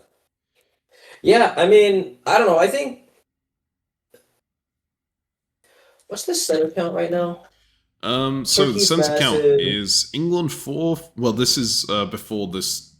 Yeah, before the year resolves. But like right now, right? England 4, France 4, Germany 5, Italy 7, Russia 5, Turkey 9. So Turkey's probably going down to 8 because of the loss of Serbia, and is almost certain. No, but then also losing St. Petersburg and Moscow. Yeah. So Turkey's probably down to 7. And then, so that means it truly is anyone's game, right? Like, if someone can get to 10 centers, they probably win. Yeah. Certainly looks that way. I mean, I don't think you even need to get to 10. You could maybe win from 8, especially with the tiebreak. I don't remember which powers have the tiebreak in this, but yeah. As Italy, it's just so tough. Now that Turkey's put the fleets in the Aegean and Eastern Med, like, if you don't support Ionia and you lose it, potentially, probably. Yeah, I don't... Oh, jeez. Yeah, it's really tough for Italy to have a winning line, but it feels like there could be a winning line for anyone potentially, except maybe Russia. Russia seems really tough. Maybe if Germany and England start fighting, you can get something out of that. But yeah, Russia is it's so hard. You can't make progress very easily against this line. Anywhere that progress could be made is just... No, Russia's objective seems to be more, I'm going to put as much pressure on Turkey as possible to maximize the chance that someone else wins the game, and that someone else could be anyone else. But yeah, maximum pressure on Turkey. Maybe someone else can pull this out. Good luck, you guys. But I was stabbed. I'm going to bring down my stabber. Yeah, I want to see the fall, man. All right. This is exciting. Let's go through to the fall then. Fall 1911. Italy stabs Russia. He's not waiting till the end of the game for Goff to give him centers. He's gonna take them now. I guess backed off of Turkey. Yeah, I guess that could be the winning line, right? The big problem to your win is that all of your units are pinned down on this line. If you manage to work out some kind of agreement, maybe they're not. And clearly, Turkey doesn't take advantage of this. They don't go for Ionians, so maybe that's gonna work. And Germany doesn't retake Munich. Germany's okay with Russia full-on fighting Turkey right now. But that stunts Germany's own growth. Germany also doesn't get into Burgundy. Interesting. Yeah. It looks like Italy did try and play the line of, hey, Germany, please support me to Brest. Or maybe they were just trying to grab it in case it was open. Yeah. Like, I could see England moving out of... France moving out of Brest to get a build because France gained Spain. Yes. So that seems somewhat reasonable. Yeah. Although France loses Belgium here, so they're not actually going to get a build. I understand why Italy did what they did. I'm not sure it'll work at all. I don't think you can be the biggest power on the board next to Turkey and leave Turkey alone. Like, yes, Turkey moves back out of Eastern Med, but there's only 2 years left in this game, and I struggle to imagine Turkey letting you keep Serbia, Budapest, Vienna. I think the idea isn't necessarily to keep them, right? It's just to, well, isn't to keep all of them, it's just to keep what you can and have more units on the board to expand elsewhere at the same time. You know, that this has managed to let them mobilize against France again. I don't know whether they're going to be able to take anything from France. It kind of depends on Germany helping them. But yeah, they're definitely not keeping Serbia against Turkey. They might be able to keep Budapest, especially if they can piece Russia back out. Go, look, it was Turkey who screwed over our alliance in the first place. I'm just playing what I have to do to win at this point. Sorry that I had to do this, right? Yeah, I think that's a reasonable pitch. I would not expect Goff to be pissed at Italy, right? I mean, pissed, yeah, but I wouldn't expect any retribution from Goff. Yeah. Like, Turkey is the one who took Goff out of the game. Goff has played this last year just trying to mess with Turkey. And I think Goff is maybe more pissed about Ionian and Tyrrhenian pulling back, honestly. Yes. Because yeah, that's just tough. I feel like you're gonna put down a fleet in Naples and just get right back to Ionian. That's very possible. I think it's likely even because you can't stay at peace with Turkey for the last couple of years of this game when it's mainly between you two, right? Turkey is going down to 7 here. I do want. Oh yeah. And Germany's up to 6. England's up to 5. Yes. And just I expect the two of them to fight. And if they don't fight, Germany's got more dot access. So yeah, the Italian is going up to 9 here. No, they're going up to. Yeah, no, they are going up to 9 because they're losing Spain, gaining Vienna, Budapest, Serbia. So they are 2 clear of Turkey right now. Yeah. Maybe they just need to hang on to Budapest and Vienna, and that will be enough. You never know going into the end of this, right? Yeah, I mean, the tiebreaker might actually be relevant then, because if Turkey has the tiebreaker, then it's not enough. Although you also need to hold on to Paris, and holding on to Paris might be a bit harder than holding on to the others. Yes. Paris really relies upon Germany not wanting to screw you over, right? But Germany gets it for himself, and you're in first place.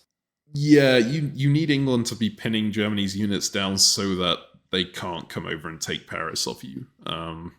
Yeah, you're really hoping that there's tough, man. This is crazy. Given how much the West had been crushed earlier in the game, it's shocking to see them back in St. Petersburg and Spain. Yeah.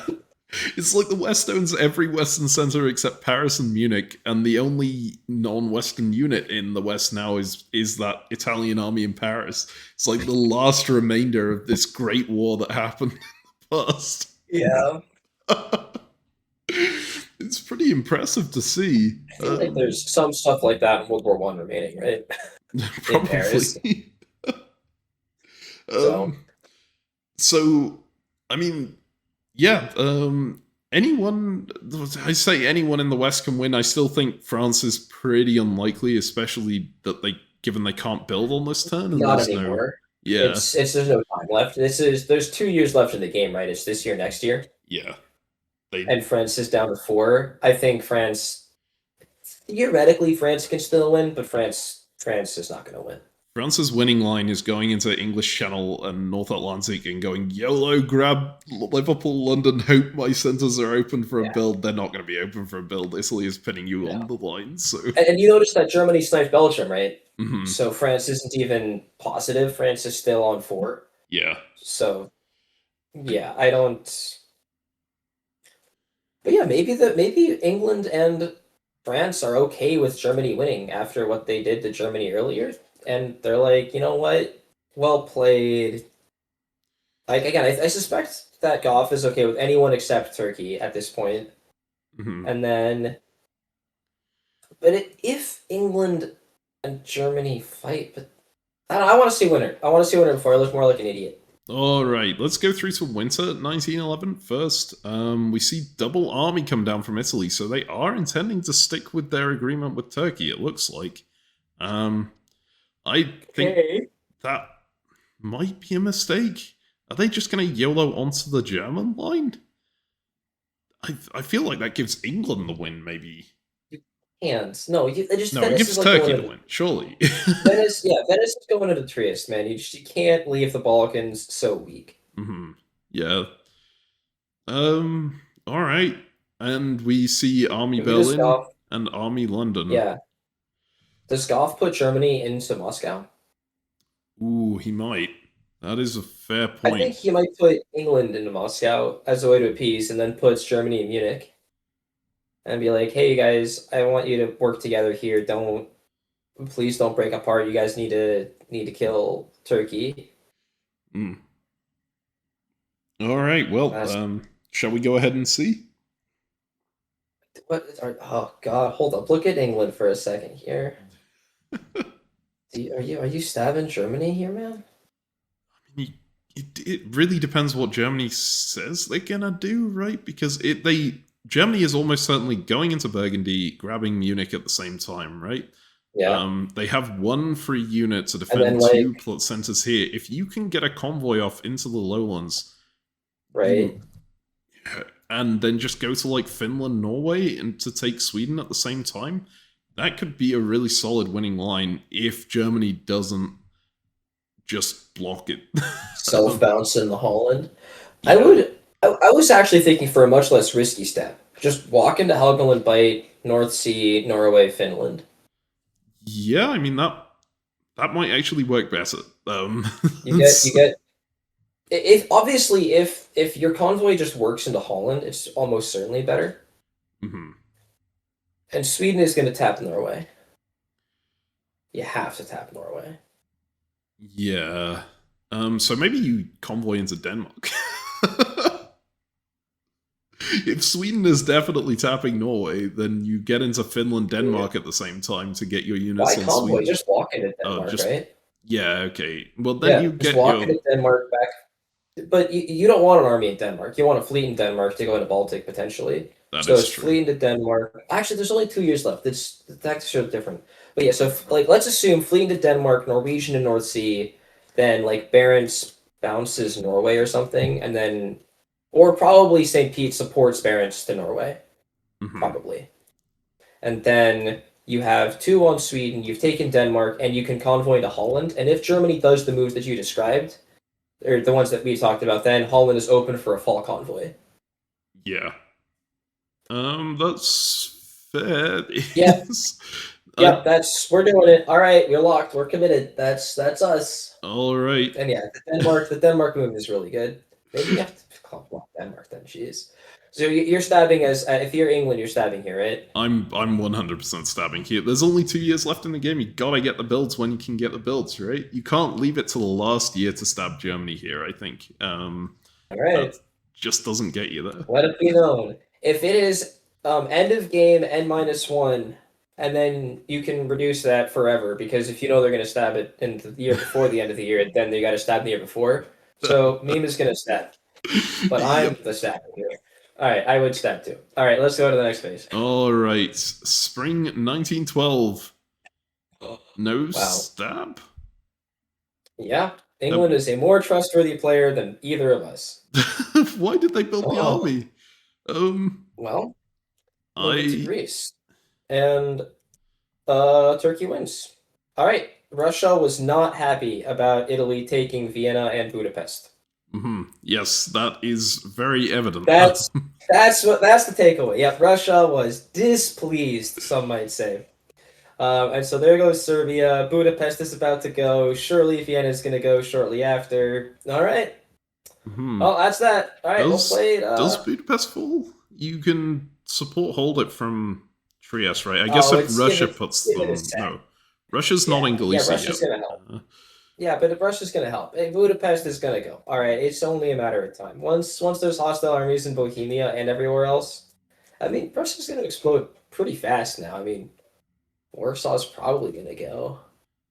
And Yeah, then, I mean, and just leaving Ionian open pains me here. This is the big one that I'm upset with, because there Naples is goes also Naples. open.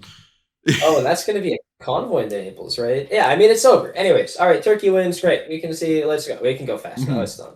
I And mean, we maybe get. if the West throws to Germany, if the West throws to Germany, Germany can still probably do it. But I don't think that's happening. All right, Maybe it shall. is. I don't know. Fine, let's see it. But I don't. There's nothing more to look at. Let's just see who gets the dots. All right. I mean, it looks like the West are still sticking together for the moment. They, Sure. I mean, Yeah. England convoy into Brest, Sure. which, Yeah.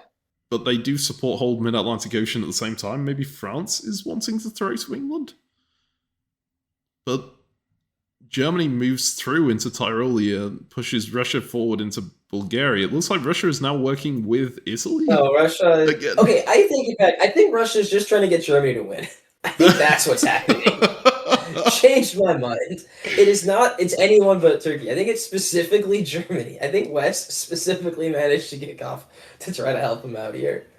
And honestly, it might work because and Italy is also pissed at Turkey now, right? Because presumably there was some deal. Hey, stay out of Ionian. You can get your stuff, and like we'll be close at the end. And then Johnny broke the deal, and so Andrew's like, all right, fine, bet I can pull back. And then Andrew was pulled back everywhere. Can retake Naples. He's gonna disband some stuff, but like what? Galicia and Leon go, and then that's all. All right, that's exciting, man. How the turn this table. Indeed. I mean, it's a good time for Turkey still. They go +2 on the second to last turn of the game, right? There Yeah, are a lot of good turn units for around Turkey. them. Do you think the win percentage for how do you think the win percentage for Turkey changed this fall as opposed to the spring? Yes. I think that's I probably think true. it Like, look at how many absolutely units are cratered. against them.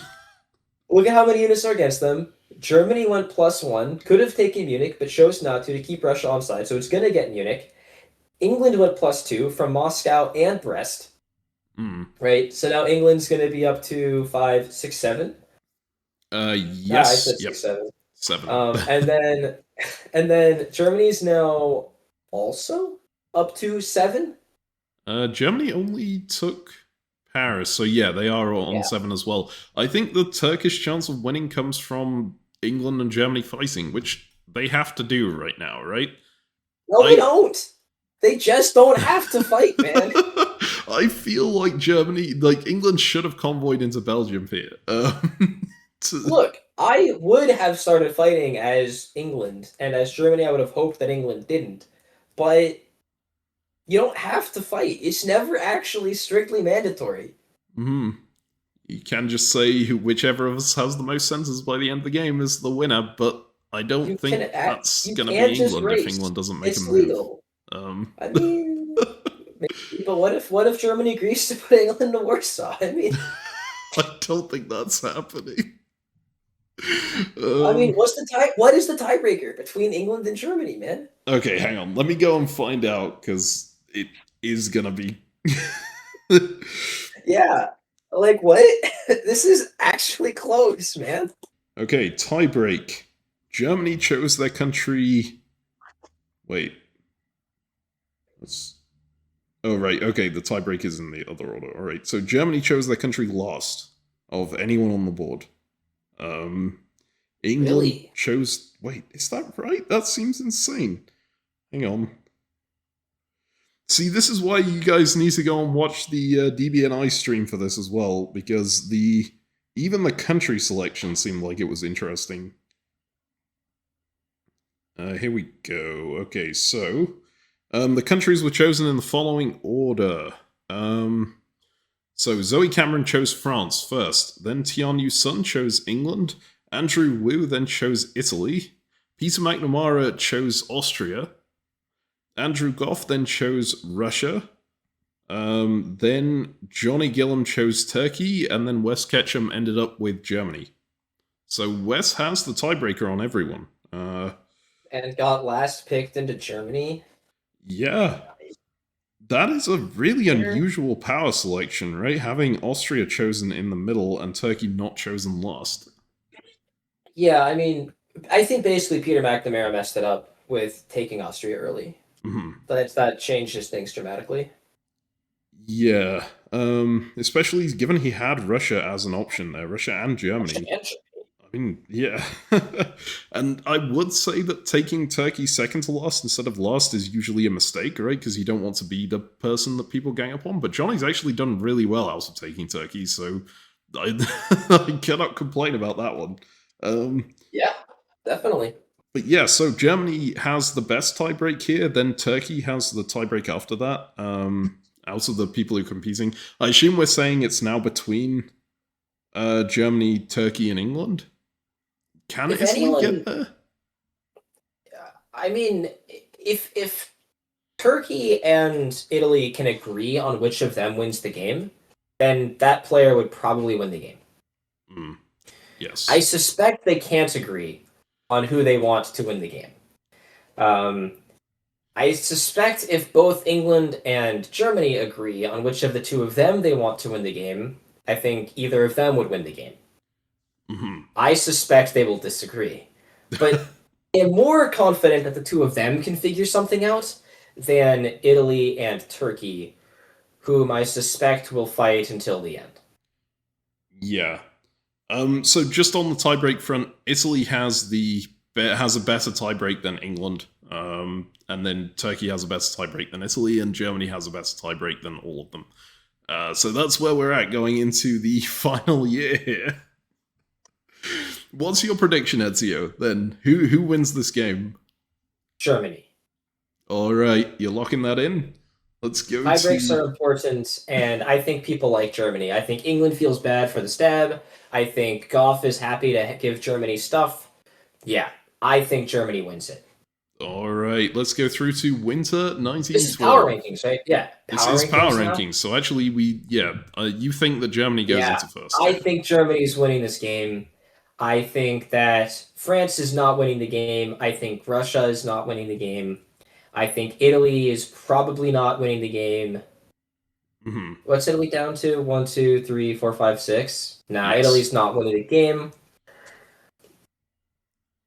I think it is less likely that Turkey wins the game than England wins the game. I think that is also correct. Yeah. All right. So yeah, power rankings done like easy. It's almost easier when you only have to think for 1 year, man, instead of the long-term power rankings. Yeah. And a big reason why you're putting Wes in first, you said, was that you think that he's done the best job of keeping likable with everyone, right? He hasn't really stabbed anyone. I mean, I'm pretty sure he did some stabs earlier in the game, but he hasn't done the major stabs that annoy people. He did the one stab on Russia to capitalize on the Turkish stab, right, to retake Sweden, but then didn't retake Munich. Has stayed on Russia's. They've clearly worked together since that stab. And I think that Germany's gonna win this one. Like Munich, Warsaw, Moscow are all very reasonable, and then maybe St. Petersburg as well. Like that's a lot. And then how much are you losing to England? Right, not that much probably. I don't actually see any centres being lost to England this year. What can England take? And they can take Belgium if they get if they put everything on it. That's kind of it. Yeah, or like Paris or something maybe. They can't take Paris. They've got one army. Yeah, they have to. Like you can convoy to Picardy because I would bet that Burgundy's moving because Paris is so safe. Anyways, that's feasible. I don't know. I think let's go look at the spring, man. Let's just see it. I don't. No more predictions. No more guessing. No more thinking. So I was also going to say, I didn't think that Germany actually deliberately left Munich on the previous turn, because they moved into Tyrolia, which had an Italian unit, which was moving into Trieste, which had an Italian unit, which was moving into Albania, which could have been bounced by the Turk, right? So it's like any number of things. Okay, well, that's fine. Anyway. All right, turns out there is in fact open war, and England does get Denmark and Paris, probably. Yeah. Paris is not guaranteed, but it's a probably, or Belgium is guaranteed. Yeah, Belgium is actually guaranteed. Okay, but to counter, Germany is in St. Petersburg and can put 2 on Norway. And if England takes Denmark guaranteed, then they do lose Norway. So there's a guess around Denmark and Norway. St. Petersburg is just lost. And now, oh, that's funny. There's 3 on Moscow, and probably this will end up with Germany putting Goth in Moscow. Because currently both of these German units are taking relevant stuff, or maybe Warsaw goes to Moscow is equivalent, but I think putting Goth back in Moscow is funnier. Yeah. Warsaw supports Ukraine to Moscow. At this point, Germany just wants to deny England dots as well as taking them, right? And they can't take anything more than they're already taking, so they just put someone else in. Maybe they put Turkey and they don't put Turkey in. Because Italy's 1, 2, 3, 4, 5, 6, 7, 8? They did just get 2 extra, yeah. So Serbia and Right, Naples we knew. I wasn't expecting Serbia to go, but I guess that was just due to the tactics. Stuff just worked out. And then... So 8, and then Germany was already on 1, 2, 3. They were on 7 before. 7? Huh, interesting. Germany can grab Munich for 8, 9 from Warsaw, 10 from St. Petersburg, but then they're losing Denmark, so back to 9, losing Belgium, back to 8. It could be very close. There's guesses, right? It's like guesses around Denmark, and... Wait, have we reached an end game where, like, a couple of people have the true 50-50 where, like, it comes down to what happens with Denmark? It's very possible. That's how you get to an equitable endgame, my guy. I think England can't win from this position. I agree. Yeah, because they just can't take enough, right? They needed to convoy into a German center on the previous turn instead of into Brest, so that Germany wouldn't have had the build here and they would be a bit more open. Even then, it would have been a bit tough just because all of the English units were so far away from the centers they needed to be attacking. But they're still making a run at it. Gotta give props to that. And if their deal was, we'll be peaceful until the last year of the game, I think they both actually abided by that. Yes. And then it shows that if one of them had broken the deal and gotten an edge, then they might have won the game. Yeah. So Turkey's out of it at this point, I think. Are they out of it? I mean, they're not. Like, again, if Turkey fights, right? If Italy fights Turkey, which obviously Italy will. Italy, if the game ended this phase, or I think whatever, it's like Italy's in contention to win this game, so Italy will still fight. But wait a second. I think as Germany, if you can get Russia to tap Vienna. Rome covers Venice. Do you think you can get Turkey to, like, support you into Venice? Ooh, maybe. Or maybe you support. Well, no, because this German unit has a guaranteed. Oh, it has to take Munich because Burgundy's out. Yeah, the Burgundy to Belgium move is not good. Yes. That move ends up costing. Like, in fact, it would have been maybe better even. Yeah, I don't know. It's just because you can't take Munich now. So yeah, Tyrolia is occupied otherwise. And Kiel's in Holland, which also can't take Munich anymore. Sad. Yes. Okay.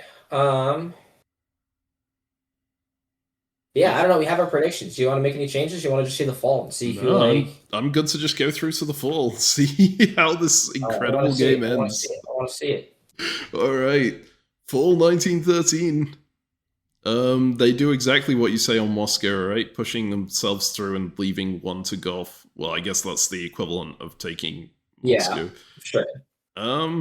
And they are friends. They lead on stuff, and then England doesn't take anything from Germany, while Germany takes the stuff from England. So Germany's +3. I think they were like, we don't want anything to happen, and yeah. Okay. Yeah. I mean, you can see that England supports France back into Brest as well. So the West have decided, I think that England saw the same thing we did, that they can't win this game, right? And so they have the decision of, do I try to stop Germany winning this game or not? And yeah, given the way that Germany has played this, it's pretty reasonable to say not. I'm just looking over the other side of the board and wondering if it was close. Because Italy does We manage can to go to maintain 4, that right? second supply center, right? So they get to 8. Yeah, maybe we can just go to fall and see the final center counts, right? Yeah, that sounds good. Or Winter. Okay, so the final center counts: England 4, France 4, Russia 1, Turkey 7, Italy 8, Germany 10. With the tie break. So yes, Germany would have had the tiebreak. Germany would have had to lose 3 from this position for Italy to win this game. Yeah. But And we knew there was a guess around Denmark, and then Belgium would have fallen if England had wanted to. yeah. So for sure, England could have gotten Germany down to 8 and then tied Italy, but then win the tiebreaker. So it's unclear if and that's assuming the guess around Denmark went. Mhm. Yeah, I mean, okay. Very well played. Holy, what a game. This was an incredible game, right? Down to the wire. We don't often commentate these longer, like, end-year games because there aren't that many of them in tournaments. They don't tend to go this late. They go to 1910 at the latest, right? But here it really demonstrated what a longer game can be. People waiting until the last moment to go for that stab on people, right? Or not the last moment, but much later. And people being able to fight their way back into a game from a seemingly lost position. Yeah, I mean, what was the darkest hour for Germany? Probably 06. Let me have a look at 06. It was after 06, I think, so going into 07 here. Like, look at this German position. Do you ever say that this Germany wins the game? Yeah, that's the darkest hour for sure. That's so insane. And like at this point, you're going, okay, well, they're keeping Ruhr on because they're gonna suicide into the people who stabbed them, England and France, right? They're just gonna help the East get one back over the English and the French. God, that's an absolutely incredible comeback.